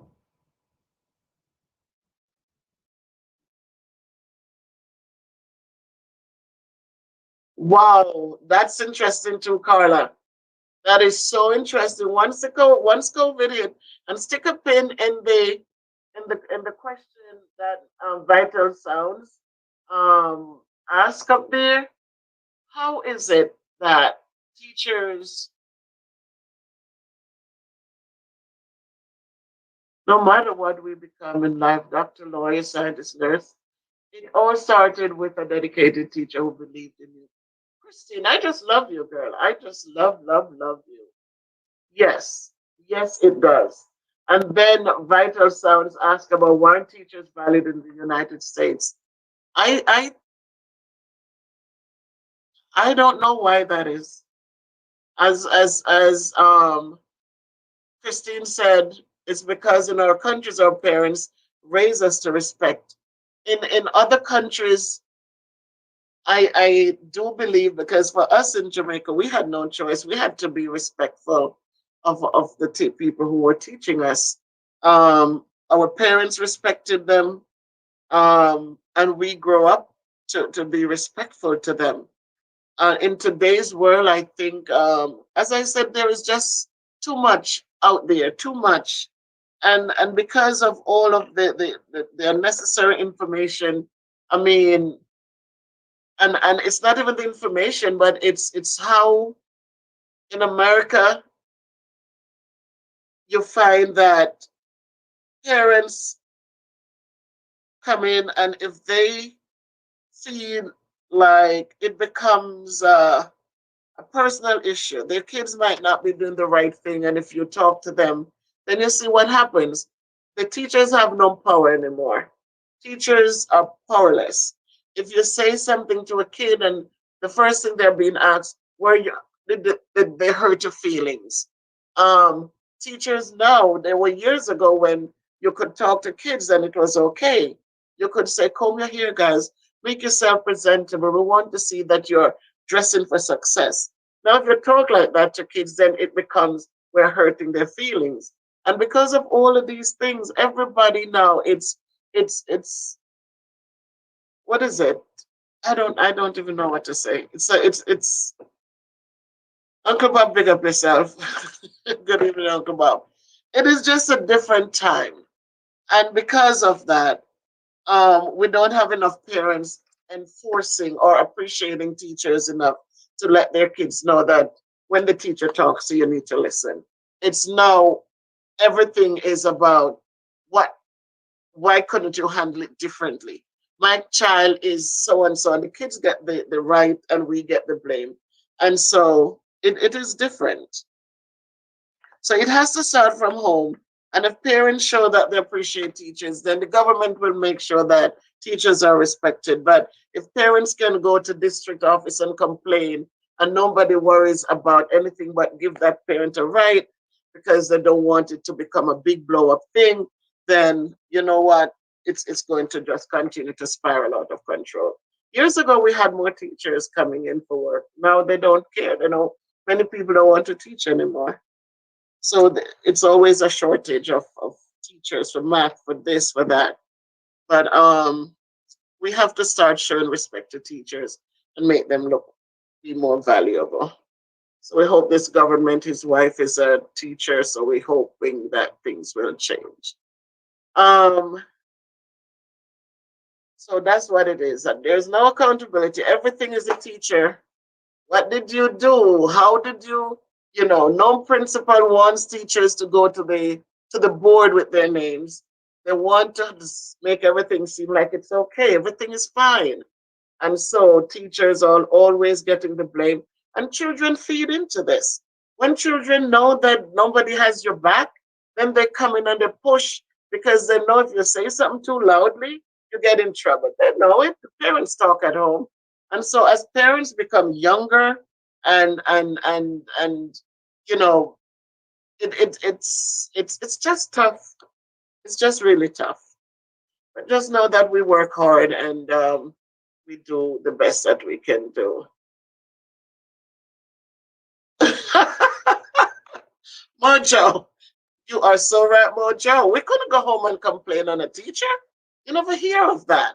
Now kids are going home and calling teachers out their names, and parents are coming in their PJs and putting you in your place, and then they report on you, and they know that if they report, then you have to be investigated, and you might lose it. You might have to go sit home until the investigation is over, and kids oftentimes do not tell the truth, and so parents will not understand that because everything the kid says they believe it. They never ask, what did you do? What did you say? How did you know? Everything is, what did the teacher say? What did she do? Where was she when this happens? And you have 24 kids and you have one kid who needs all of your attention all day, and you must ignore the other 23 to just make sure this one is okay. And that's where we are today. Exactly, Vital Sounds. I was sharing this morning that there was a kid who just called me Beverly, hi Beverly. And I'm like, I was so 60 years old. How I couldn't even call a 20-something-year-old person who is a teacher in my school. 'Cause we didn't have high school then. We had, when I went to school in the 60s, we had all age school, and you had those big girls who they are finished, but they get to stay on, and then they become teachers if they pass their subjects. And we had to say Miss, even if they were our family members. Once they became teachers in the school, we had to call them Miss. And in this day, we have a kid 11 years old calling me Beverly. Hi, Beverly. And I'm like, whoa, things have really changed. Right? You have kids can even. Right. True, true, Christine. Very true, very true. I haven't had in been this by students really. All right, but your school is a private school, Terrian? You're right, they will do childish things, but because of the setting for your school, it's going to be harder to find that kind of situation. But we teach in public school where it's so different. So you have to be grateful for the environment in which you teach. Yep, they want to fight us. Happy Teachers Day, Paulette. Thank you, Paulette. Thank you. It's all week, Paulette. They gave us a whole week. And Happy Teachers Day to Terry and to Vital Sounds. They're all teachers.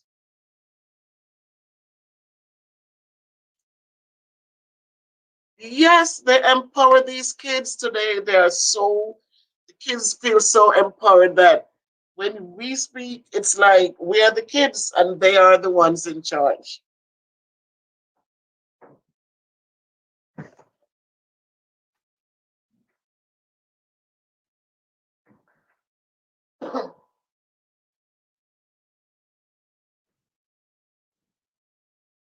So it is what it is. It is so quite interesting, and it you have nowhere to go once the kids say you did something. Love you, Ethan. Love you. Thank you. Did you send him over to JLN? Whoa. Thank you. You see that, Carla? You can do that. But then if we say to the kid, please, and they complain, then all of a sudden it's you did something wrong. Oh yes, we had to. We had no choice. We had no choice, Christine. And it was such a natural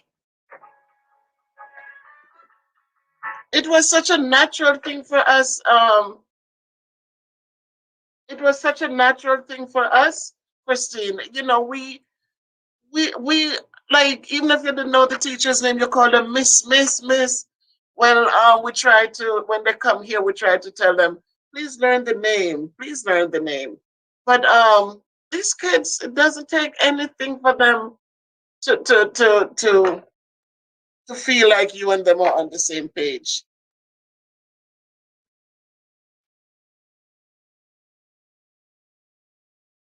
It doesn't take anything, and then they feel like.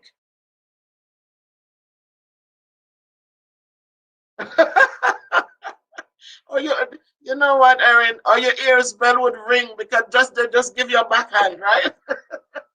Your ear bell would be ringing, ringing, and you never do it again, right?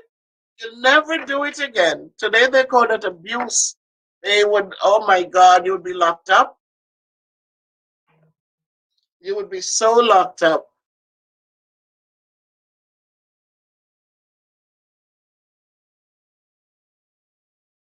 You see, so it is a different time we're living in where they have given so much rights to the wrong people. They have taken away the rights from teachers. Nobody is going to hurt a kid.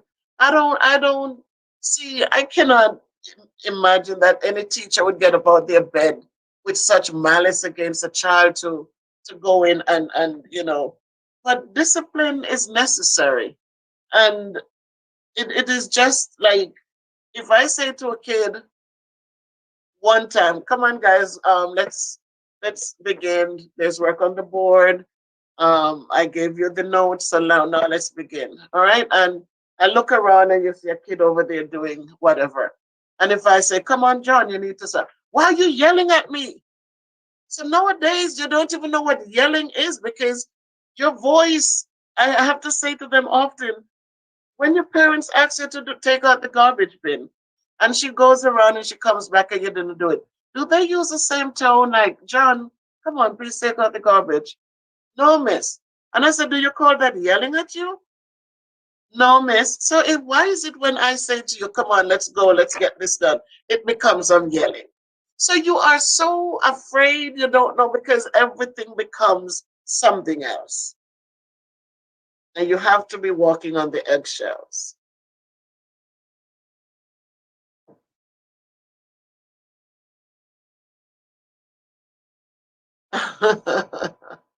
Thank you, Beverly. Thank you. That is true, Beverly. And that's what we celebrate too. We celebrate that many parents do.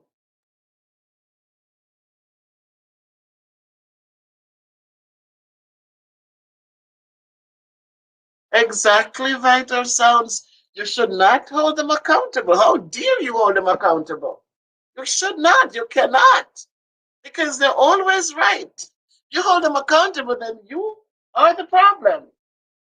And then the amount of questions you need to answer.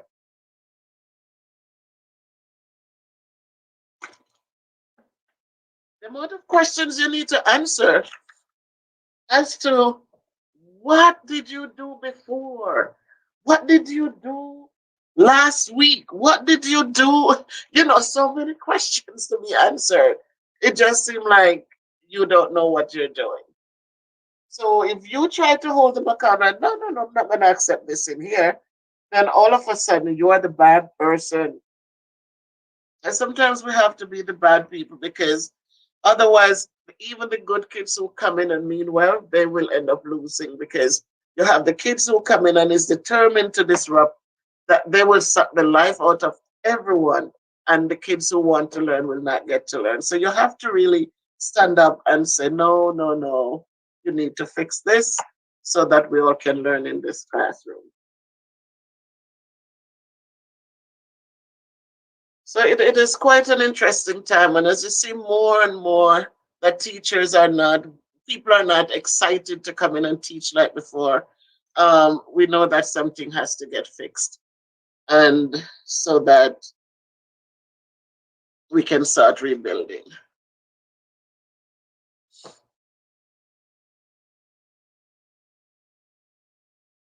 So who had a birthday?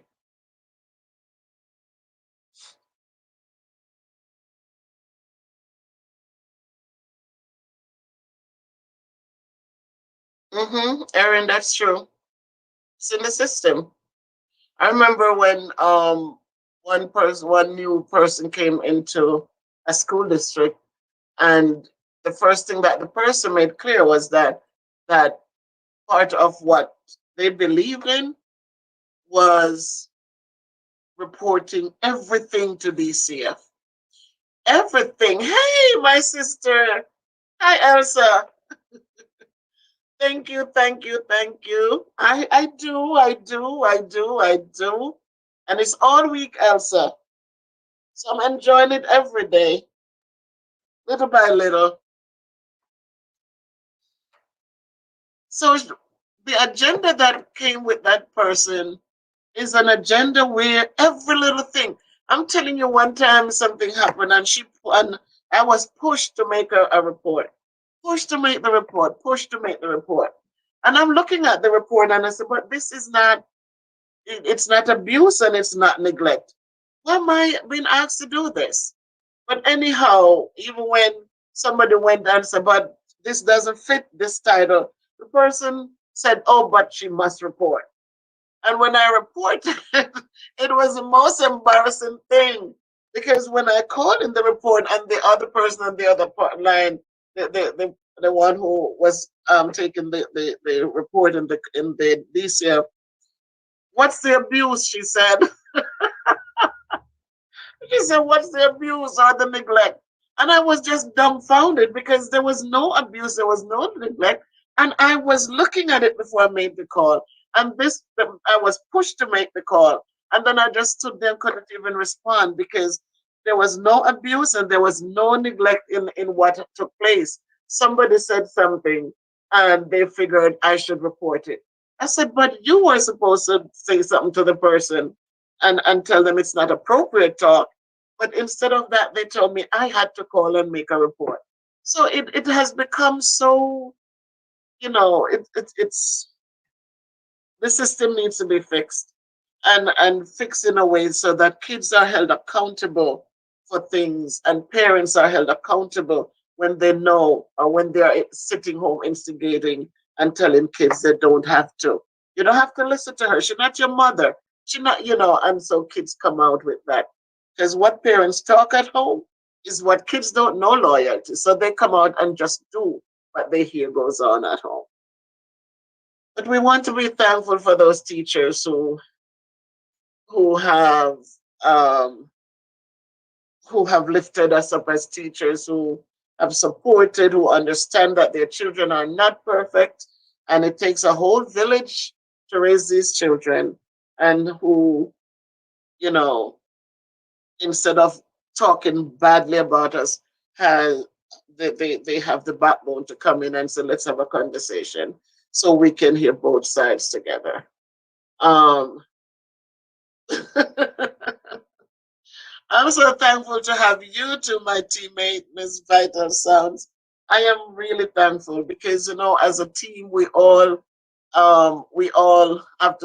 support one another. We have our different areas of strength, and so we rock. Thank you, Vital Sounds. Please, Vital Sounds? Can you drop your link?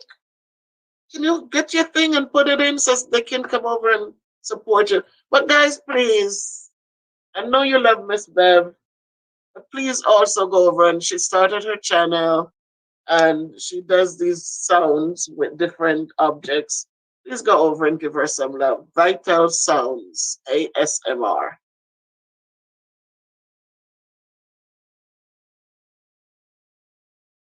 So I know we have work tomorrow. I so appreciate you. I tonight is my first time. Yeah, Mojo, Jojo, love you, girl. Thank you, my little one. Thank you, thank you, thank you. All right, guys, give her some love. She is an awesome, awesome pod teammate. Awesome young lady. Beautiful in heart, beautiful in spirit, just a beautiful person. And so give her some love, I ask you. So tonight, guys, you notice that I do now have what they call them. I have moderators. I have moderators. Tonight there were two young girls at my door that were selling the things for the roof to put up that thing on my roof. So I was telling them no, and I was telling them, you're young and you're beautiful. Why are you out here doing this? Why don't you pick up your camera and start a channel? Do something while you're here selling these things for these people where you're not even getting $15 an hour. So they were thinking, one of them said, you're right. Maybe I should start doing that. I said, get up and start looking for other things. And, because you're selling these things, and I know there is a trick to it. And so don't sit there and waste your time like that. So I say to us, young people and people my age or near my age or half my age,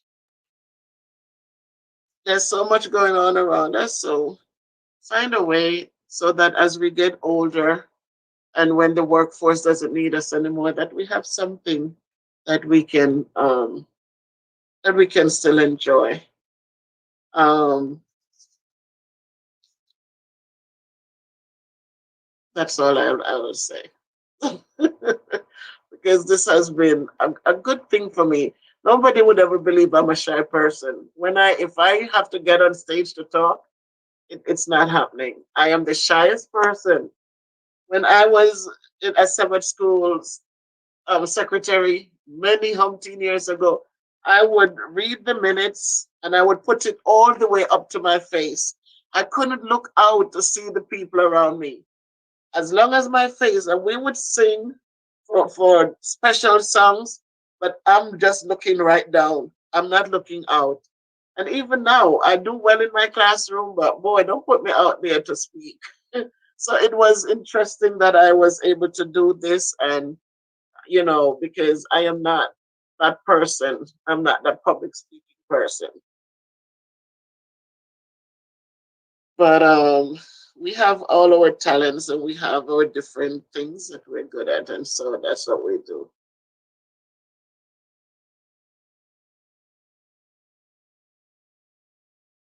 Yes. Yep. Yep. Yeah, that's what it is. They allow the kids, Christine. You're right, Christine. They have empowered the kids so much, and these kids know. They know.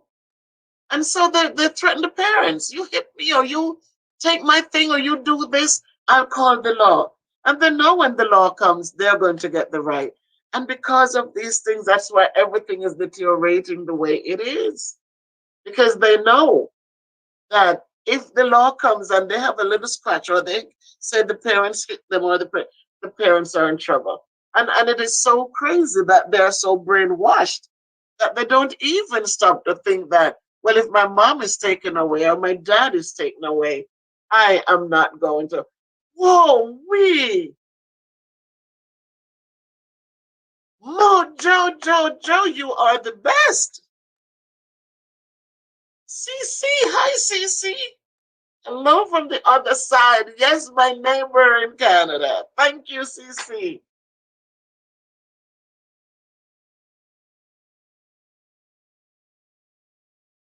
Oh, Carlene. Thank you, Carlene. It's not an easy job, but you go out and you do it with love, and you keep on. And Carlene, thank you. Vital Sounds.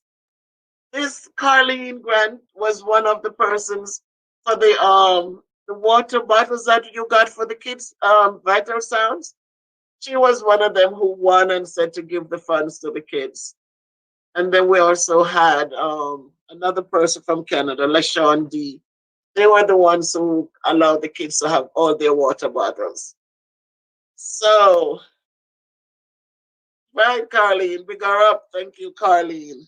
So they all got water bottles. And Miss Vital Sounds, she put names on all the bottles for all of them.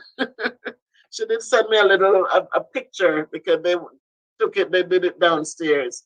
But she labeled all of them for every kid to have, because the water fountains, they have to close them because of the COVID. So they thought it was a good idea. So thank you, Carlene. Thank you so much. Thank you, Mojo, for dropping the link for Vital Sounds. Please, guys, if you haven't, then just check her out and give her a thumbs up, and just hit the subscription bell for her.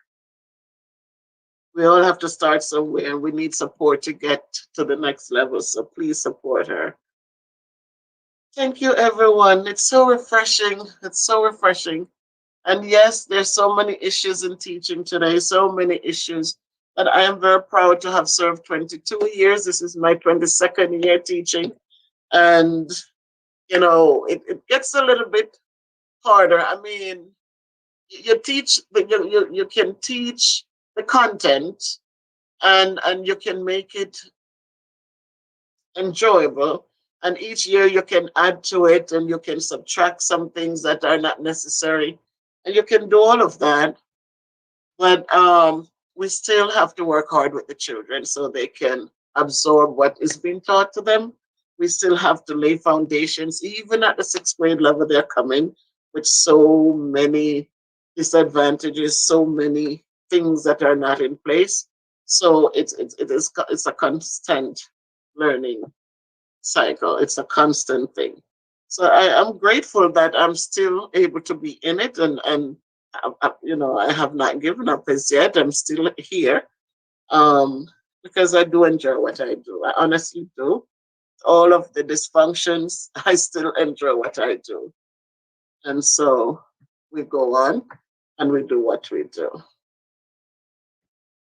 So my people, you've just been totally, totally awesome, and I see we are here, and I should just enjoy the ride, right? If you have questions and you want to make comments, or just hang out with me. What time is it? 8:20.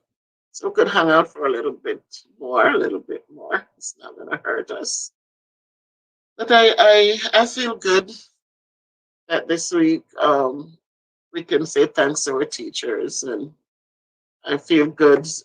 You have Terry Ann that I knew for so long. She was a young girl when she started, and I'm happy that I kept in touch with her and kept in touch with her, and until this blessed day, went on from just a beginning person until now she was able to go back to school in Jamaica, finish her degree, and still teaching and enjoying it.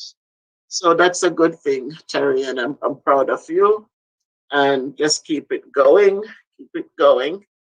You're active in church, you're active in school, and you're indispensable for them there. And Vital Sounds, we got this, we got this, we got this. She's doing a poetry jam, and it's just awesome when you find the people who are still interested in educating young minds, and that they do still come on board and bring a lot to the table where the kids are concerned. And as I said, some kids might just be a poet. Some kids might just be a poet who will use his poetry to become a rapper, and we hope they could keep it clean and do well. Some kids are good with their hands, and we have to find ways to keep them engaged, and nothing is wrong with that. Some people are going to be our farmers. Some people are going to be our welders and our electricians. And we want them to be the best ones ever, because they are going to be building our homes. They're going to be fixing our cars. And so we want to make sure that we give them that foundation where they can do well. So whatever it is, we try to help them the best way we can.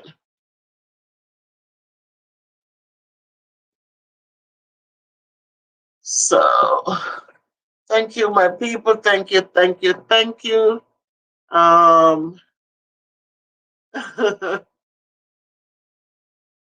Whoa, Dwight. Thank you for dropping in, Dwight. I was watching your videos the other night too, Dwight. Um, I was watching your fish head soup, and I'm like, wow. I was looking at some of your videos the other night. Thank you for dropping in, Dwight. I was watching you walk in the park. But Dwight, I couldn't tell what part of the Bronx you were. It seemed like it was South Bronx. So I was watching, but I couldn't identify over that side. Yes, bless him up. Dwight does his cooking show. What a new grill, and he's really, really cooking up a storm, different things going on down there. So Dwight, we know that none of us are islands, each of us need each other. So if you know your link, Dwight, drop it in the chat. I don't know how to drop links as yet, but if you have your link, Oh, that was get out of here. Oh, that is beautiful. Yep, I went to Bronx. I went to Mercy College, though. When I lived in New York, I went to Mercy College. So that's right there by Pelham Parkway.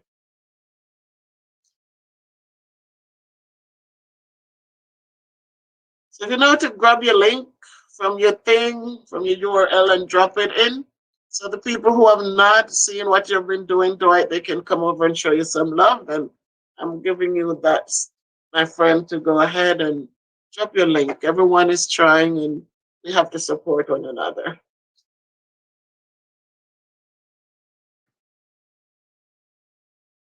So thank you, my people. You have been so awesome. Thank you for giving me love and support and encouragement. As I said, this world is how it is. And until we realize that we all need different things. And so if it doesn't cost anything and then please don't be stingy with the love. Don't be stingy with the respect. Don't be stingy with it. Just give it because you never know. Some people are going through some tough, tough times. And sometimes just to smile, just to give them a smile, just to reach out. We have family members that we need to just give a call to. Just, hey, just touching bases. Remember years ago when they said reach out and touch somebody? Um, One hand washes the other, exactly, Terrian, right? One hand washes the other. And as I always say, we never know. And sometimes we might look at things and say, oh, but look, for us, it might be nothing. For others, it might be a big deal. You know why? Because of the experiences they've gone through at some point in their lives. So for us, some things we can just brush it off as a whatever. But for others, it cuts deep.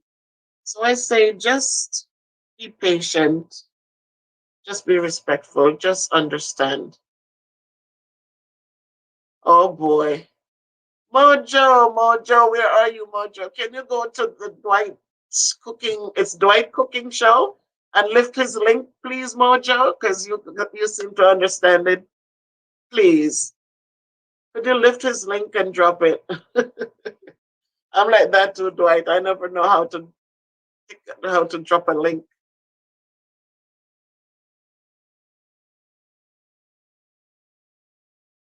Oh, the moderator has to drop it. Okay. Got it. I didn't even know that either, Dwight. So that's all I'm saying, whatever it is. Oh, Mojo, Joe. You got it, Mojo. Thank you. So, guys, it doesn't.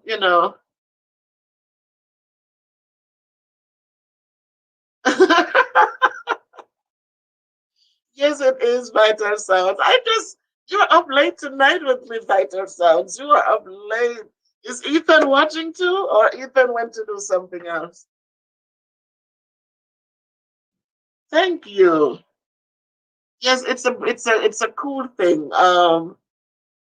It's different. I'm learning these things, and I'm grateful because I can always teach someone now. I didn't know that the moderators have to drop the links. I didn't understand that.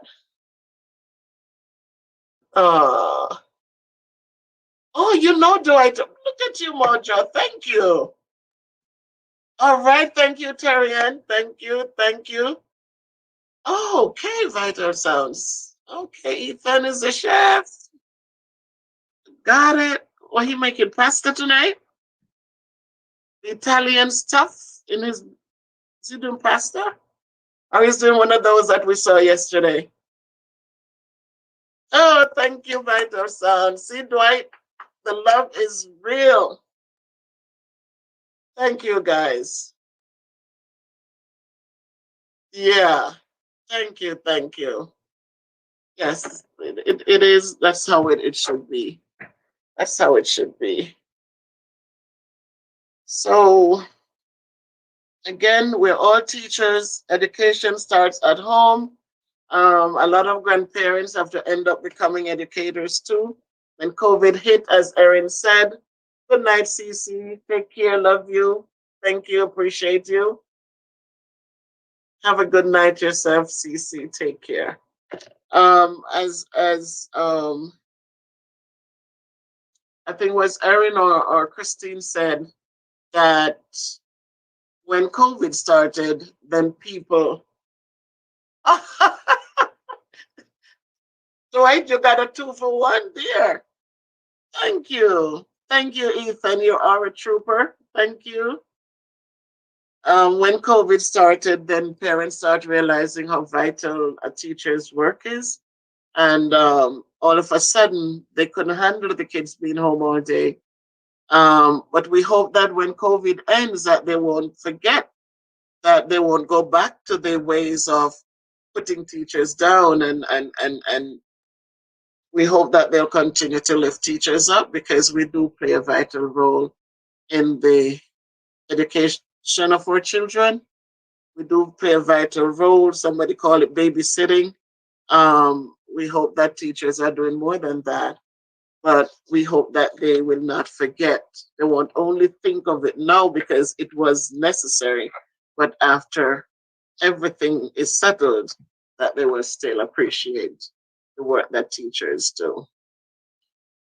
So, my people, I love you, I appreciate you, I respect you, and I wish for you all that is wholesome and good and kind and filled with goodness and love.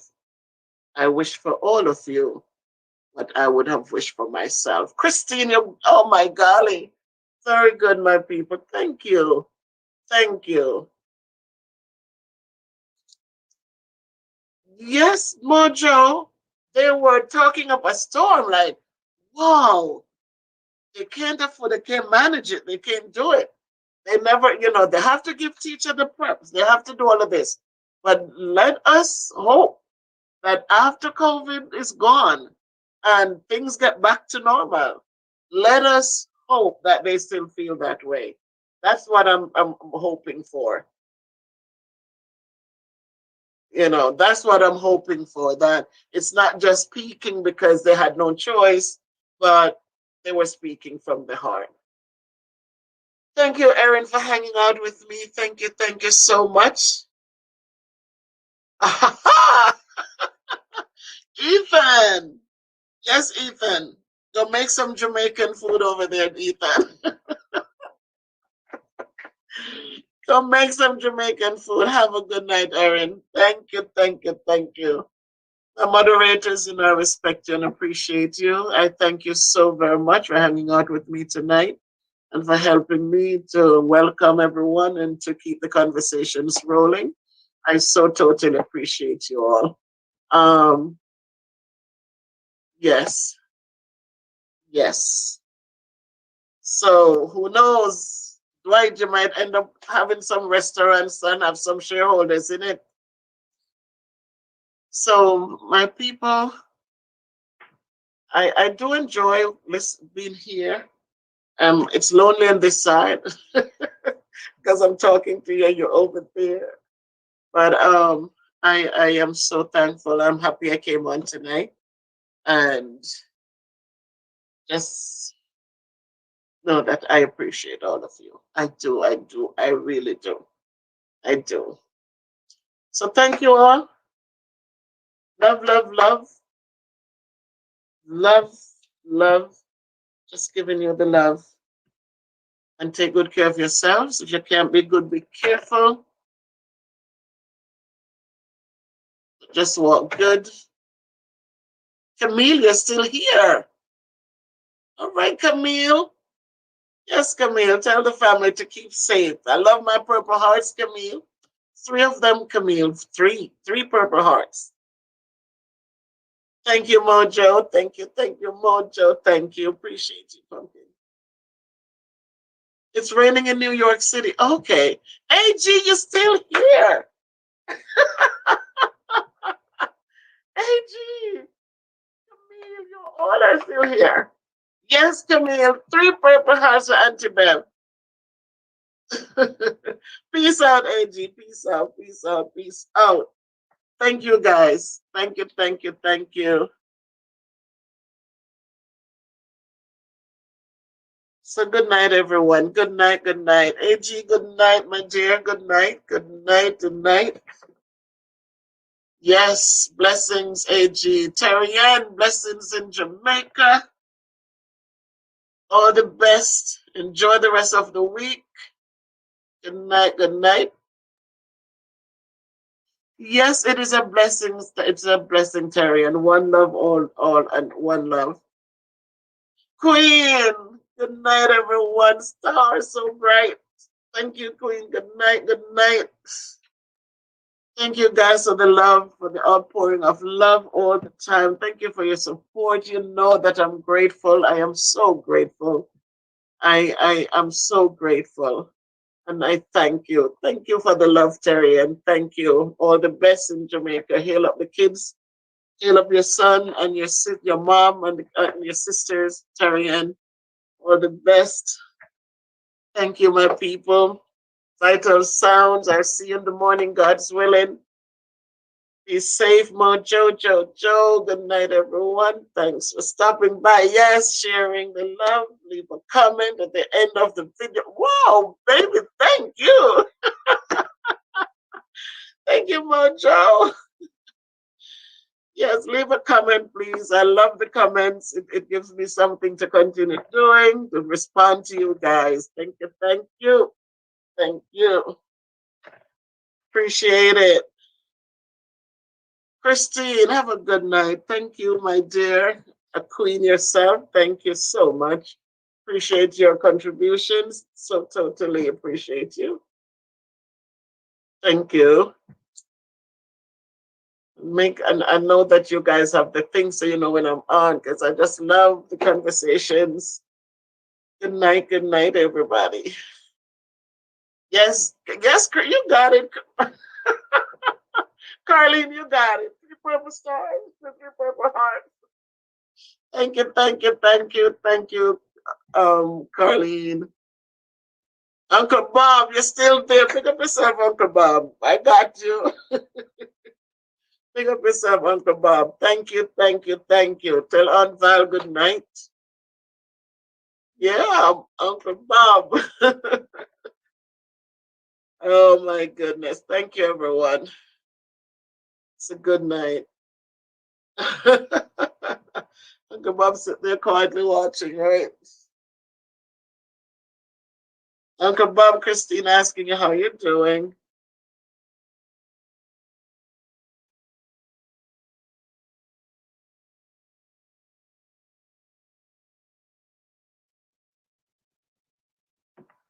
Uncle Bob sign off.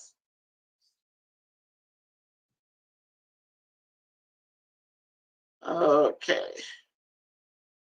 All right. I think he's doing fine, Chris. So I'm gonna shut it. I didn't see him responding.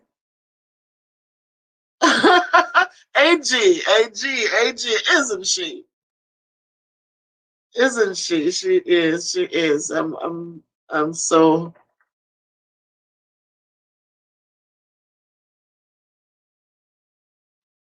All right. So, all right, Uncle Bob. So how you doing, Christine?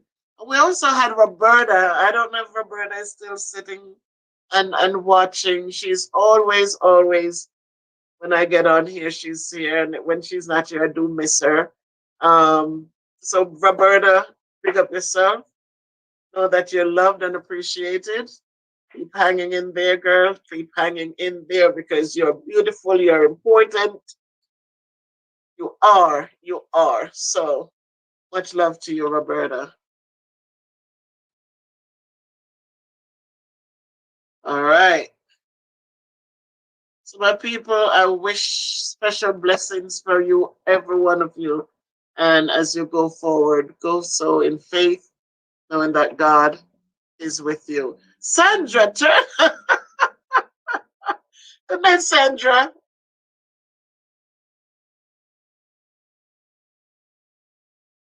Welcome, Sandra. Welcome. Oh my Lord. AG. Mm-hmm. Thank you, Dwight. Yes, yes, yes, yes, yes. Thank you. Wow. So, it's okay. Whoa. That was another visitor. Good night, Swain. It's okay, Sandra. I'm just gonna be here. I'm just gonna be here. It's Teacher Appreciation Week, Sandra. We just here. Yes, AG, Weatherman in the house, right? AG, we need to all come together and take a trip down, you know. We just need to go down as a group. Just go down as a group. Hi, Swain. Hi, Sandra. Um,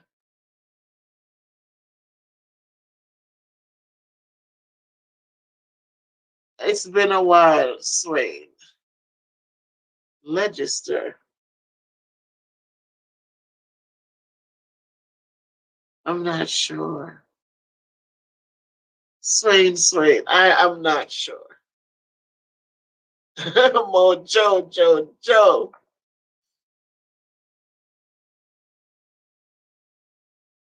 Yeah, Sandra and AG and all of us just go. Aaron, you know, all of us just go.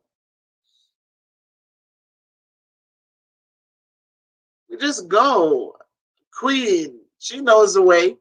She probably just go and said, we just don't say a word.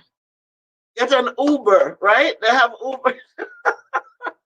We get somebody a van to pick us up in Montego Bay and just head up there and go right up to Lem's house and tell them, get Nick to come over.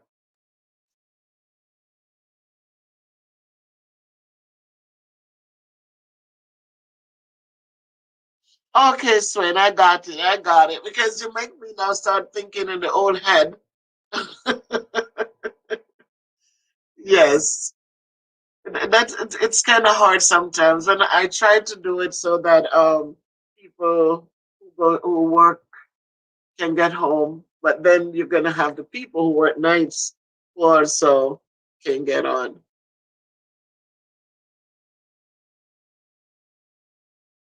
Yes, Christine. That's what yeah. When COVID hit, then everybody respected teachers.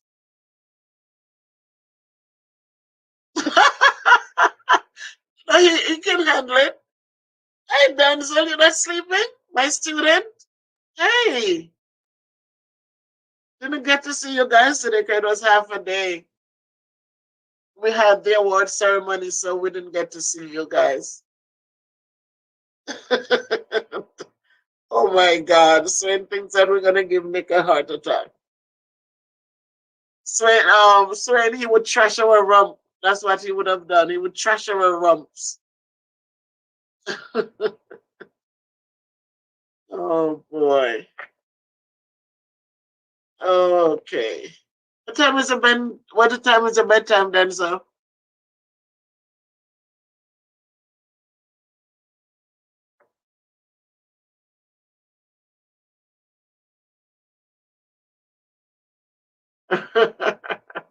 Yeah, just book our flights and just meet up and go down. Get Carla on board. Sandra, I'm doing well, Sandra. I have to be thankful. I'm still here. Have to be thankful. How about you?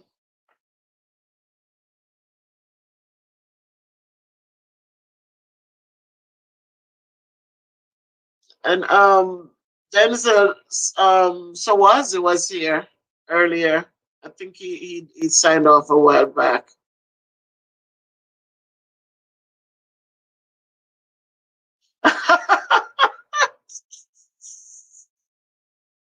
What a party that would be, right? Yeah, I would be giving the thank you. Very good, Sandra. Thank you. Thank you. Very good. I'm glad that you're okay.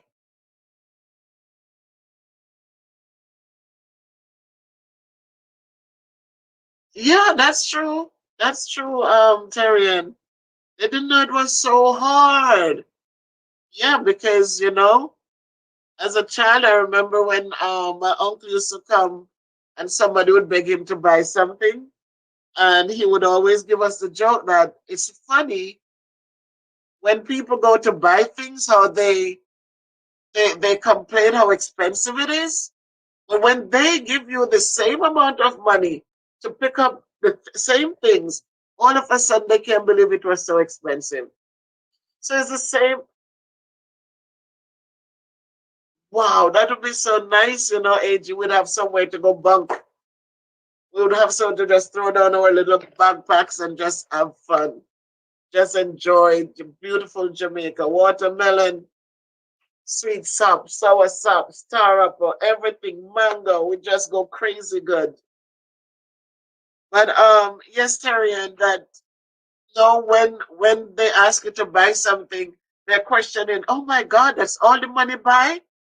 But when they're spending that same money, it is not it is, they feel like it's what it is. But it's the same thing with what just happened in COVID. Parents all of a sudden, yeah, Mango right now. All of a sudden they see the worth of a teacher and see how hard it is just to get their kids to sit down and do a couple little math problems or write a sentence. But when the shoe is on the other foot, it's like what they're doing. My kid this and my kid said this and that and all of a sudden now they see it. So we hope they'll keep it that way after COVID and normalcy return. Yeah, Mango right now, but we would have to. Where does this chair? It's going down. We would have to see how we could just go down for a week or two and just come back. Just have fun, just Jalen supporters.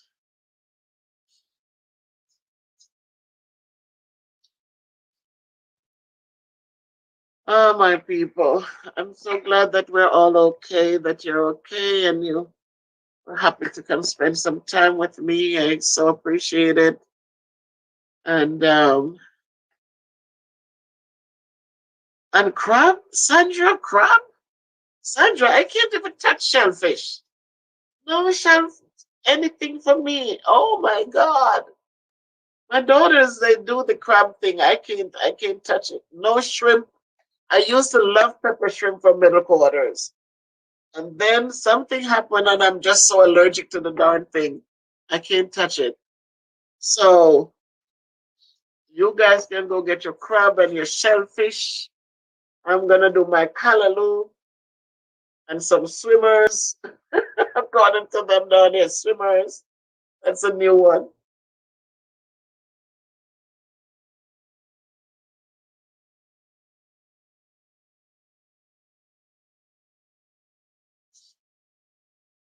So that's how that will go. But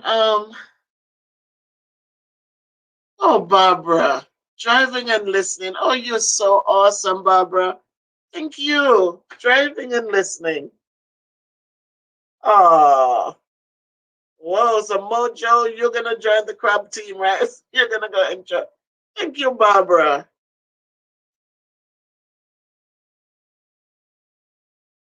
Thank you. Appreciate you. Get home safely.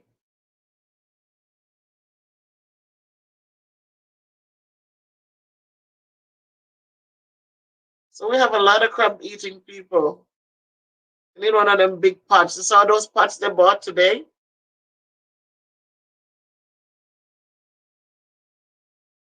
You can burn a Teresa big pot them and cook the crabs. Outside on a fire, right? Just go home and light some outside fire, roast some breadfruit. I know I can still turn a breadfruit. Roast breadfruit. Oh my God. Roast some mackerel or something. Roast a piece of saltfish. Don't have to cook it up. Just put it, clean it up, soak it out, put it on the fire coal. Get your roast breadfruit, your yellow heart breadfruit, and just enjoy it.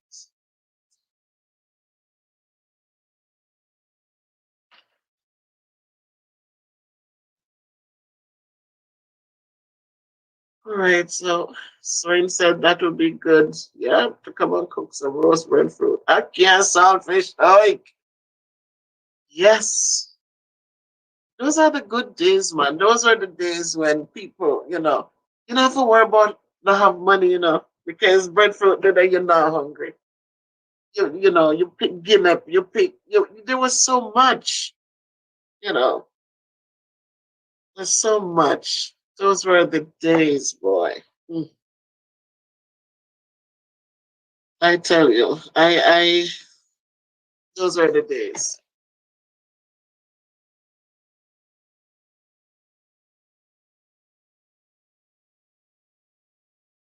So,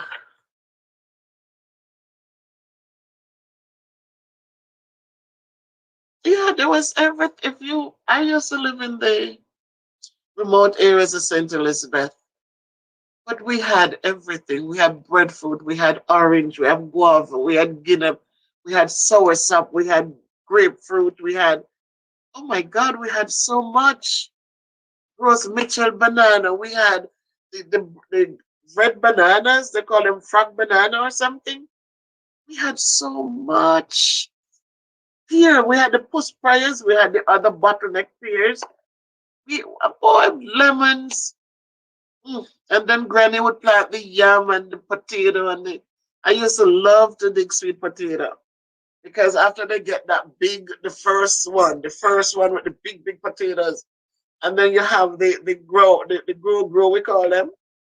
Boy, you go down there with your little disappointed machine, and when you see a grow, we call it, boy, you get so excited, man. And especially if it's a big one, oh, feel good, man. They need oil or nothing for cook nothing. You just roast them, make up your fire, roast your potato and enjoy it.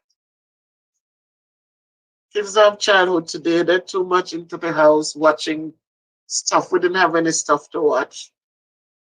So we were just out there, mm. We used to have these tangerine trees. Golly, when them something there, them lay down, the limbs come right down to the ground. Oh boy. Those were the good old days, man. Jamaica life nice, right? That is so fitting, Sandra. Jamaica life, nice, true. Lord have mercy. It's really nice.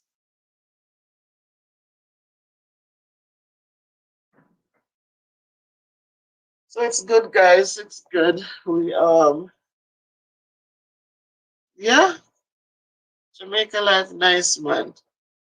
If you don't get caught up into the fluff, if you just keep it real, no bother with the unnecessaries. So it really and the way people live with their neighbors back then in the remote areas in the very people neighbors were good. Remember Granny get up and she make porridge and me have to run with one thing of porridge go down go to my neighbor. Granny cook anything or what have you that our neighbor she not go bed hungry. And she get fear. Listen, you're not sleeping, pumpkin. Hi, Lucinda. Good night, good night, good night, Lucinda. Another student. The students are up saying hello. Thank you. Totally appreciate you.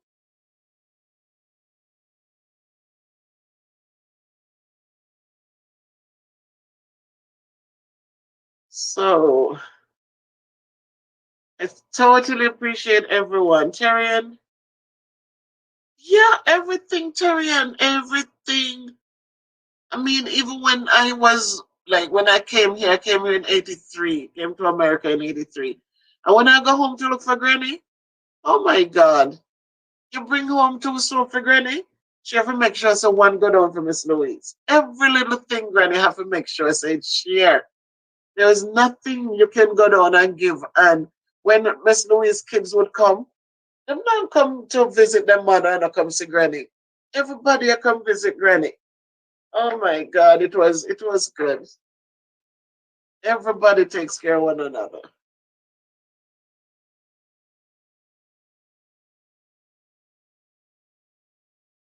So that's how it used to be. And it can still be that way, but today people are just rushing, rushing, rushing. They want this, they want that, they want, and there's no more time for other things. So I am going to say good night. I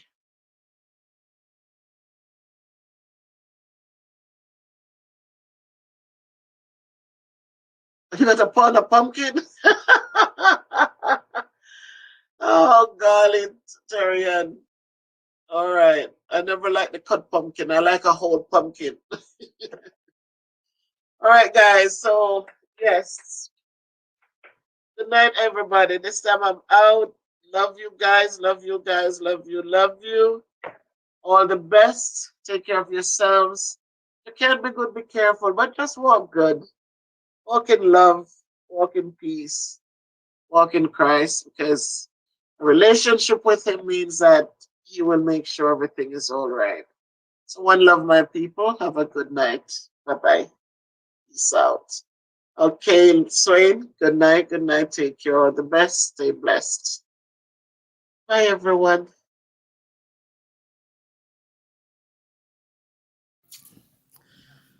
Right, my YouTube fans and all my subscribers and supporters. You know, it's spring. It's a beautiful days now. The sun is out. The sun is shining. And so tonight, I just want to share something with us that I have been, when I started this channel, didn't expect, not a matter of low self-esteem or anything, but you do something, you did it from the heart, and then it just takes off and is growing and growing. And tonight I am at 668 subscribers. You guys have supported me, and I'm at 668. But the journey is to get to 1,000. And I'm just going to take it in strides. And I thought tonight that I want to do a little giveaway. I want to do, I'm going to be giving a $50 cash app on Cash App. I'm going to be giving that away. So I'm hoping that I can reach a 700. If I can reach a 700 on Friday, is that the 29th? On the 29th, I will be doing the drawing. So watch this video. Leave me 2 purple hearts. Just drop 2 purple hearts to tell me that you are interested in the drawing. Tell me that you're interested in the drawing, because that's how I will be putting all the names attached to the hearts together, and then do one big drawing, have somebody do a drawing, and then I will notify you on your page. So leave a comment, let me know that you're interested, and let's see if we can reach a 700. I'm really heading to 1,000. So guys, come on out and support me. One lucky person will win $50. Um, so let's do this. You have listened to my motivations and encouragements, or whatever they're worth. Their life stories, life experiences, and I want to keep sharing. I did some cooking. I've been on my weight loss journey, which I'm starting again, and through all of it, you've been here with me. So tonight, I want to say thank you again. and just encourage you to participate in the 700 subscribers cash app giveaway.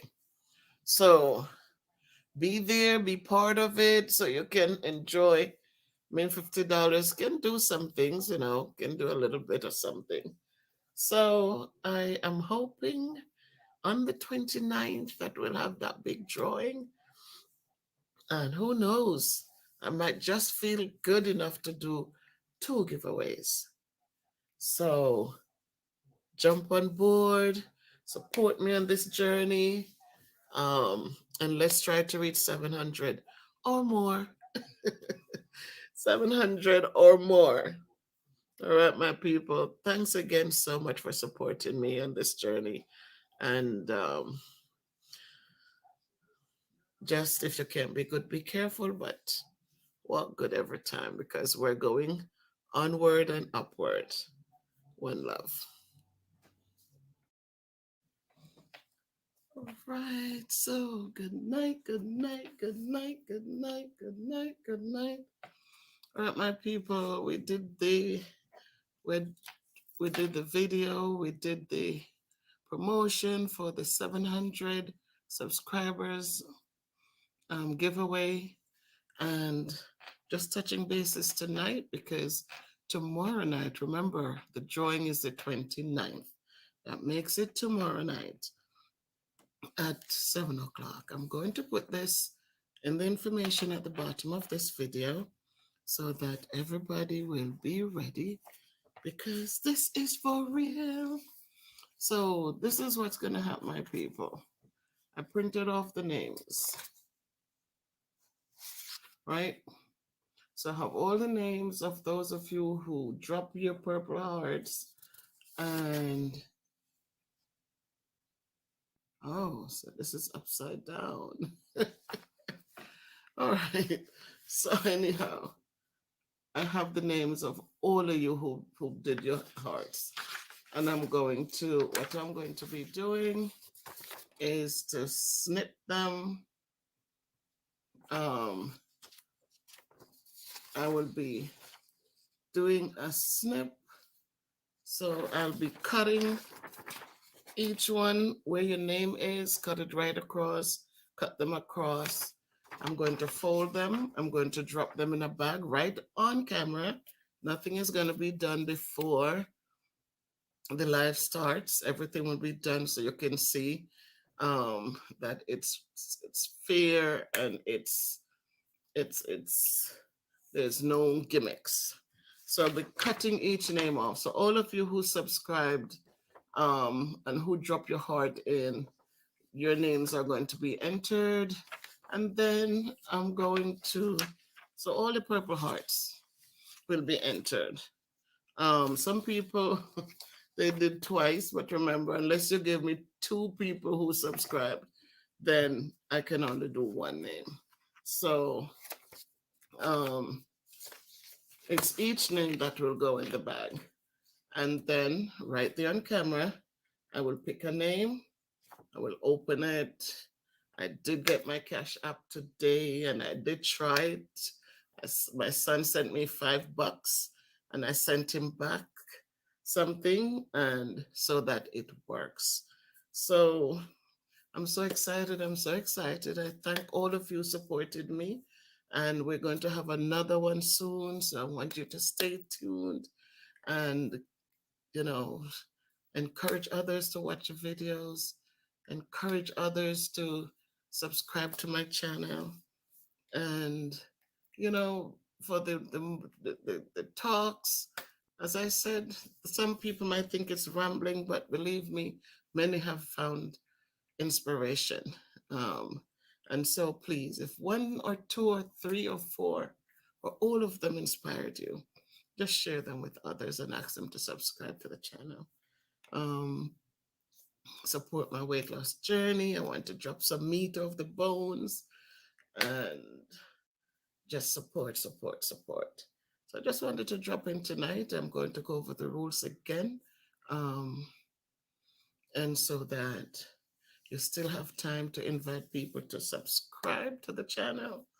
And tomorrow I'll share with you how many subscriptions we got. I'll share with you if we did reach our goal or not.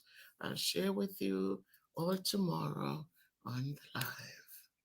So, my people, I love you. I appreciate you. No man is an island. We all need one another. Some of us need financial support. Some need a word of encouragement.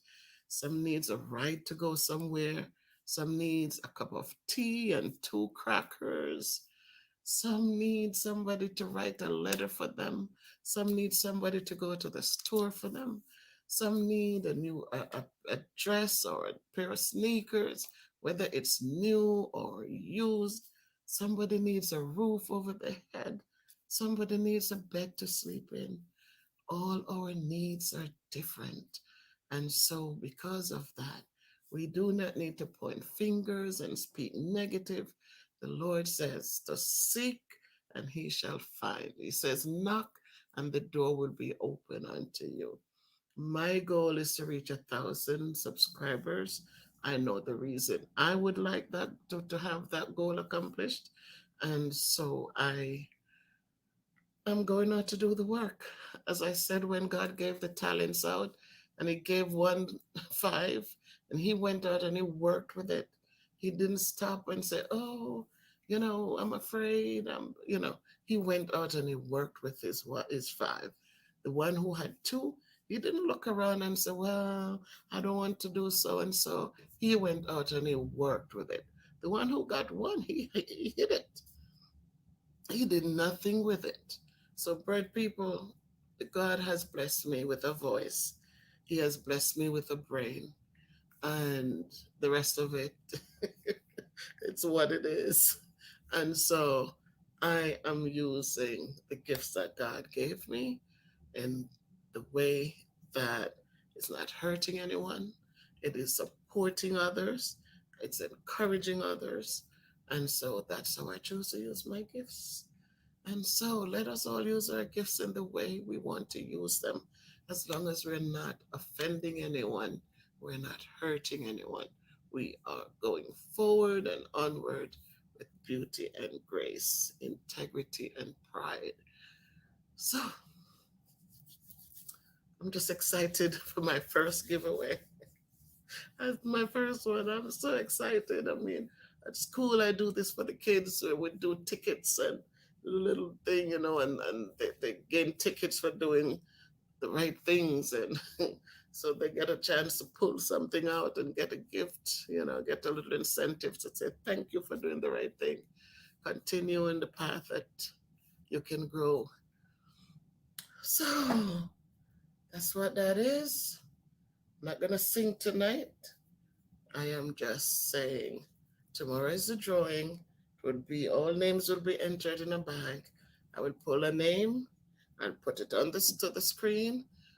Once I say the name and I put it up on the screen so that we see that it's fair, everybody won't win. One person is going to be a lucky person, maybe two, I don't know. But just know that you should have your Cash App ready so that I can cash up you your reward. For those of you who are in Jamaica, I'm not going to leave you out because a lot of you have supported me from there. If one of you win from Jamaica, I know you don't have Cash App, but what will happen is that you will be able to get a MoneyGram transfer. So it's not doom and gloom. I don't do gloom and doom. I do upliftment, I do motivation, I do encouragement. So don't think that because you don't have Cash App, you're out of it. No, I'm making sure that if you don't have Cash App and your name is pulled, because all names are going in, all of you jumped out and supported me. All of you have been supporting me from day one. Most of you have. A lot of new people came on board, and I hope that you'll stick around and continue to support me and share the videos. Share the videos so that others can be blessed in any way, shape, or form. And so, if you're in the islands, you'll get a MoneyGram. And if you're here and you have your Cash App in America, I expect that everyone should have a Cash App. I don't know for the UK and places like that, but a name will be pulled. And as I said in the big bold opening, that you need a Cash App. So make sure that you're here at the time that will be slotted, which you can be. I'm starting at 7. But just remember that you need to be on the live so that when I call your name, that you're there and ready. Once I say your name, I'll wait around for a couple minutes. If you don't show, if you're not responding, then I'm going to call another name. And so I'm going to give you a couple minutes to respond. And if you don't, then you lost your chance. So I am making sure that everybody is dealt with reasonably. I don't know what fairly is, so I'll say reasonably. I love that word better because what is fair to you might be unfair to me. So I said, least let us be reasonable. So, people, I love you, appreciate you. Thank you for supporting me on my journey. And please share, share, share. One love. Can't be good, be careful, but keep walking good. Boy, people, me there watch this video and me just decides to buy for show it. This happened in the Bronx, New York, and me needing to look at it and to what and I think. This is a video. Look at this. You see the lady with the little kid behind her.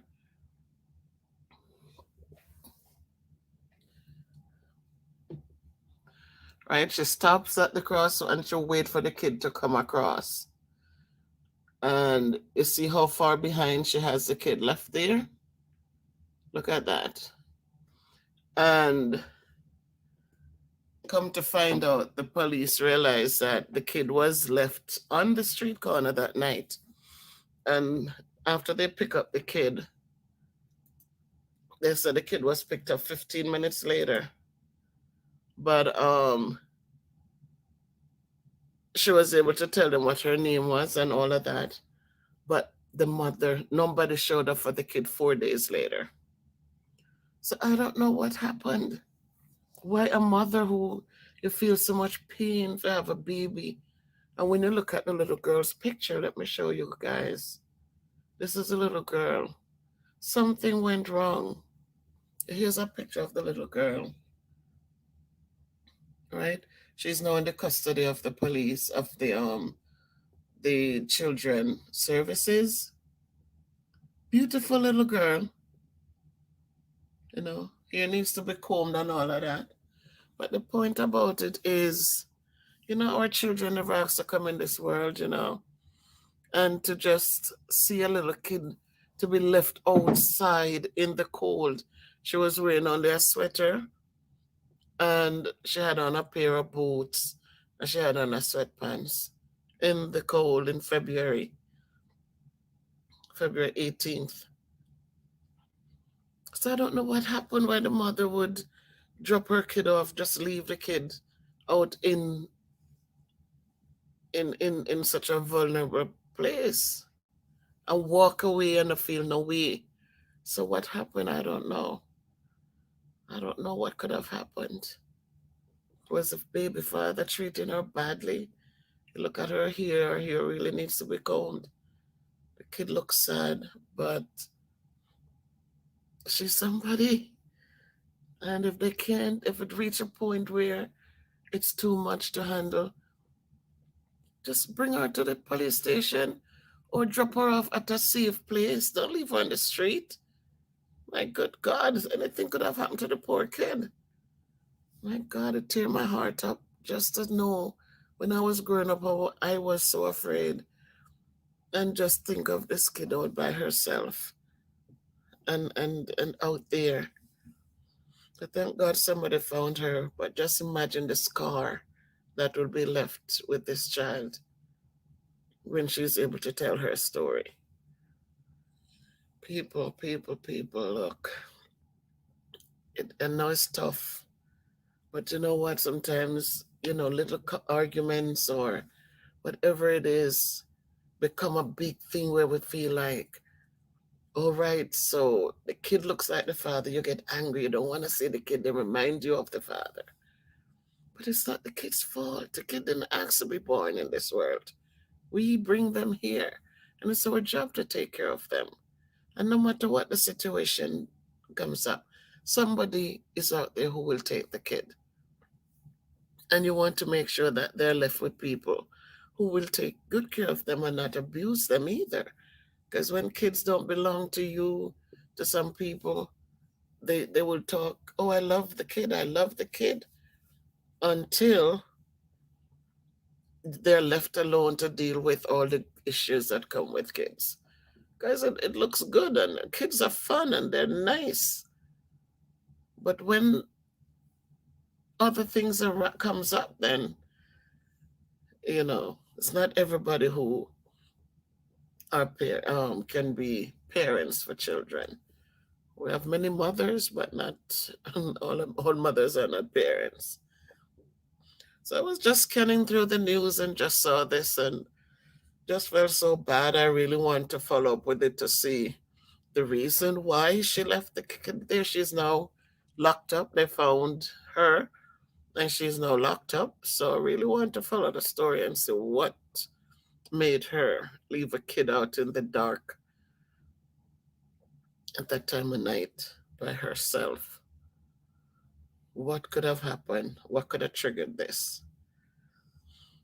And so we can understand that even now, teaching and having the kids remote, you don't know what's going on. It can be it can be so heartrending. I tell you, I'm smiling now, but let me tell you, it's not an easy thing because we don't know if they're hungry, if we're not seeing them. They get in for classes, they don't even open the camera. And sometimes, when they open up, you hear the noise in the background, so we understand sometimes why. Because they're not rich. We're not living in a rich community to say everybody has a desk and chair set up somewhere for learning. These kids are in the same homes with their little brothers and sisters, and the noise and the chaos is still there. And so all of that didn't change when COVID hit. All of that is still there. And so, yeah, they do have a laptop, they do have their devices, but having a device doesn't mean that their situations change when it comes to their surrounding. Sometimes we get frustrated, oh, we're not seeing them, but we know that it's not that they don't want to be seen, but it's because the situations are not easy. So if you watch this little clip, just give, just speak up about it, because I'm sure this is a case we have seen. We were able to, the police was quick and to find her. Um, but it could have turned out so much worse because the wrong person could have picked up this little girl, beautiful little girl, and the ending would have been totally different. So my heart, I feel relief that she was found, but I know years from now when she tells her story, it's going to be a hard one. It's not easy to raise kids. It's not easy to feed them every day and put clothes on their backs when they're not feeling well and they're crying, when you need to go to work, you have nobody to watch them. I've been there. I remember one night I hired, when I had my son, when I had my daughters, I had a C-section. When I had my son, I fought against it, even though the doctor was adamant about, you have to take a C-section, you have to take a C-section, because you had one before. And I said no, because I remember when I had the C-section, the struggles I went through, and I had my sister there, and I had, you know, my niece and my youngest sister there. But I know how hard it was. And so I decided that no, I want to have him natural. And I had my son, and I wanted to go back to work because I cannot. I am from Jamaica. I can't live on welfare. So I wanted to go back to work. I used to work 7 nights, and I got time off to have the baby, had leave. And I had him, and I had some money, so I'm telling my supervisor I'm ready to go back to work. She says, "No, wait, get the baby, get used to you." But I want to go back to work. I know that, but I have bills to pay. And at the time, when I was pregnant with him, my husband didn't act right. He went to Jamaica, got somebody pregnant. And so I tell him, I said, pack and go. I wasn't even thinking that you have the kids to raise, you have a son. And so him being there would have been vital. No, I just know I wasn't going to get up every day, and the lies and the deceit and all of that. I couldn't handle that. And so I just quickly said, you pack and go. And got a helper to come in. My God, she wasn't the greatest. But what it does, it puts a body in the house with my kids. So while I was working, somebody was there with them. I would leave work and work 7 nights per week. And thank God I wasn't a club going person. I was never a street person. So I didn't mind working my 7 nights. And then I I would leave that work when I got that helper to come in. She had to live in with them. So I worked the 7 nights. When I leave work in the mornings at 8 o'clock, I'm gone to a 9 to 5. The 9 to 5 was to pay the lady. You're talking about in those days, um, minimum wage was like maybe $4 and change till it went to $5. I think the agency was paying $5 then. But you get that money. When I worked 9 to 5, I got $250, and that was to pay the lady to watch the kids. So because my daughters, they were twins, so they had to go to school. I didn't want them to not go to school. And then I had my son there. I mean, I come home, I'd leave work and take a taxi home in the evening so I could see the kids, make sure homework gets done, make sure they ate. And you just know that it was tough, but I still was grateful there was a body in the house, because the lady wasn't, she wasn't performing. She wasn't, even though it was just interesting. But then I just said, thank God, at least somebody's in the house with my kids and I can work. Don't have to sit home waiting on welfare, waiting on, you know.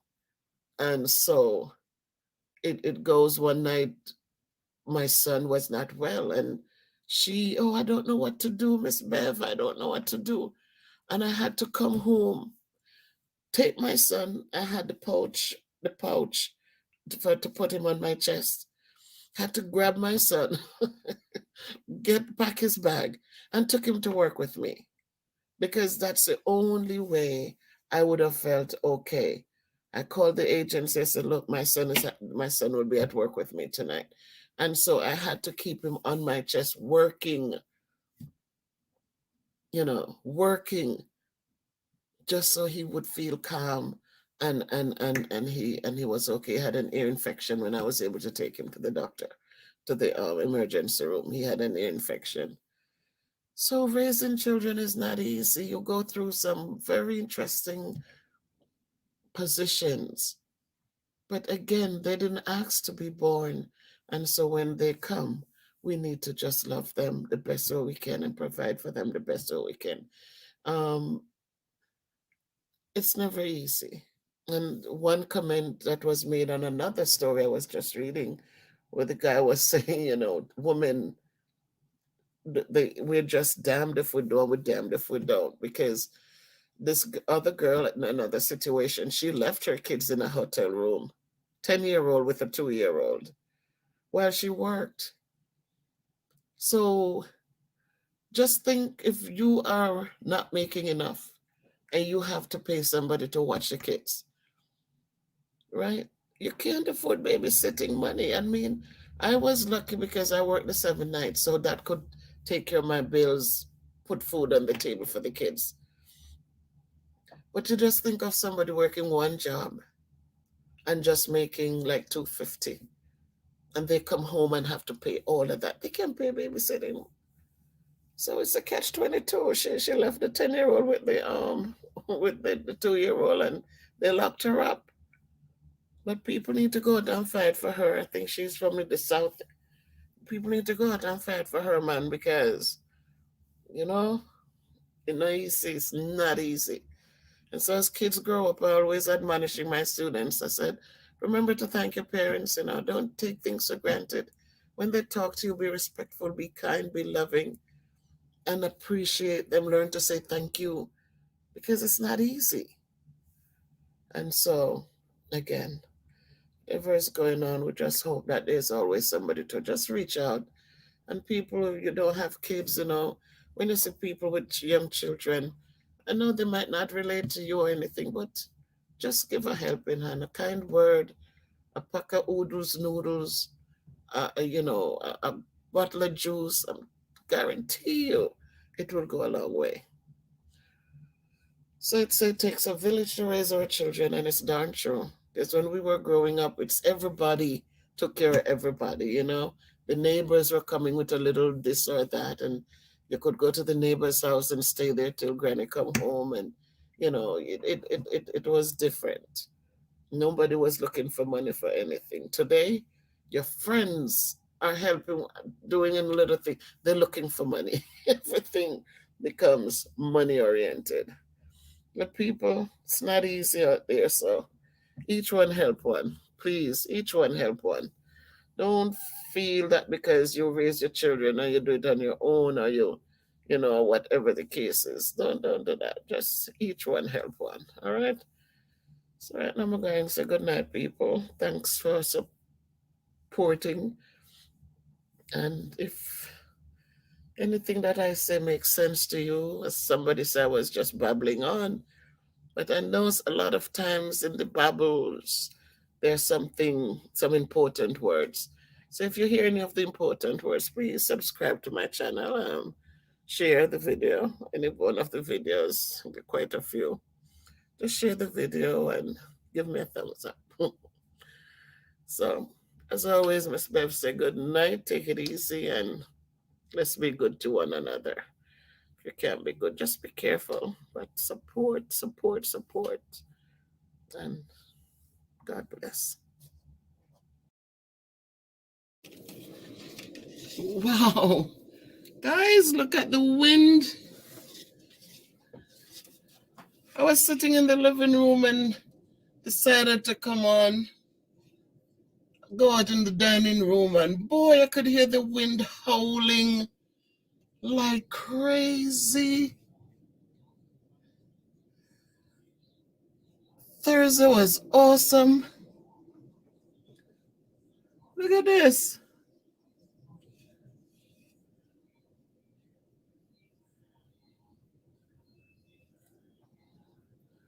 It's time to start cleaning up, to start planting. Look up there, Danny was out there today cleaning up, getting ready to plant. And now the wind is just howling, howling, howling. Look at the tree. Those trees, the leaves didn't come back on as yet.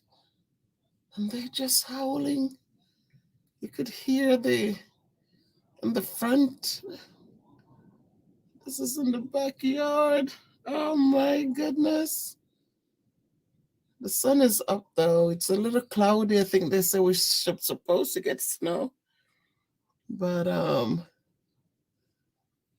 for now it's just a lot of wind. If you look in the back there, those tree stumps, when I bought the house, I decided to cut them down because if you look at how they kind of lean this way. So I cut them down because I didn't want them to fall on the house. I remember a few years ago, we had a bad winter, and was very windy the night. The snow was coming down, the wind was howling, and my neighbor had a tree there that came down, knocked off our electricity. It was quite an interesting time. But we had it cut up. We had some guys following the utility truck when I called them about the tree and the light, the electricity down. Look at that.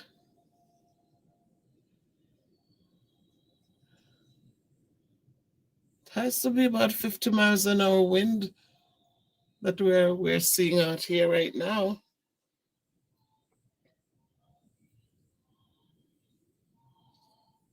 So I'm need to watch it later tonight when I watch the news. I'm just hoping that the trees, if any trees come down, then nobody gets hurt. But those tall trees up there, they're just dancing around. There are no birds. Usually I feed the birds in the backyard. They come in and they eat. No, it's just the wind. Who has seen the wind? Neither you nor I. But when the leaves are rustling, the wind is passing by. Now they're not only rustling, they're going crazy. They're bowing and swirling all around. It's Sunday, March 14th. Happy birthday, my sis. Hope you live to see many more happy ones. COVID is here, so we can't visit, but I know that you're okay wherever you are.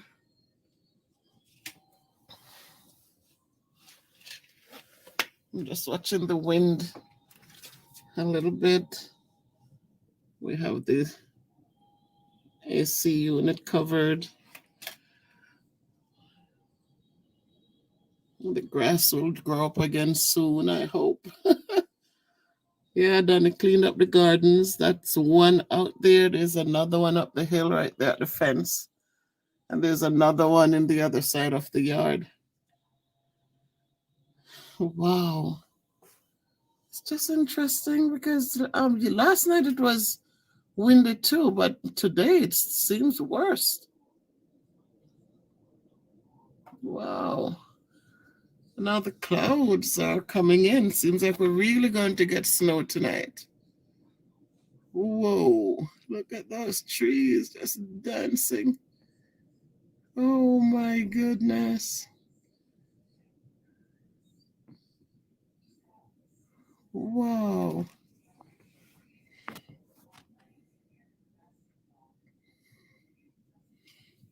But in everything we give thanks, In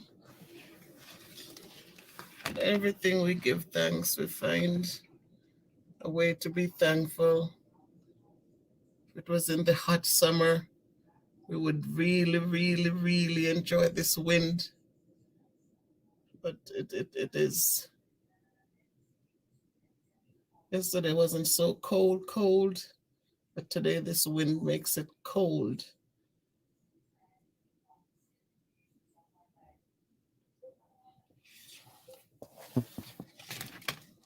All right, so my people, I just wanted to share a little bit. Now when the sun is out and it's beautiful, we share because our spirits are high, we're happy. But today with the wind, we're just concerned and hope for the best for everyone. So take care, people.